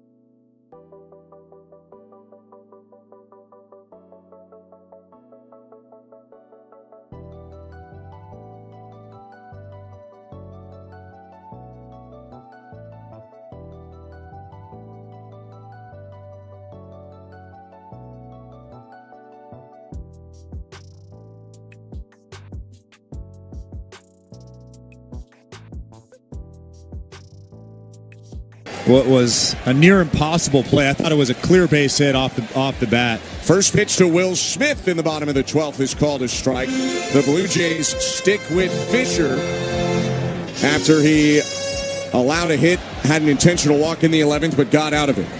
15 pitches in his first inning of work. Here's his second in his second inning, and it's a swing and a miss. Seemed to be growing with confidence throughout his first inning, and he gets ahead of Smith 0-2 with an elevated heater. Should note, Eric Lauer is warming up in right field for the Blue Jays. And now behind the plate is Tyler Heineman. They ran him in the top of the 12th for Kirk. For a time, it really worked out because he got to third. Probably Kirk doesn't, but they couldn't score him. 0-2. Outside with a slider. Ball and 2 strikes. It's 5-5 in the bottom of the 12th. No one has scored since Ohtani's solo homer in the 7th. 1-2. Swing and a miss. Strike 3. Slider got him. 1 out. Beautiful slider off the plate outside. I mean, so many guys have come through for this Toronto Blue Jays team, but how about this outing from Braden Fisher? What a job. Braden Fisher in Game 3 of the World Series goes an inning and a third, and with the left-handed hitter Max Muncy coming up, Eric Lauer, the veteran, will enter for the Blue Jays in a pitching change brought to you by Home Hardware, the official home improvement retailer for the Toronto Blue Jays, locally owned, genuinely Canadian. 1 out, bases empty, 5-5 bottom 12. We go back to Show Ali. Thanks, Ben. Let's check out the out-of-town scoreboard broadcast.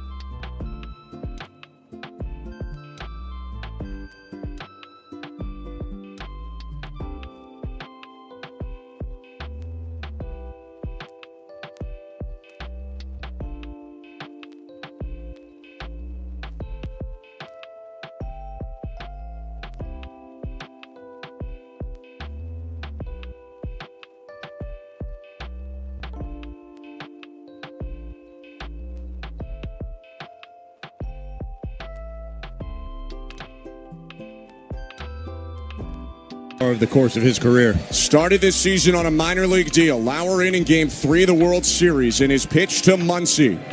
Big curveball for strike 1. That touched the sky and then dropped into the zone. It's 1 out and the base is empty. Infield shift heavily to the pull side for Muncy. Left on left pitch.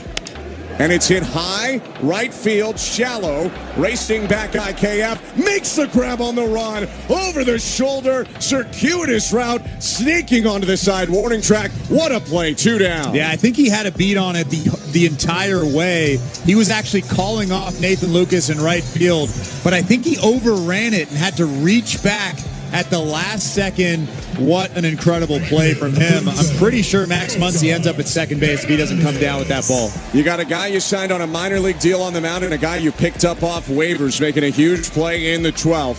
Teoscar Hernandez up with 2 outs and the bases empty. Lauer's pitch. Called strike. Clipped the top of the zone with a heater. Hernandez has maybe been the second best Dodger offensively tonight to Ohtani. 3 for 5 with a homer and 2 singles. Left on right, the 0-1. Outside. Lost control of a changeup, 1-1. Should we be so lucky to see a 13th inning, Vladimir Guerrero Jr. leads off for the Blue Jays. There's action in the Dodger pen. Unclear if Kershaw comes back out. 1-1 pitch. Popped foul over the netting right side, out of play. 1-2. The way everybody was treating Kershaw after he came into the dugout, that tells me that he's not coming back out. Dave Roberts gave him a huge hug. He's actually standing on the top step over that railing. Starting or bullpen, even relievers, starting pitcher, doesn't matter. They usually don't do that if they're still in the ballgame. Yeah, that's likely meaning he's a spectator at this point. Everyone on top railings on both sides. 1-2. Curve missed outside. 2 balls and 2 strikes to Teoscar Hernandez with 2 outs and the bases empty.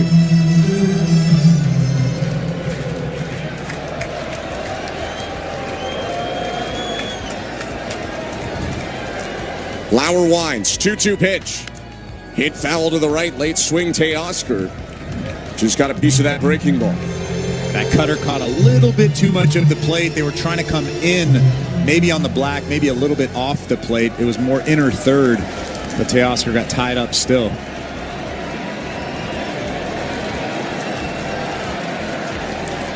The 2-2. Popped up.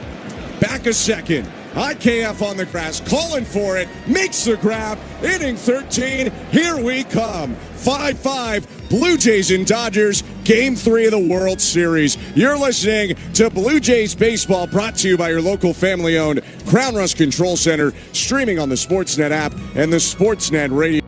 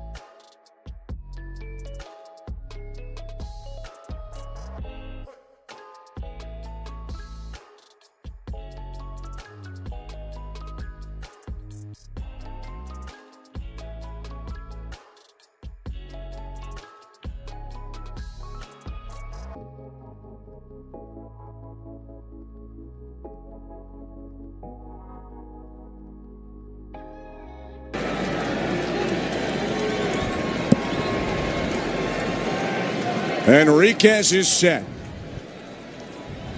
And his pitch. Breaking ball for a strike, 0-1. Enriquez added to the roster with Ben Kasperi is hurt and Tanner Scott unable to go. Great stuff. Some walk issues for the righty. His 0-1. High. That last fastball from Enriquez was 101 miles an hour. But if there's one guy that can handle that fastball, it's the guy standing in the batter's box. Venezuelan righty sets, looks in at Guerrero. 1-1. High again, 2-1.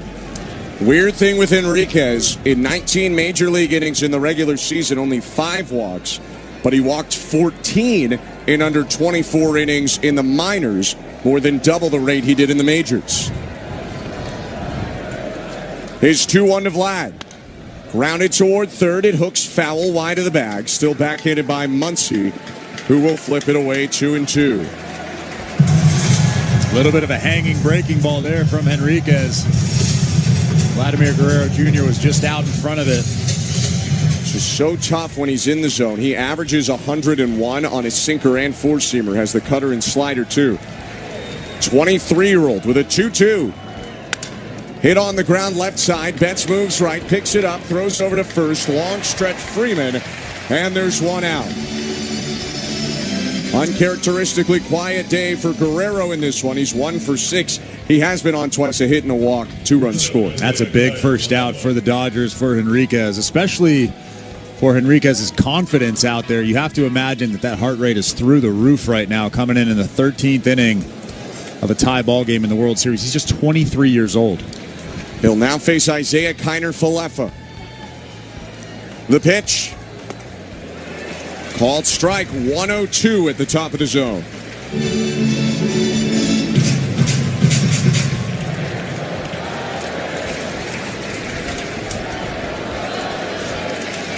Kick in the 0-1.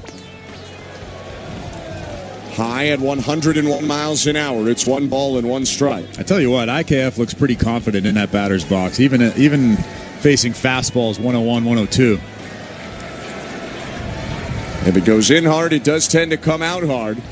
1-1, swing and a miss. You got to catch up to it, though, and that's a tough task. 101 again, elevated above the zone. Enriquez confidently pulls on the brim of his cap, backpedals to the rubber. It's 1-2. Yeah, it's tough to catch up with that fastball, especially when it's at the top of the strike zone. Righty set.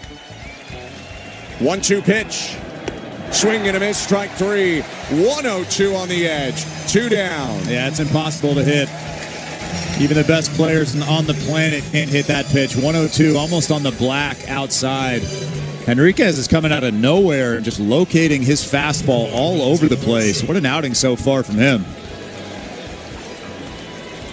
2 outs, bases empty. Dalton Varsho is up. Right on left's the pitch. Breaking ball for a called strike. Clip the outer third, 0-1. Blue Jays don't have a hit to the outfield since the 10th. They did get an infield hit on a swinging bunt from Schneider last inning. 0-1. Inside. Did it hit him? It did. And Dalton Varsho goes down to first as the go-ahead run. 101 got Varsho. Appeared to just graze him. He got up quickly. And the Blue Jays have no subs, so it's good that he's feeling all right. And Dalton Varsho had 2 stolen bases this season. You have to be aggressive. You have to think about doing something here with 2 outs in this inning, getting him to second base. Because they ran for Kirk last inning, Tyler Heineman hits in this spot. It's his first postseason at-bat in 2025. Family in the building. First postseason at-bat ever. His pitch. Swing and a fly ball center field. Pages circles around it. Makes the grab. And we go tied into the bottom of the 13th. 5-5. You're listening to Blue Jays World Series Baseball, brought to you by your local family-owned Crown Rust Control Center. Streaming on the Sportsnet app and the Sportsnet Radio Network.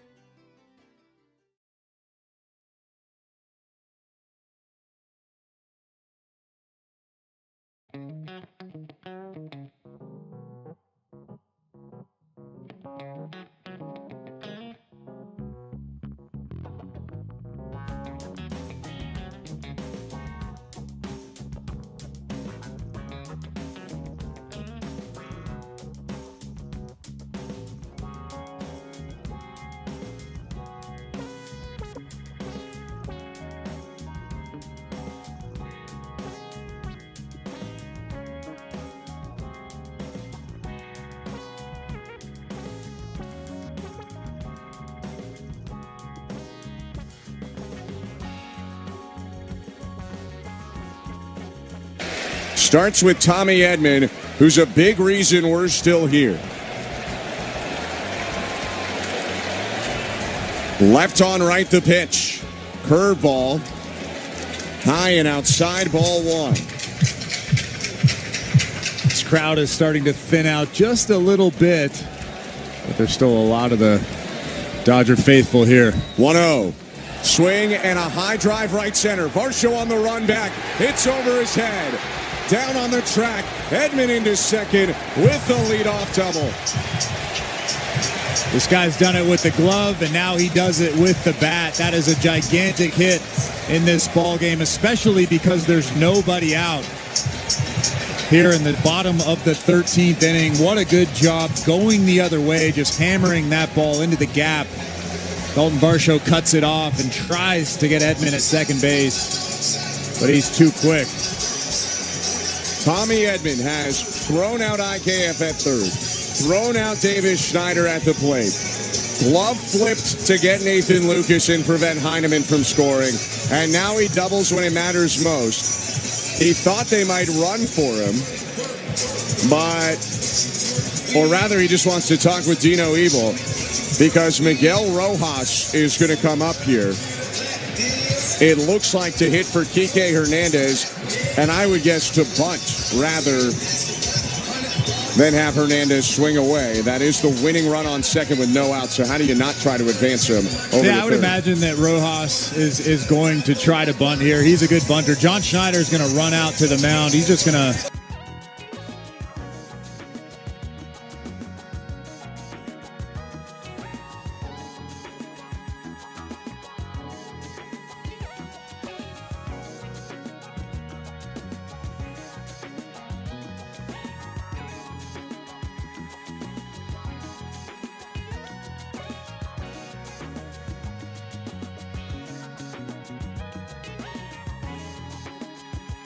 Back in the Blue Jay dugout. And this has been as close to the Dodgers winning this game as we have seen so far in extra innings. Runner on second, no outs. And the Blue Jays ask Lauer to pull a rabbit out of a hat. Vladimir Guerrero Jr. way in at first. Clement a little bit in at third.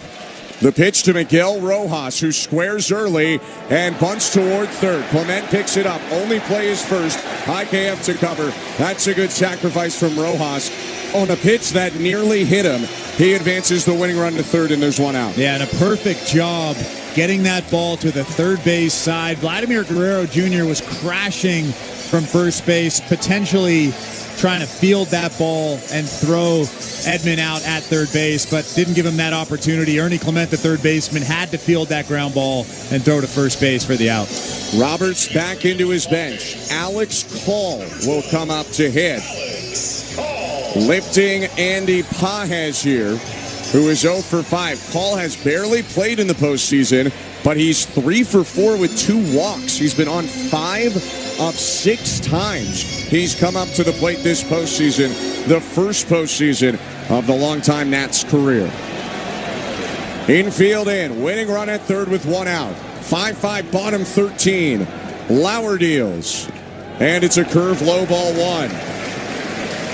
Have to be a wall back there if you're Tyler Heineman. He knows that, though. You can tell that he's almost expecting that ball in the dirt. And if you're Lauer, you got to hunt the strikeout. 1-0 pitch. Inside 2-0.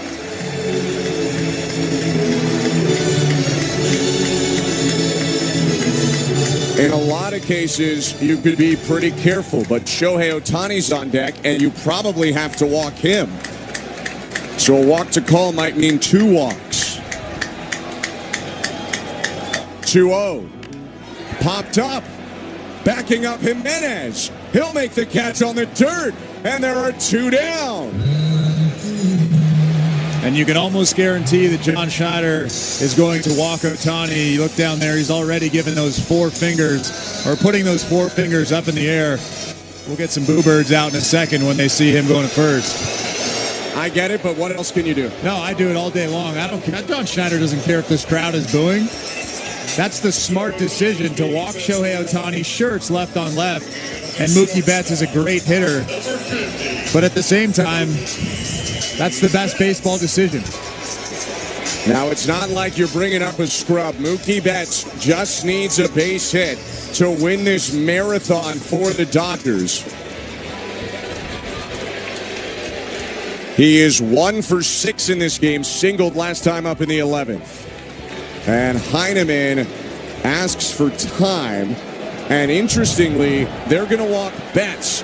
That's a bet, no pun intended, on Lauer's command. And they'd rather go left on left with Freeman. It's a risk, but the Blue Jays are going to go for it. Yeah, it's definitely a risk just because Freddie Freeman has such a good eye. He takes lots of pitches that are very close just off the plate.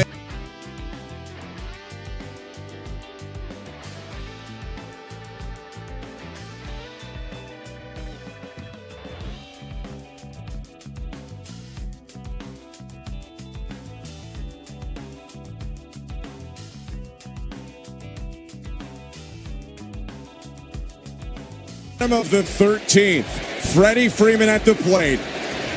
Lauer deals. First pitch, low ball 1. The winning run is on third in Edman, who doubled to start the inning. Sack bunt pop-up and a pair of intentional walks.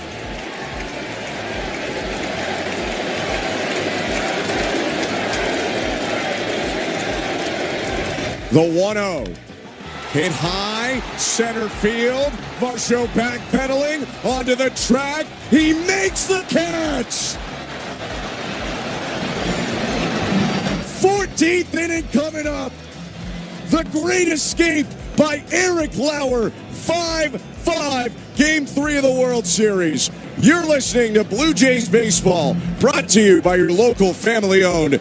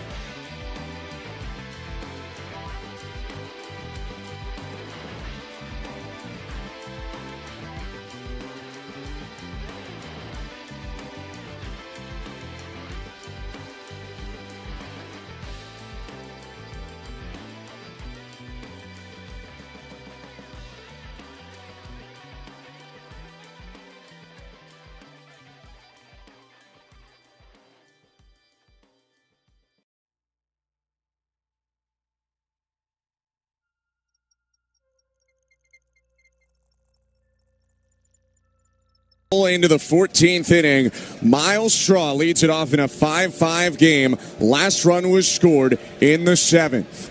Edgardo Enriquez deals home and misses high to Straw, ball 1. It's the bottom third of the Blue Jay order in this 14th. Straw, Clement, Jimenez.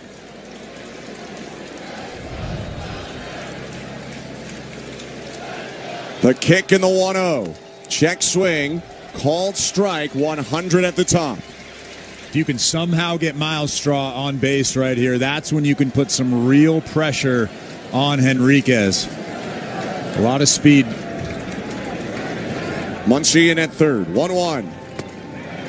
Outside, 2-1. That's a good pitch. 98 right on the black. Really nice take from Straw.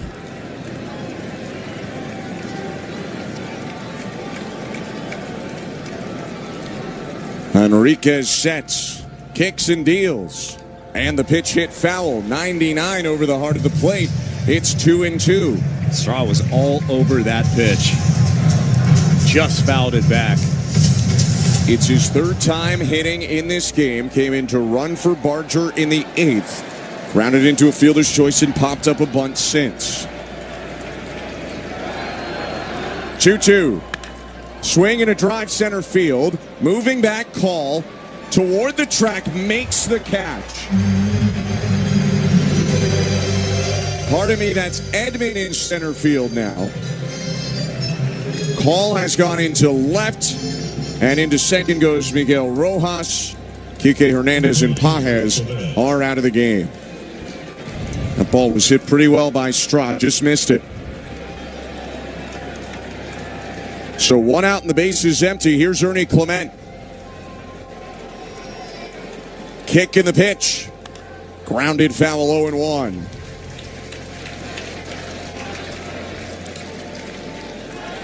Both these lineups have gone pretty cold.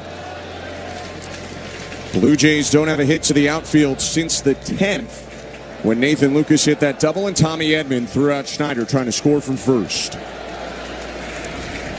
0-1. Hit back foul, and Enriquez is ahead of Ernie Clement, 0-2. I'm actually really surprised at how much Henriquez is just filling up the strike zone right now. You mentioned he had some command issues in the minor leagues, but he's looking pretty solid so far tonight in this high leverage situation. 0-2. Outside, 101, missed by a fraction of an inch. For some reason, when Edgardo Enriquez puts on a Dodger uniform instead of an Oklahoma City uniform, he is in the zone far more.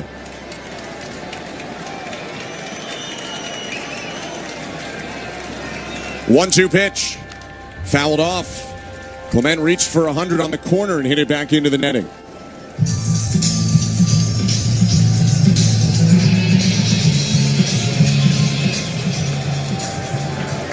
Andres Jimenez waiting on deck. 1 out, base is empty. The 1-2. Grounded foul. Spinning slider there from Henriquez. Right on the inner third. Really didn't do much. Kind of acted like a changeup, just a change of speed pitch. Ernie Clement was out in front of it. Righty set again. His pitch. Hit back foul. Clement battling here. Trying to force on the go-ahead run in the top of the 14th. Amazingly, despite no runs the last 6 offensive innings, the Blue Jays still hitting .274 in this game. The Dodgers .221, but they have 3 homers to the Blue Jays 1. 1-2. Grounded toward third, backing up Muncy. Gloves deep, long throw to first, bounced it. Good pick, Freeman backhanded. 2 outs. He's so sure-handed over there. I know he didn't pick one earlier in the ball game, but if it's even close, he gets it. Not a great throw from Max Muncy. Short hopped him, but that's the key. It was a short hop, so it was an easier pick over there for Freddie Freeman for the second out. A lot of things have happened tonight to get us to this 14th inning. One of them is the Dodgers playing defense really above the level that they have during the season. That was one of their few, you could say, weaknesses, although it wasn't terribly weak, but weaknesses coming into this series. Pitch to Andres Jimenez. Swing and a miss, strike one.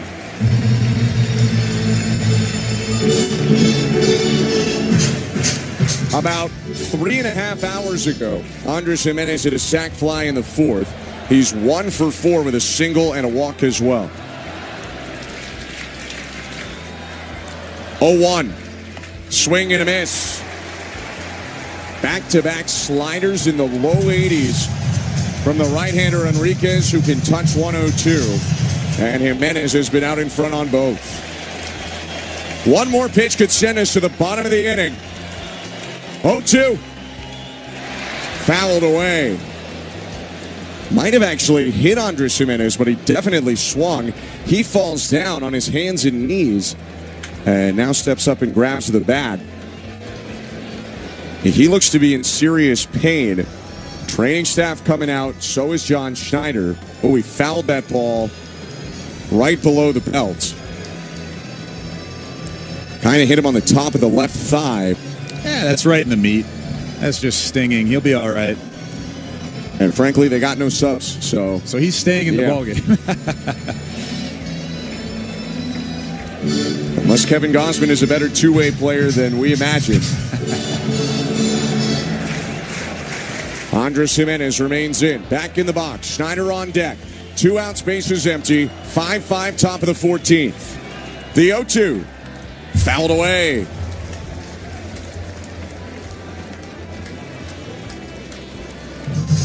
We've seen Andres Gimenez go deep in big situations before. This might trump those. Gimenez talking to himself. 5 hours in, this is a battle of will. 2-strike pitch. Grounded foul. Probably a ball, but you know what? He stays alive by going after it. Still 0-2.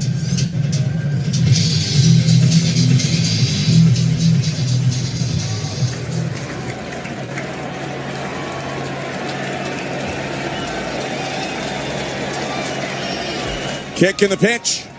Swing and a miss, strike 3. Tag applied on the pitch in the dirt. Gimenez is saying catcher's interference, I believe. The Blue Jays can ask for a review of that if they want. Gimenez frustratingly throws his bat in the air. And it looks like that is how the inning is going to come to a close. On to the 14th inning stretch. 5-5 at Dodger Stadium. You're listening to Blue Jays World Series Baseball, brought to you by your local family-owned Crown Rust Control Center, streaming at sportsnet.ca and the Sportsnet Radio Network. Hey you, while we've got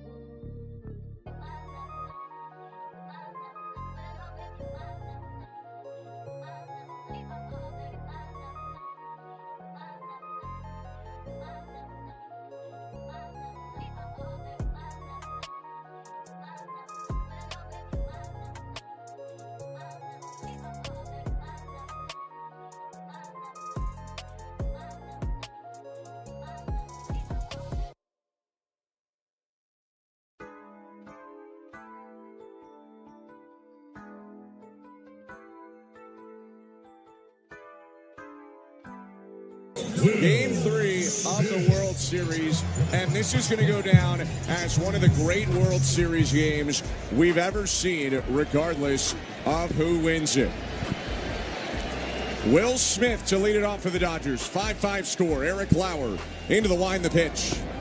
High and outside, ball 1. Third inning of work for Lauer. Got 2 outs in the 12th. Dealt with a lot of danger, but got out of it in the 13th.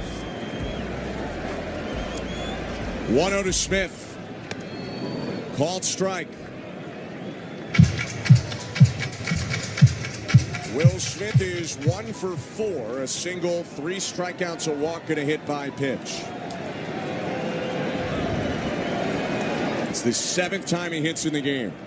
1-1, hit back foul, 1-2. And Kirk got lifted for Heineman running. Will Smith has caught every inning of this 14-inning game. And guess what? He's got another one tomorrow and another one after that without an off day. I mean, maybe it's a Ben Rortvedt day, but I doubt it. 1-2 to Smith. Hit back foul. This might just be me projecting, but it looks to me like the swings are tired. This game has been going on for 5 hours and 12 minutes.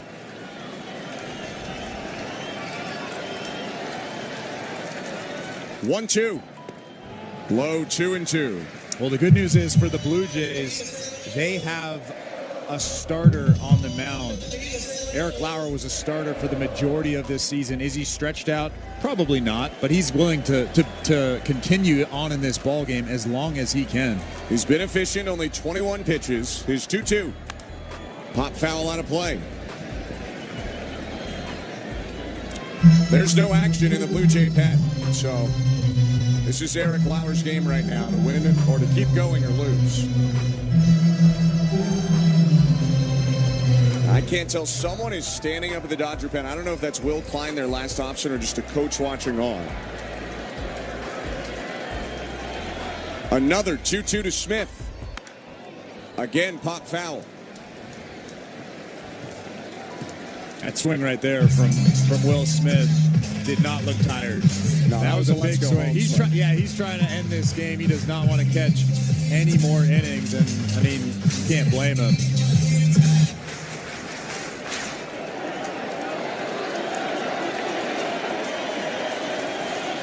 Eighth pitch, Lauer to Smith to begin the bottom of the 14th. And it's hit high, deep center. Varsho back at the wall, makes the catch right up against the fence. Oh, baby, there's one out in the bottom of the 14th. Holy cow. Dalton Varsho looked pretty confident out there as he was gliding towards the outfield fence. So I had some confidence that he was going to come down with that baseball. The back touched the wall. He turned around and made that catch right at his face. Holy cow, what a moment. Fans thought they were going home. Instead, we move on to Max Muncy. He can go deep at any moment as well. Here's Lauer's pitch. Up and in. Muncy ducks back out of the way. Ball 1.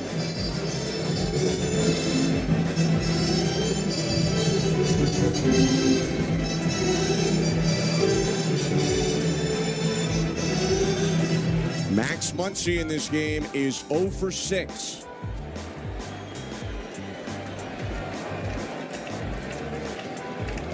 The 1-0. Called strike. Barely, just barely skimmed the top of the zone with a breaking ball. Max Muncy is the owner of a World Series walk-off home run. He did it in 2018. In the series they lost to the Red Sox. That series had an 18-inning game. 1-1.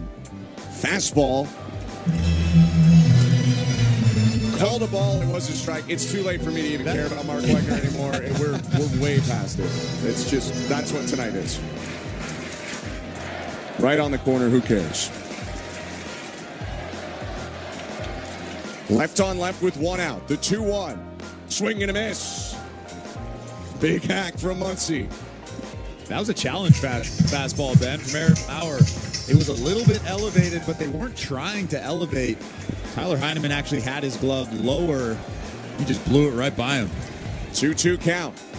The kick and pitch. Hit high and deep right field. It's hooking toward the pole, and it is foul.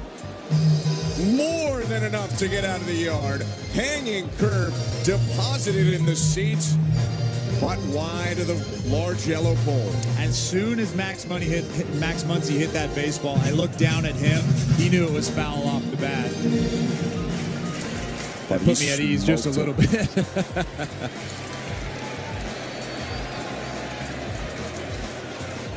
Still a 2-2 count. And Tyler Heineman's going to go talk to Eric Lauer. We're deep enough into the night. Scoreboard in left center has broken. There's a big black square in the middle of it. It's been a weird night. It's been a crazy night. You would have thought 12 different times both teams were going to win. Early, it felt like the Blue Jays gave up the majority of the chances. Frankly, in extras, it's probably skewed more toward the Dodgers pushing, especially last inning with a runner on second, no outs. They've had a lot more traffic, and yet still neither team has been able to score yet. 13 left on base for the Dodgers, 16 for the Blue Jays. Both teams are 2 for 11 with runners in scoring position. It's a big pitch coming up here. 2-2 count. You don't want to go to 3-2. Max Muncy just hit a foul ball about 400 feet. The kick of the 2-2. Low ball 3, trying to get him to chase a curve. Looked like a strike most of the way, but it dropped below the zone. Full count.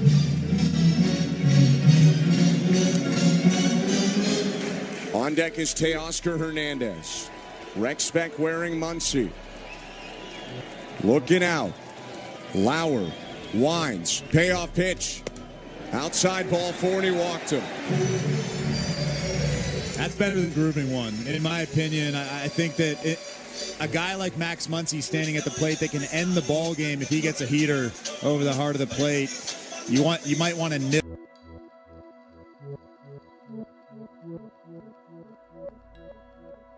Standing at first base. Now you get to work. The first run in this game came from Teoscar Hernandez. This is an estimate, but about 4 hours and 45 minutes ago at least. We're 5 hours and 18 minutes into this game. It's 10:30 p.m. local. The pitch to Hernandez. Fouled back off of Heineman, 0-1. That's a challenge fastball. Can't put it more down the middle at 93. When I was in college, we used to do a 24-hour baseball game for charity. It's starting to feel like that baseball game. I mean, we're approaching a quarter of the way.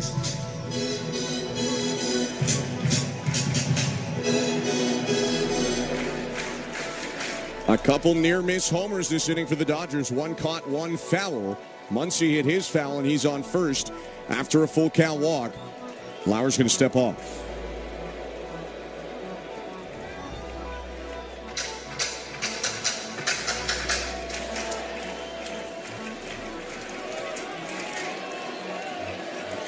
Left-hander set at the belt. Looks to first. Kicks in the 0-1. Swing and a miss. Got him to chase a breaker in the dirt, rather a change. It's 0-2. Throw that pitch again.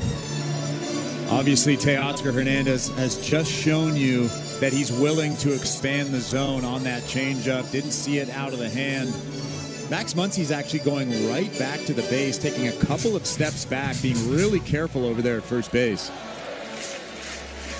Probably the smart decision. He is the winning run on first with one out. 0-2 to Hernandez. In the dirt, blocked by Heineman. Stuck the mitt between his legs and on one knee. He kept it in front of him. 1-2. Yeah, and he did go right back to that changeup. I wouldn't throw 3 changeups in a row unless you're planning on bouncing it here to Teoscar Hernandez. You might want to change the eye level. High heat? Yeah. The 1-2. He missed up top with a slider. Outside as well. 2 balls, 2 strikes.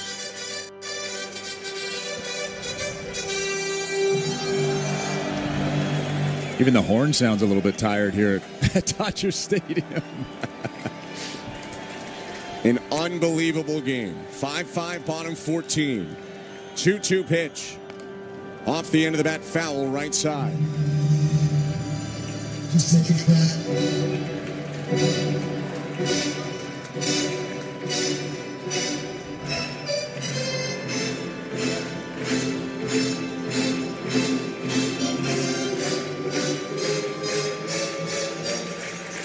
Guerrero holds on Muncy. A lot of space right side of the infield. They shift Hernandez toward third. Lauer with another 2-2 pitch. Up and in, ball 3. They did change the eye level, but I think a couple of pitches too late. Now you're in a 3-2 count. You have to throw something that looks like a strike. Teoscar Hernandez knows it. He's 3 for 6 with a homer. Muncy's the winning run on first. 1 out. Full count pitch. Hit back foul. Fastball in on the hands. 94, one of the hardest pitches of Lauer's day. And it was his 37th offering of this relief outing. That's a good 3-2 pitch. A fastball in on the hands. That's where you want to stay if you're throwing another fastball to Teoscar Hernandez.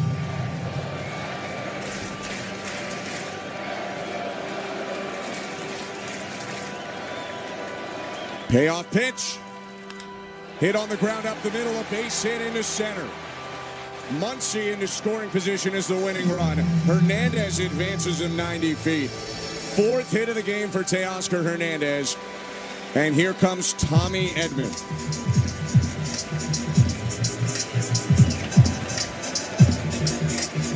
Now, when I said earlier that Tommy Edman might be the MVP of this game, I incredibly neglected Shohei Ohtani's 4 extra base hits and 2 homers. So let's scratch that. But if they gave a second MVP, because Ohtani is basically not from this planet, Tommy Edman should be the guy. Great defensive plays. He had a double in the 13th that really should have led to the Dodgers winning. He doubled to lead off the inning, but they didn't knock him in. Now he tries to win it for L.A. First and second, 1 out. Switch hitter bats right, and the pitch. Lined foul beyond the third base dugout into the side netting. 0-1. That's a really awkward swing from Edman. Cutter ran way inside on Edman off the plate. In fact, he got to it, frankly. It's pretty impressive. Muncy on second, Hernandez on first. 0-1. Lifted high over the infield. IKF under it, infield fly rule in effect. He'll catch it anyway, and there are 2 outs. A big pitch on his 41st offering of the night from Eric Lauer. Eric Lauer skated around trouble in the bottom of the 13th, and that's what he's trying to do here. He's got a tough...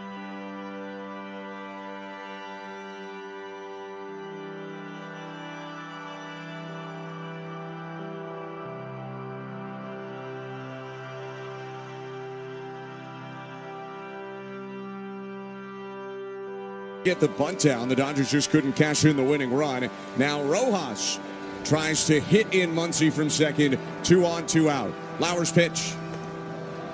Breaking ball outside, 1-0. And again, you don't have to be perfect. You have that open base at third base. If you fall behind in the count, you don't have to give him something over the heart of the plate. Alex Call standing on deck. I would much rather face him than give Rojas something in the middle. Look to second. Kick in the 1-0. On the ground at third. Clement ranges left. Gloves. Throws across to first. On a bounce in time. How about 15 innings? We'll be back in a moment. 5-5 Blue Jays and Dodgers. You're listening to Blue Jays World Series Baseball, brought to you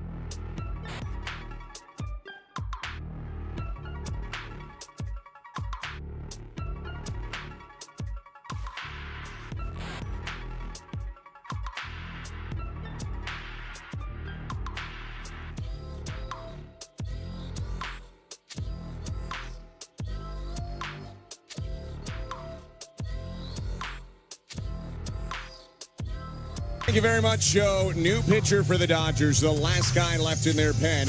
Will Klein is on in a pitching change brought to you by Home Hardware, the official home improvement retailer for the Toronto Blue Jays. Locally owned, genuinely Canadian. Top of the Blue Jay order. Klein faces Davis Schneider, Nathan Lucas, and Vladimir Guerrero Jr. in the 15th. The wind in the righty's pitch. Schneider bends the knee, takes a called strike. 99 on the outer third, 0-1. Another guy with big stuff, some command issues. But that didn't hurt Enriquez, who was in before him. 0-1. Called strike. Top of the zone with a sweeper. It's 0-2. Four-seamer averages 98. Curve cutter sweeper with a 25-year-old second-year man. 6'5", 230 from Indiana. 0-2. Way high. A little bit of a hesitation leg lift there from Klein.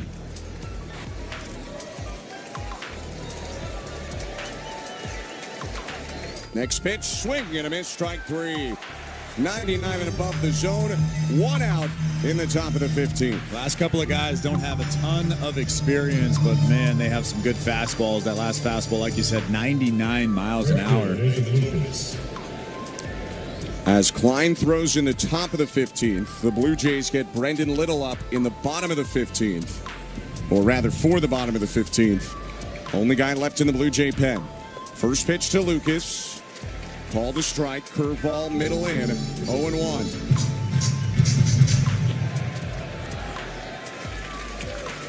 Five and a half hours in, the 0-1. Check swing. Called strike, just barely in the top of the zone. It's 0-2. Still no hits to the outfield for the Blue Jays since Lucas, who's up right now, hit a double in the 10th. Tommy Edmonds' relay throw to get Davis Schneider is why we're still here. The wind in the 0-2. Sail to the backstop.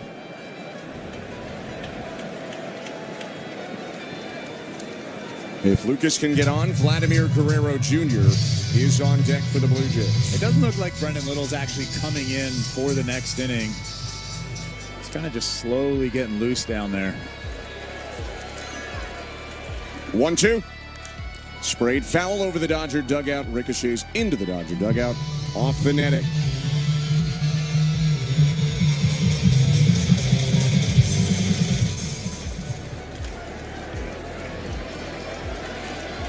The wind. The 1-2. Way high, 2-2. Good take. Vladimir Guerrero Jr. standing on deck. You want to be on base. You don't need to be on base, but you want to be on base. Sixth pitch, Klein to Lucas. Hit back foul. I mentioned Lucas robbed of a go-ahead hit in the 10th. Also in the 12th, he hit a ball right into the ground with the bases loaded. And again, Tommy Edman ran in, didn't use his hand. Glove scooped it over to Freddie Freeman to get Lucas by a step. 2-2. Hit on a bounce to short, backhanded bat. Stops, throws to first, gets Lucas. 2 down.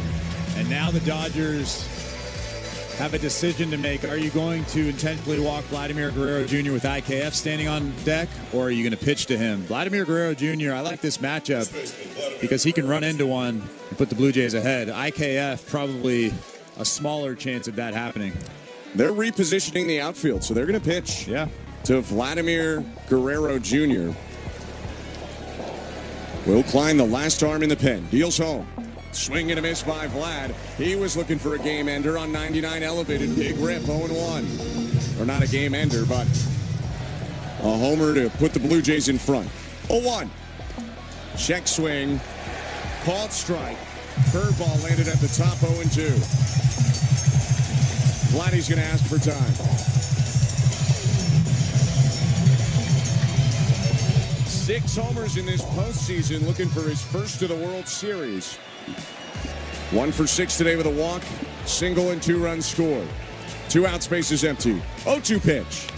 On the ground over the mound, a diving block at second. Rojas bounces it over to first late, and Guerrero is on with an infield hit.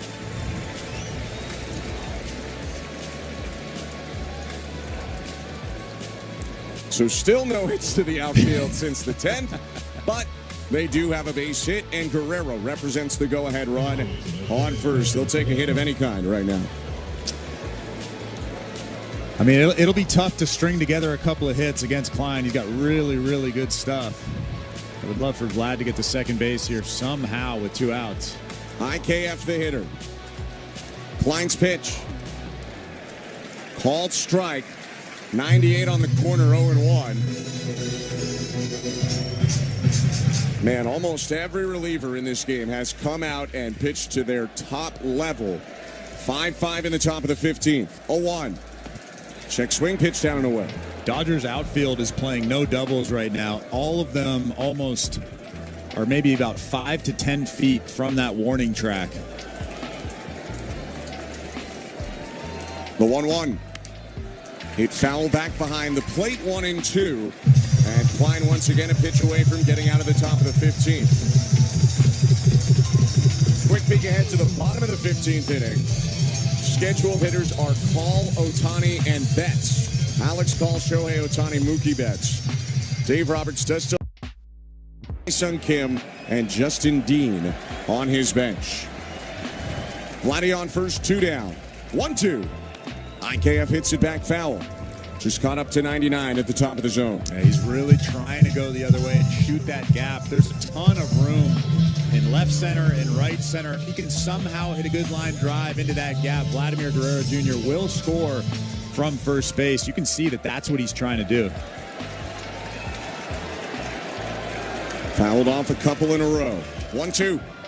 In the dirt, IKF almost went to a knee as his whole body had to be used there to hold up the swing. It's 2-2.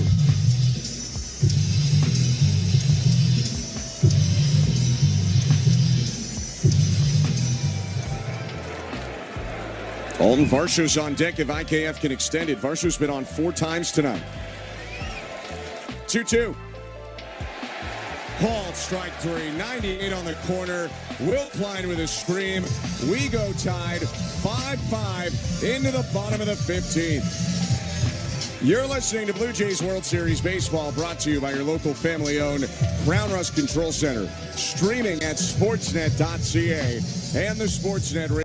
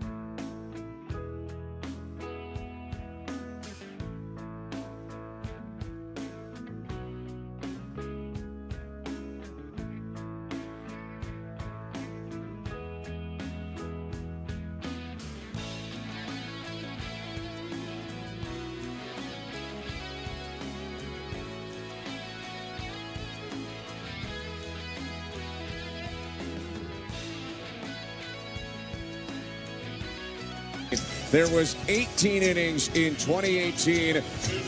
Red Sox and Dodgers. And today we are in the bottom of the 15th, tied at 5. Still Eric Lauer for the Blue Jays. His 4th inning of work. And he'll start with the 9-hitter Alex Call, Shohei Ohtani, and Mookie Betts to follow at Dodger Stadium. It's very important that you get Alex Call because then you can walk Shohei Ohtani. First pitch to Call. In there, strike one. Ball stiffened up like it was inside, but it was right down the middle. And I would imagine they are going to walk Shohei Ohtani if Alex Call gets out, right? They've already done it 3 times. Yeah.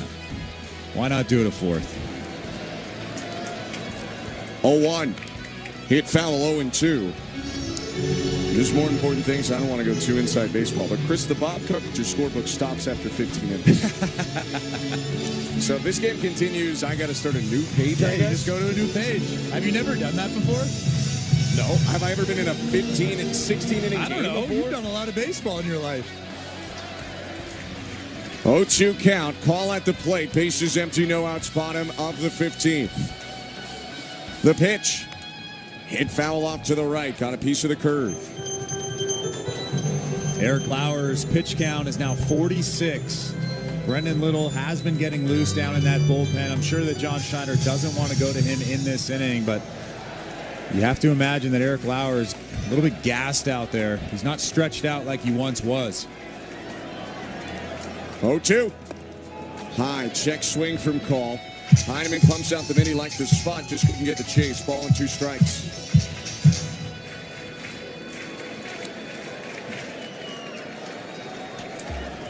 Lauer is the 8th Blue Jay pitcher in this game. 1-2. Just upstairs, barely missed.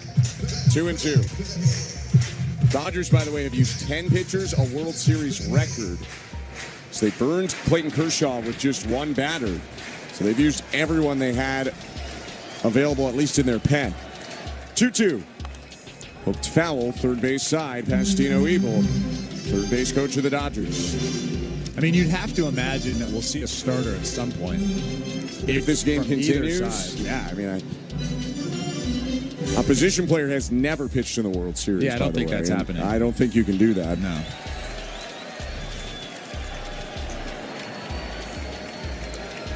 2-2. Bounce to second. IKF waits on it. To Hopper. Gloves forehand side. Throw to first. Just in time. That was a little too close. Well, the Dodgers got him. The Dodgers are thinking about challenging. Dave Roberts is looking back in that dugout. They're not going to, but that is, like you said, a little bit too close for comfort. They obviously got him, but I think that IKF didn't realize how quick Alex Call is. Looked up, and he was about 2/3 of the way down the line, then got rid of it quickly. I got to be honest. Are they really surprised at this point that they're intentionally walking Shohei Ohtani? This is the 4th time in a row that they've walked him. He's been on all 8 times. And if you thought his playoff numbers were down through the first bit, well, that's not going to be a problem. He's 4 for 4 today, 2 homers, 2 doubles, 4 walks. That'll solve, along with his 3-homer game against Milwaukee, that'll solve your whole stat line in one day. I do miss the old days when they had to actually throw the pitch. Maybe he would have swung at one. Here's Betts with 1 out. Ohtani on first. Lauer's pitch. Curveball freezes Betts, strike 1. Great pitch. Betts is 1 for 6. He singled through the left side in the 11th. He was intentionally walked in the 13th to set up Lauer in a left-on-left matchup with Freeman. 1 out, bottom 15. Look to Shohei. Lauer's 0-1. Inside. Betts dancing around, although may have put himself closer to the pitch by doing that. It's 1-1. That's what it looked like to me. It looked like he was trying to get hit by the pitch, although I'm sure he wasn't. I mean, it's the 15th. I wouldn't blame him. Postseason record for Ohtani being on 8 times, by the way. 1-1. Swing and a miss.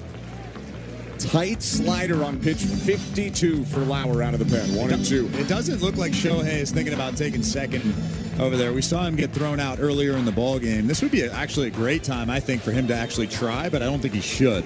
He'd have to gamble first move against a lefty. 1-2. Hit high in the air, deep right field. Lucas circling under it, not as deep as it seemed. He makes the catch. Shohei dekes a tag. Lucas with a great throw into second. He had 8 outfield assists this year. You do not want to test that arm. 2 down. I bet that was a fun one for him, showing it off right there. He knows that Shohei Ohtani is just bluffing, and he's thinking, all right, here we go. I'm going to show it off.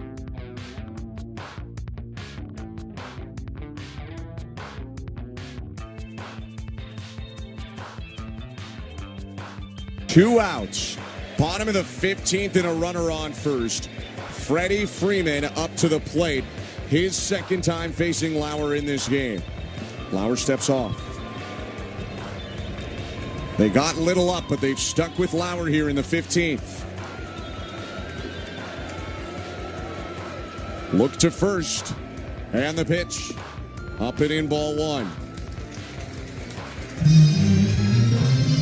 During the first 9 innings of this game, Freddie Freeman was 1 for 2 with 2 walks and a stolen base. In extra innings, he's 0 for 3. It's been a weird night.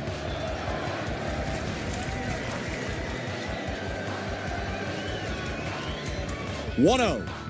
Check swing. Called strike. Right on the corner with a slider. Eric Lauer just threw his 56th pitch of the ballgame. The last time he threw 50 pitches was September 2nd. Before that, he threw 98 pitches on August 27th. I'm not sure how much longer he's going to go in this ballgame. Kick in the 1-1. Freeman drills it left center. Running back Varsho to the warning track, makes the catch.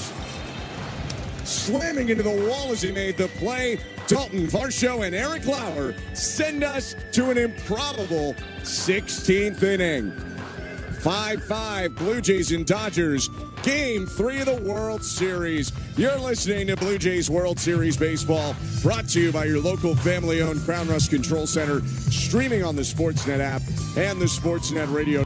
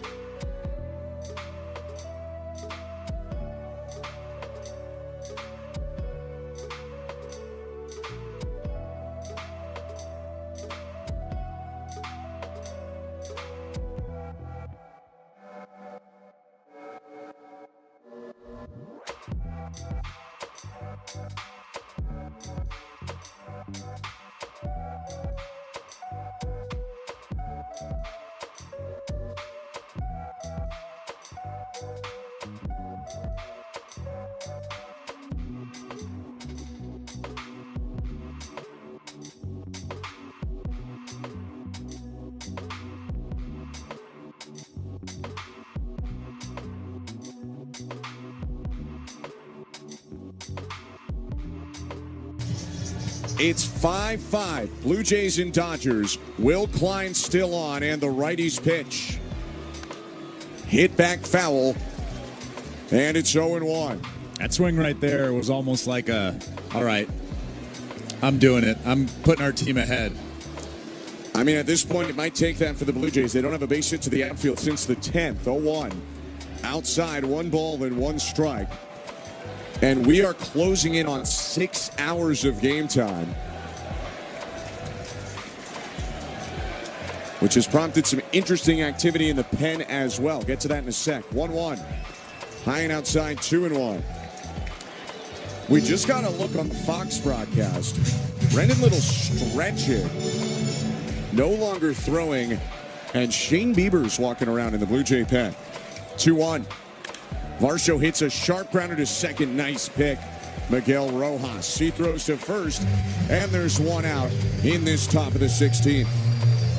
I'm sure that Eric Lauer wants to continue on in this ball game, and I'm not sure if he's done or not. But I like what he's done. I like that he's just filling up the strike zone. I'm looking down at him right now. It looks like he's still in this ball game, and that is really, really good news. He's sitting on the dugout bench with a towel around his arm. That screams staying in the game. Pitch to Tyler Heineman is bounced foul. Just barely missed a double down the left field line. It's 0-1. Heineman hitting for the second time in this game.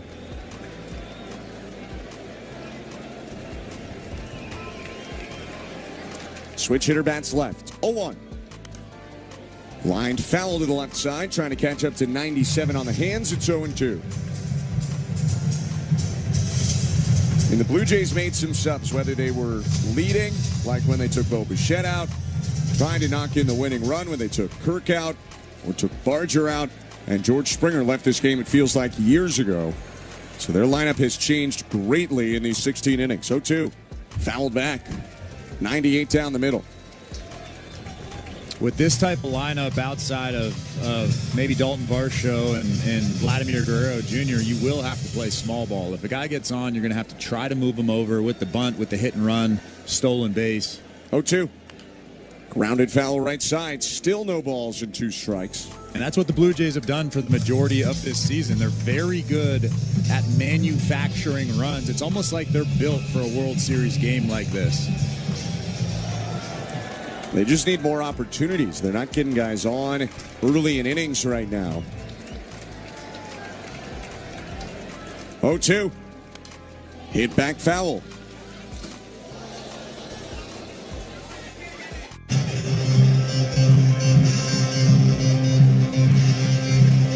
Tyler Heineman putting together a pretty good at-bat here. Klein's now thrown 29 pitches in his outing. I'm assuming that he's starting to get gassed out there as well. 3 home runs this year for Heineman. Line nods, steps back, kicks and deals. And he bounced it to the plate. No one up in the Dodger pen, by the way. Haven't seen a look yet on if any of the starters have gone down there. And in the Blue Jay dugout, they have a fruit plate. I mean, look, you're 6 hours into this. Got to eat something. Should text Moose, get that up here. 1-2, grounded foul. Still 1-2.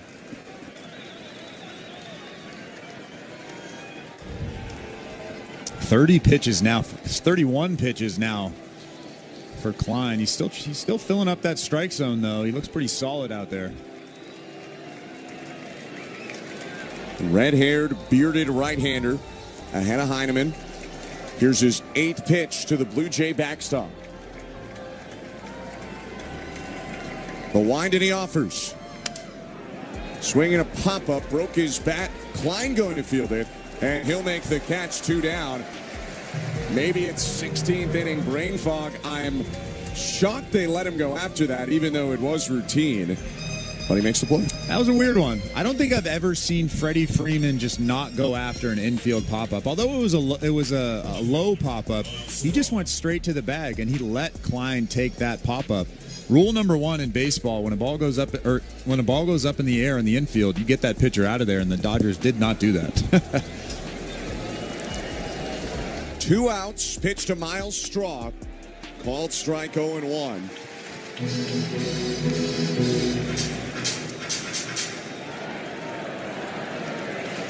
Straw trying to come up with his first hit of the night. Swings and fouls it back. It's 0-2.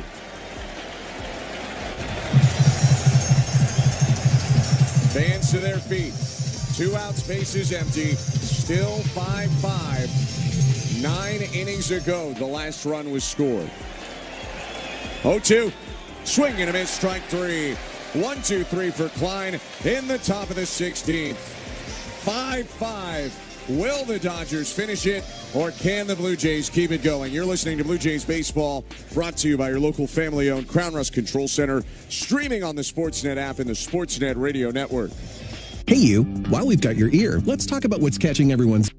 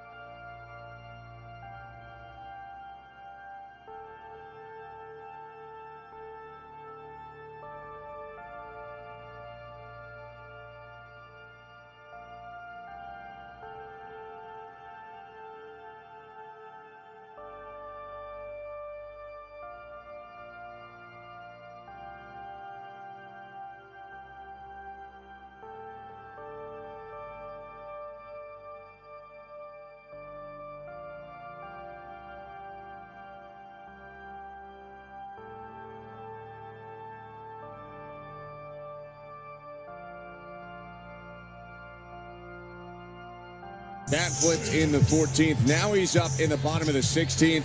Same situation. Eric Lauer again. 5-5 game. The second longest game in World Series history continues at Dodger Stadium. Eric Lauer throws his 58th pitch of the game. And it's a looping curve right there. But let's chalk it up as the 56th miss of the night for Wegner. 1-0. Well, I'm sure the umpires are tired as well, Ben. Yeah, well, they weren't that great when they weren't tired. 1-0 pitch. Called strike.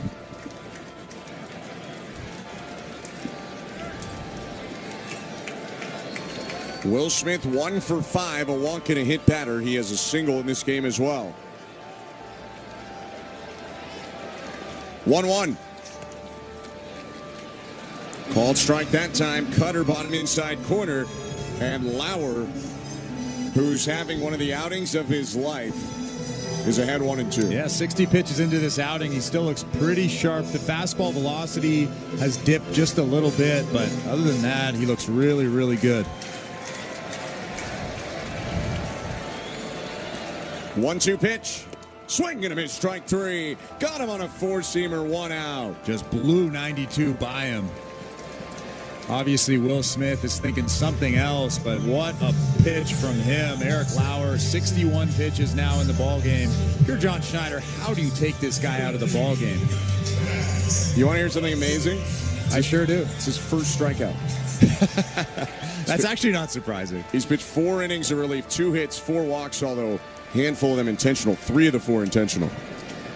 Left on left with Max Muncy the pitch. And Muncy checks his swing. Had a very egregious called strike. That was way above the zone. It's 0-1. The Blue Jays deserve that.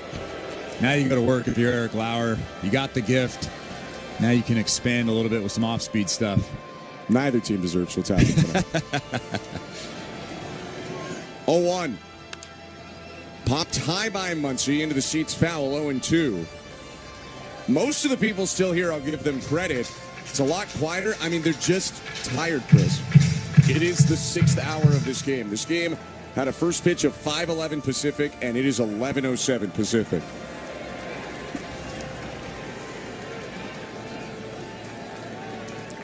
Kick in the 0-2.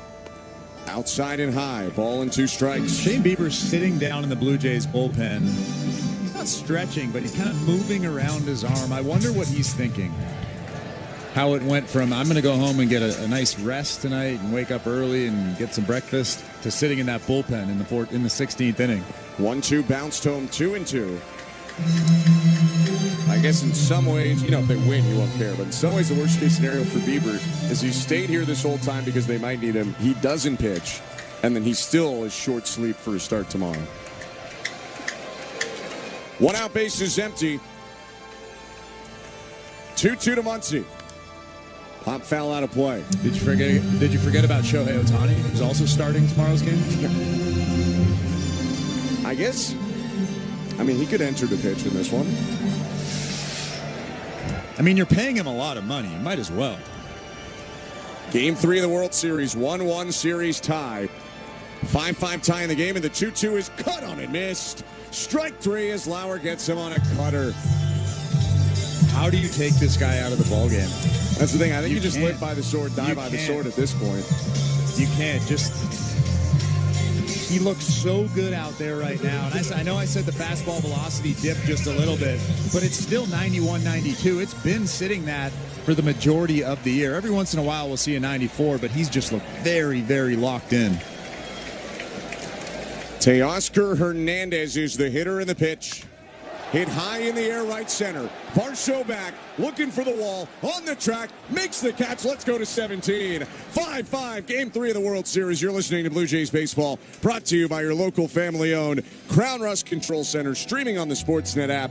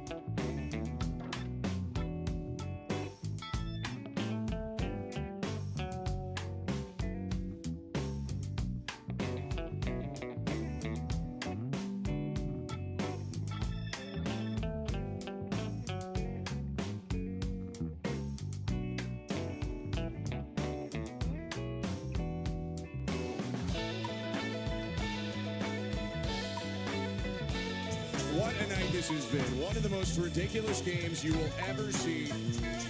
No runs scored since the 7th. We're in the 17th. Will Klein out for a 3rd inning of relief work. Ernie Clement leads it off. The pitch. Hit back foul, 0-1.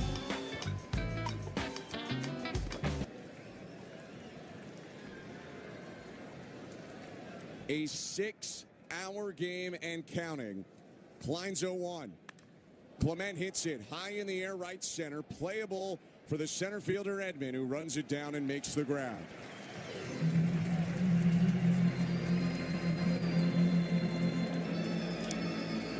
This could be close to it for Will Klein.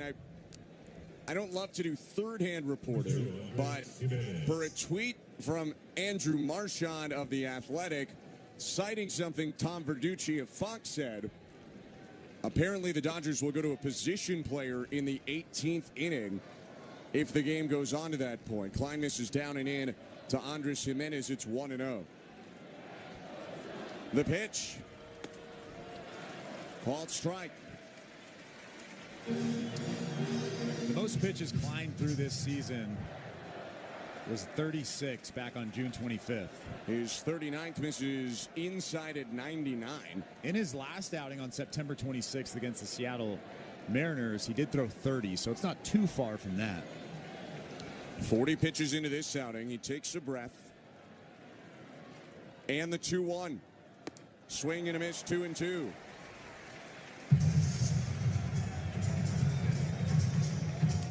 Jimenez will ask for time and step out. Sorry, that was in his last regular season outing. He threw those 30 pitches. Yeah, he did pitch in Game 1 of the World Series through a scoreless inning. 2-2 in the dirt, ball 3. Blue Jays desperate for a base runner any way they can get it. They didn't have anyone on in the 16th. In the 15th, an infield hit with 2 outs. No one on in the 14th. A hit batter with 2 outs in the 13th. They haven't really done anything offensively since the 12th, and we're in the 17th.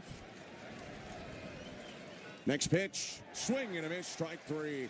99 elevated, and there are 2 outs. I mean, he's throwing the most pitches he has as a big leaguer. It's now at 43. I mean, it looks like he just threw pitch number 1.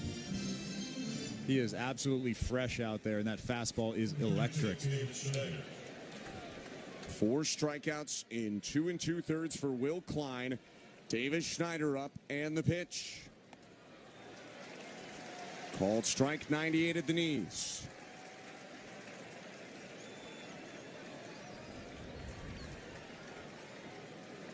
Next offering, lined and caught on the mound. On to the bottom of the 17th we go. Another 1-2-3 from Will Klein, who shows the baseball to the Blue Jays before walking off the mound. 5-5 is the score at Dodger Stadium. Bottom of the 17th up next. You're listening to Blue Jays World Series Baseball, brought to you by your local family-owned Crown Rust Control Center, streaming on the Sportsnet app and the Sportsnet Radio Network. Hey, you. Why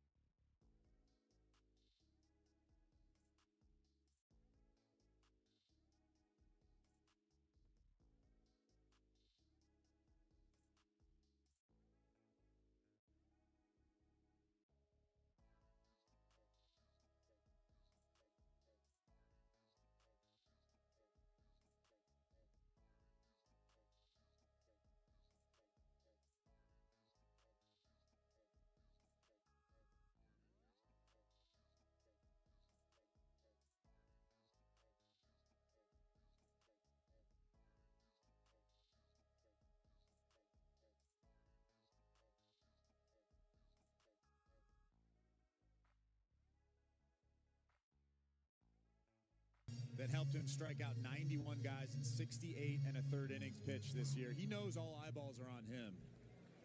Got to give him credit for going out and pounding the zone right now. Kick in the 0-2. Check swing on a curve in the dirt. That time he lays off. Ball and 2 strikes. Pretty good pitch. Even better take, though. Veteran Miguel Rojas came in as a pinch hitter to bunt. Back in the 13th. Bottom of the 17th. Still 5-5. Bases are empty, 1 out. Little with a 1-2.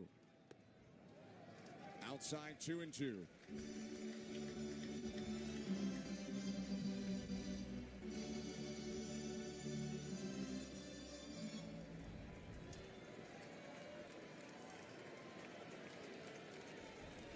Lefty in a close set. Kicks and offers. On the ground is short. 2-hopper picked up Jimenez. He throws across to first, 2 down. Hit hard, but you know what? In the zone, and that sinker gets a lot of ground balls. Yeah, we've seen that over the course of the season. When he's on, he's getting ground balls, he's getting strikeouts, and so far in this outing, he got a strikeout and a ground ball. This is looking like the A version of Brendan Little.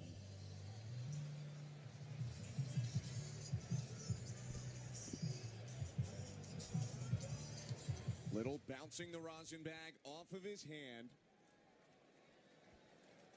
Alex Call comes up to the plate.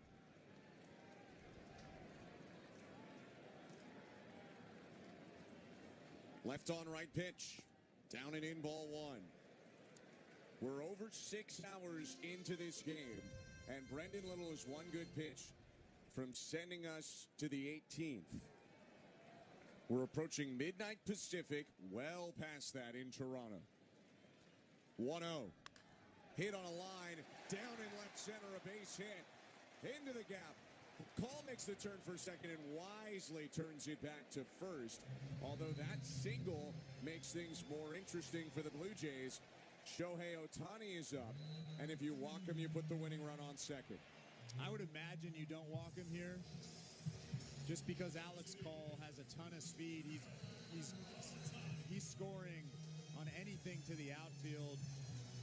I mean, it's a tough decision, but I think this is the right one. It doesn't look like they're going to walk him here. And then you always have to remember that Mookie Betts is standing in that on-deck circle. Tyler Heineman's going to go out and have a chat with Brendan Little. Here comes Pete Walker running out there right now, too. Shohei Ohtani hasn't swung a bat in this game in about 3 hours. He homered in the 7th. Or else we wouldn't be here right now.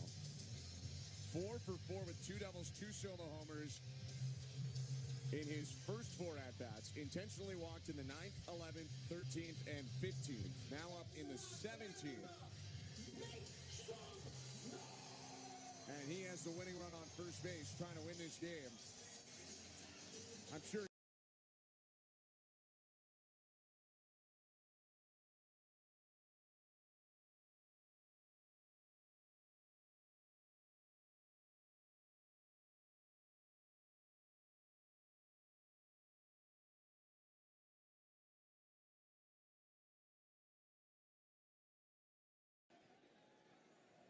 Little deals home. Check swing by Ohtani. Pitch in the dirt. Appeal to third. He did not go. Says third base umpire Jordan Baker. 1-0. It doesn't look like Alex Call's thinking about trying to take second base here. He was really close to first. You just can't take the bat out of Ohtani's hands right now. Yeah.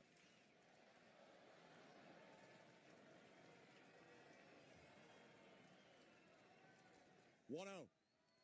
Bounced in front of home, blocked by Heineman, 2-0. And at this point, I think you're behind in the count 2-0. John Schneider is probably thinking about just putting him on. It doesn't look like he's going to. Maybe they were pitching around him from the start. Maybe. I mean, what you definitely don't do is try to groove something in the middle of the zone. No. Needless to say. Call on first, 2 outs, 2-0. Down and away, ball 3.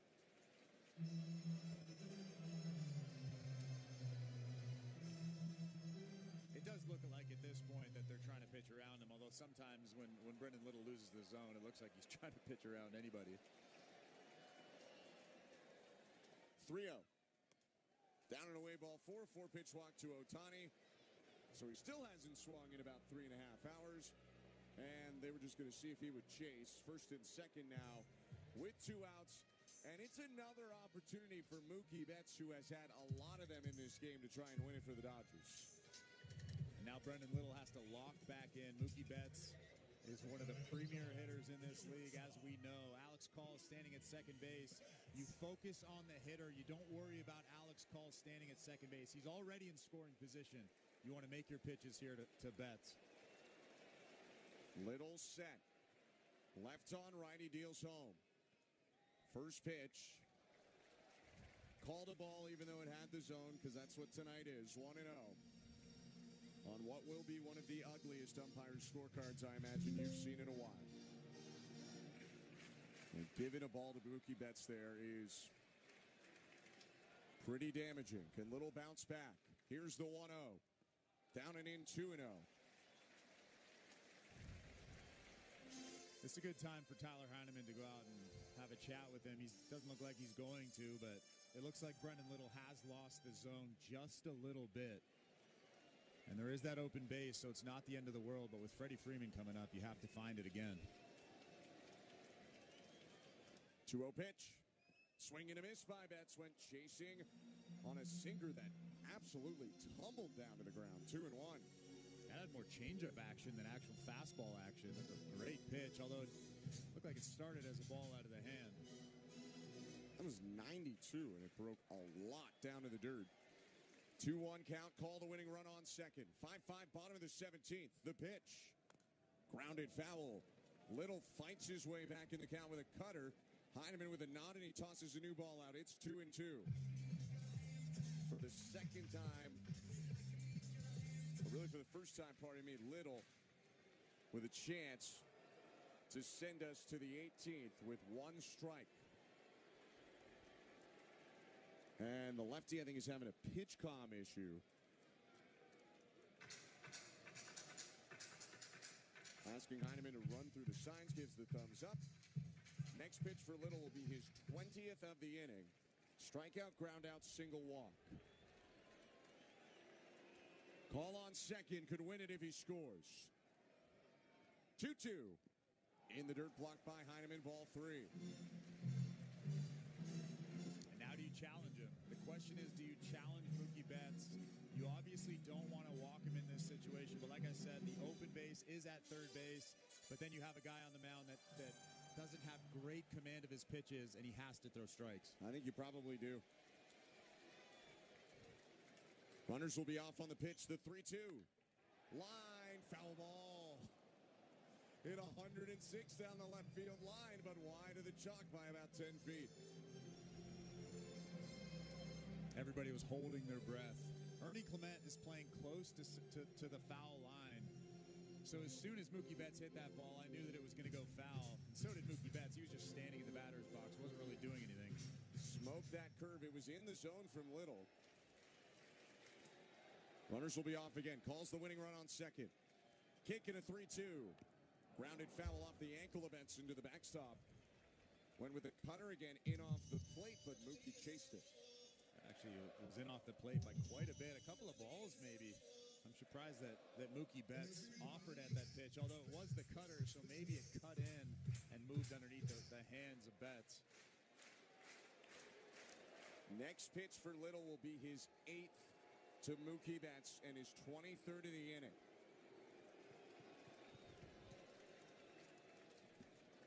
The 3-2. Popped up. First base foul. Vladdy over the chalk. Makes the grab. How about we tie the Major League record in a World Series and go to the 18th? 5-5. You're listening to Blue Jays Baseball, brought to you by your local family-owned Crown Rust Control Center, streaming on the Sportsnet app and the Sportsnet Radio Network.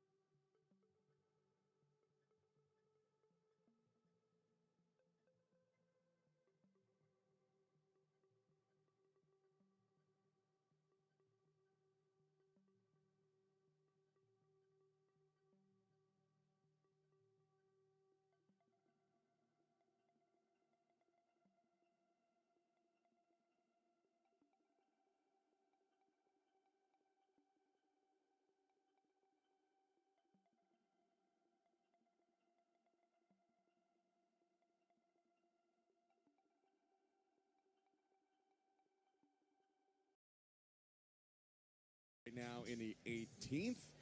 It's Will Klein remaining on. Bearded right-handers throwing 45 pitches and 3 scoreless in his first pitch to Lucas. Cut and a miss, 98 middle in. He was just under it, 0-1. Trying to go deep there. I like the idea. Kick in the 0-1. Called strike. Wasn't last inning, it's 0-2. I mean, it's too late for me to care about people's feelings at this point, Chris. 0-2 pitch. Lucas ropes it, caught it. First on the line by Freeman, 1 out. It looked like Freddie Freeman was playing no doubles. He was really close to that foul line down the first base line. Just perfectly placed. Caught it right at the chest. And here comes Vladimir Guerrero Jr. I can guarantee that he's going to be taking some big hacks during this at-bat as well. I mean, they have not hit much in extras, so it honestly just might have to be someone runs into one. Klein's 48th pitch of his outing. Pardon me, is 49th on the way. Inside ball 1. If you weren't with us last inning, although how are you up right now if you weren't with us last inning?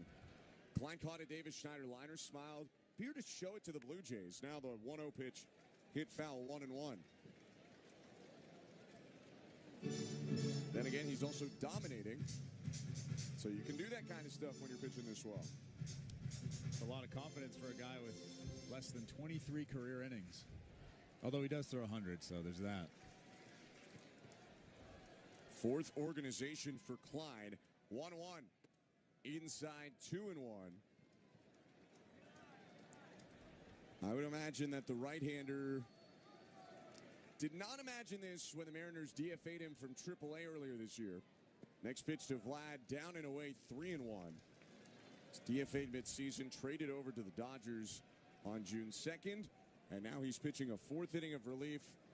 And oh boy, Chris, Yoshinobu Yamamoto is up in the Dodger pen. 3-1 in the dirt ball 4. Guerrero on first. This is his bullpen day, I think. No, tomorrow would be his bullpen day. Ideally. So this is a little bit surprising. I mean, he's a $325 million guy. I don't know if that's what you want to do to him. I mean, I didn't hear the reports. I'm confused how the reports were made about a position player coming in, but I digress. 1 out, Vlad on first, 5-5 top of the 18th, and the pitch to Kiner Falefa. Up and in, ball 1. I don't know who reported that, but I'm assuming they were incorrect. Whoever reported that. But I don't know. I didn't hear the conversation, so I don't want to blame anyone. 1-0 pitch. Foul back, 1-1. I mean, not only is this not Yamamoto's throw day, by the way, he threw 105 pitches in a complete game 2 days ago. It's silly. Line on first, 1 out. 1-1 to IKF. On the ground is short. This could be 2. Betts underhand flip 1. Rojas to first. Not in time.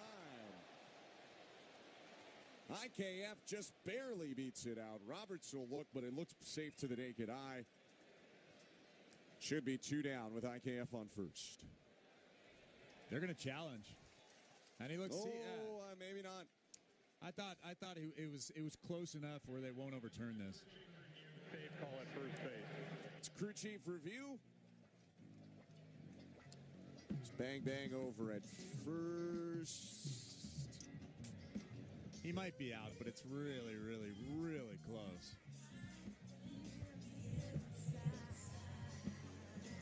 You can't really see when that heel hits down, though. I mean, they might overturn this just because it's the 18th inning. Not sure that's how it works, but appreciate your spirit. If they confirm it or it stands, it's 2 outs and IKF on first. With Dalton Varsho coming up, if they overturn this, that's an inning ending 6-4 double play, and we will go to the bottom of the 18th. I mean, this would be a big call because Dalton Varsho is coming to the plate. He's got enough power to give the Blue Jays a 2-run lead here, especially with a hard-throwing Klein. I like that power on power.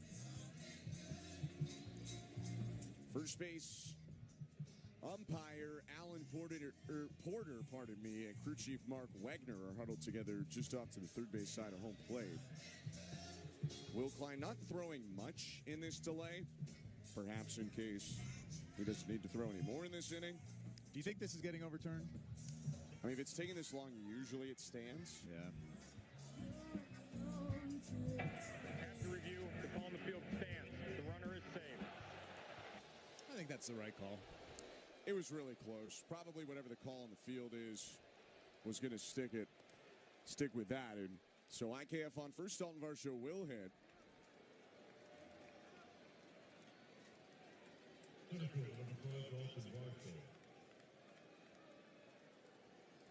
So Dalton Varsho will hit.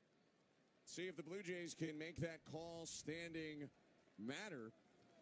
2 outs and a runner on first. Will Klein about to throw his 57th pitch. Right on left, here it is. In the dirt, ball one, blocked by Smith. Throw over to first. IKF times back in. A little risky there. But IKF makes it back into the bag. IKF does have speed. He has zero stolen bases this season with the Toronto Blue Jays, but like I mentioned earlier, 15 with the Pirates before he came over to the Blue Jays. I mean, I would love to see him try to swipe second base, and then a single would score him. Why not? 1-0. Pop foul back behind the plate, 1-1. And honestly, about 3 hours ago, my argument would have been, no, you can't take the bat out of Varsho's hands. But he doesn't have a hit since the ninth. The team barely has a hit since the ninth. I think it's time to throw stuff at the wall. See what happens. I don't disagree. This is the time to be aggressive. 2 outs, runner on. The 1-1. Called low. Not sure it was low. I also don't think that's throwing stuff at the wall. IKF is a good base stealer. He's shown that in the past. He can very easily take second base here and get in the scoring position. 2-1. Pop back foul, 2-2. On 2 strikes, I would argue you should definitely try it. Because he gets thrown out. All right, Varsho hits in a fresh count next inning. If there is a record-breaking 19th. And if he doesn't, then you're probably in a good spot. Set in the 2-2. Hit back foul headed our way, and it'll avoid our booth off to the right. Dalton Varsho fouling back a couple to keep the count. 2 balls and 2 strikes. He's all over Klein right now. Those fastballs are just a little bit elevated. He's getting underneath them and fouling them back. Klein averages 98. That last four-seamer, 96. Here's his 62nd pitch. And it's fouled back again, headed our way, but it won't come into our booth. It drops into the 100 level seats. New baseballs to home plate umpire Mark Wagner. Man, I can't even imagine the number of baseballs they've used in this game. IKF is a go-ahead run on first. 2 outs. 2-2. Down and in, ball 3. And I would imagine that IKF is going on this pitch. He must. Full count, 2 outs. Dalton Varsho at the plate in a 5-5 game, top of the 18th. The pitch. Popped up foul, back behind the plate, and into the seats. They'll do it again. 64 pitches now for Klein. Boy, he has to be gassed out there. I'm assuming the adrenaline is still lingering, but it's starting to wear off. It's got to be. And you might forget, but Emmett Sheehan went almost 3 innings in this game, too. So they've had some long performances. Blue Jays, it was more of the Lauer performance going long. Payoff pitch again. Bounce back foul.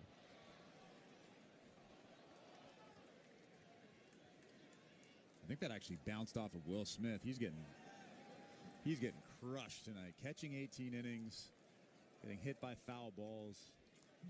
I don't know what Dalton Varsho is pointing at right now, but he's having a conversation with home plate umpire Mark Wagner.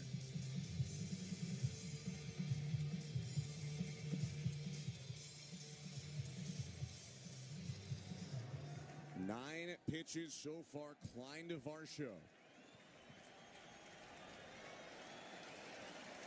On deck is Heineman. IKF on first. He'll be off on the pitch. The 3-2 again.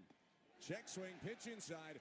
Appeal to third. He did not go, and that's a walk for Varsho to bring the go-ahead run into scoring position. It's first and second, 2 outs. That's really important that you get that run into scoring position, because now a little broken bat bleeder is going to score that run from second base. That's what I've been preaching for the entirety of these extra innings. You have to get that guy into scoring position, because the Blue Jays have shown over the course of the majority of this game that they're not hitting any slug, for any power. So you have to get that guy into scoring position to try to manufacture a run, and this is a great opportunity for Tyler Heineman to come up big for the Toronto Blue Jays. It's the first time they have a runner in scoring position since the 12th. Top of the 18th. 2 on, 2 out. Tyler Heineman coming up to the plate. The switch hitting catcher bats left. Tyler Heineman, by the way, grew up about 20 minutes from here. Now, he wasn't a Dodger fan, but he went to a lot of games here.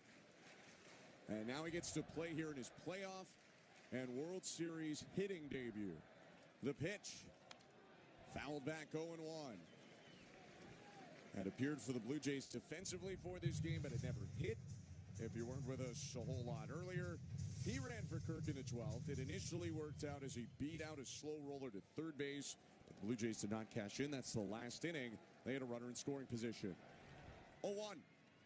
In the dirt, picked by Smith.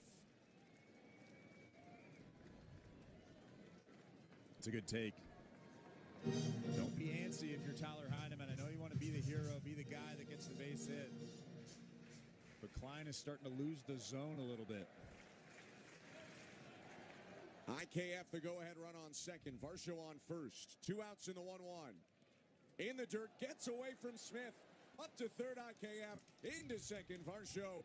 Finally, a ball gets through Will Smith, who had been impenetrable in the first 17 innings. And Klein is really starting to show cracks right now. He's thrown 69 pitches, almost double his career high. I mean, if you're standing at third base, if you're IKF, you better be ready for something in the dirt. Even something that trickles away, you better be scoring on. Yeah, I mean, at this point, get a big secondary. Don't get picked off. Max Muncy is playing close to third, but... And now I think Dave Roberts... They're sending something out to Will Klein. Oh, there's just clay stuck to his cleats, so they're bringing out the stick to get the clay out of the cleats.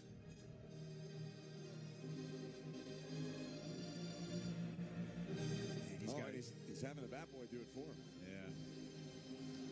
It's a new experience.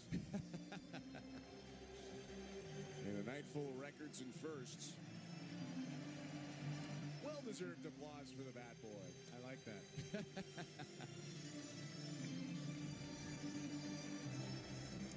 Second and third. 2 outs, top of the 18th. It's still 5-5, Blue Jays and Dodgers. If Heineman pokes it over the infield, he could score 2. The 2-1. Down and in ball 3 and nearly another pitch in the dirt. I think Yamamoto might be in after this batter, which is crazy. I don't love that move, and not because any particular reason, but the 3-1. Called strike. 97 on the inner edge. Just from a health perspective, that's really the only reason why I don't like the move. Although, you know who else won't like the move? Blue Jays batters. Well, you never know. Second and third, 2 down, full count. 5-5 game, top of the 18th. Klein's pitch. Swing and a miss, strike 3. On to the bottom of the 18th we go. Still 5-5. You're listening to Blue Jays Baseball, brought to you by your local family-owned Crown Rust Control Center, streaming on the Sportsnet app and the Sportsnet Radio Network. Hey, you.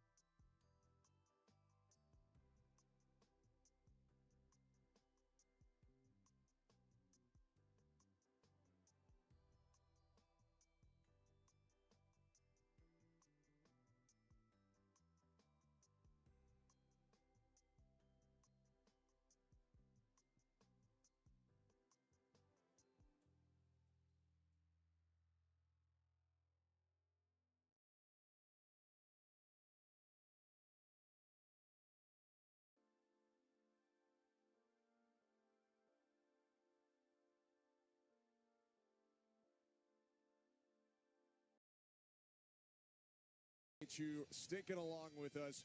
This is a classic. Will it ever end? We don't know at this point. But the Dodgers have the right part of the order up right now. It'll be a daunting task in a second inning of work for Brendan.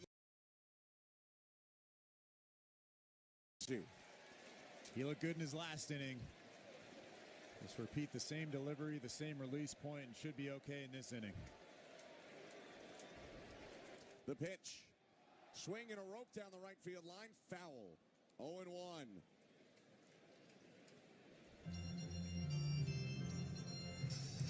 Last run came in the 7th. This actually at one point felt like a high-scoring game.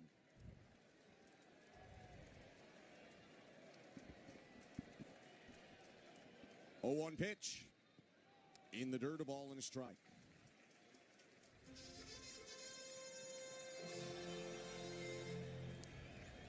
Freddie Freeman last on base in the 7th inning. 0 for his last 4. 1 for 6 on the night. 1-1. Outside, 2-1.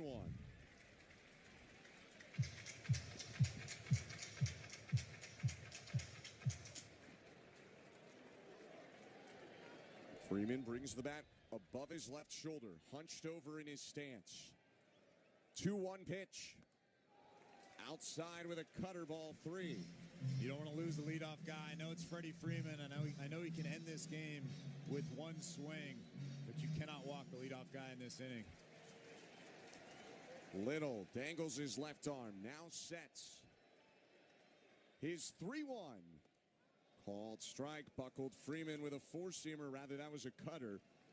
3-2. It's a good pitch. Caught a lot of the plate. It's tough to get Freddie Freeman to buckle like that.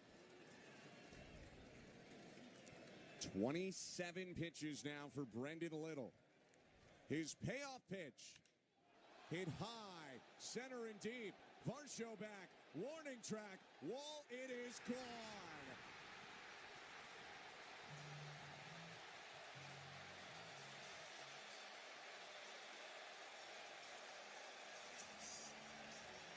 The Dodgers go nuts on the field as Freeman wins the 18-inning marathon with a solo homer in one of the craziest games you will ever see. It's a tough ending. The Blue Jays played really, really well, and obviously you want to come out on top when you play 2 full ball games in one night, but you have to tip your cap to the Blue Jays, the Dodgers. Both of those teams played really, really well tonight. A lot of these fans stuck around. It's a school night, and they stuck around, and they got the ending that most of them wanted. The Dodgers finally punched through. They did have the lion's share of the chances in this extra innings. And the 18th inning to tie a World Series record is the final one. Freddie Freeman, the first player ever with multiple walk-off home runs in the World Series. His second homer of the postseason. It was a sinker over the middle on 3-2. He challenged him, and Freeman made them pay. 6-5 in 18 innings, the final score. We'll take a break, come back, and get you over to Blue Jays Talk. You're listening to Blue Jays Baseball, brought to you by your local family-owned Crown Rush on the Sportsnet app and the Sportsnet Radio Network.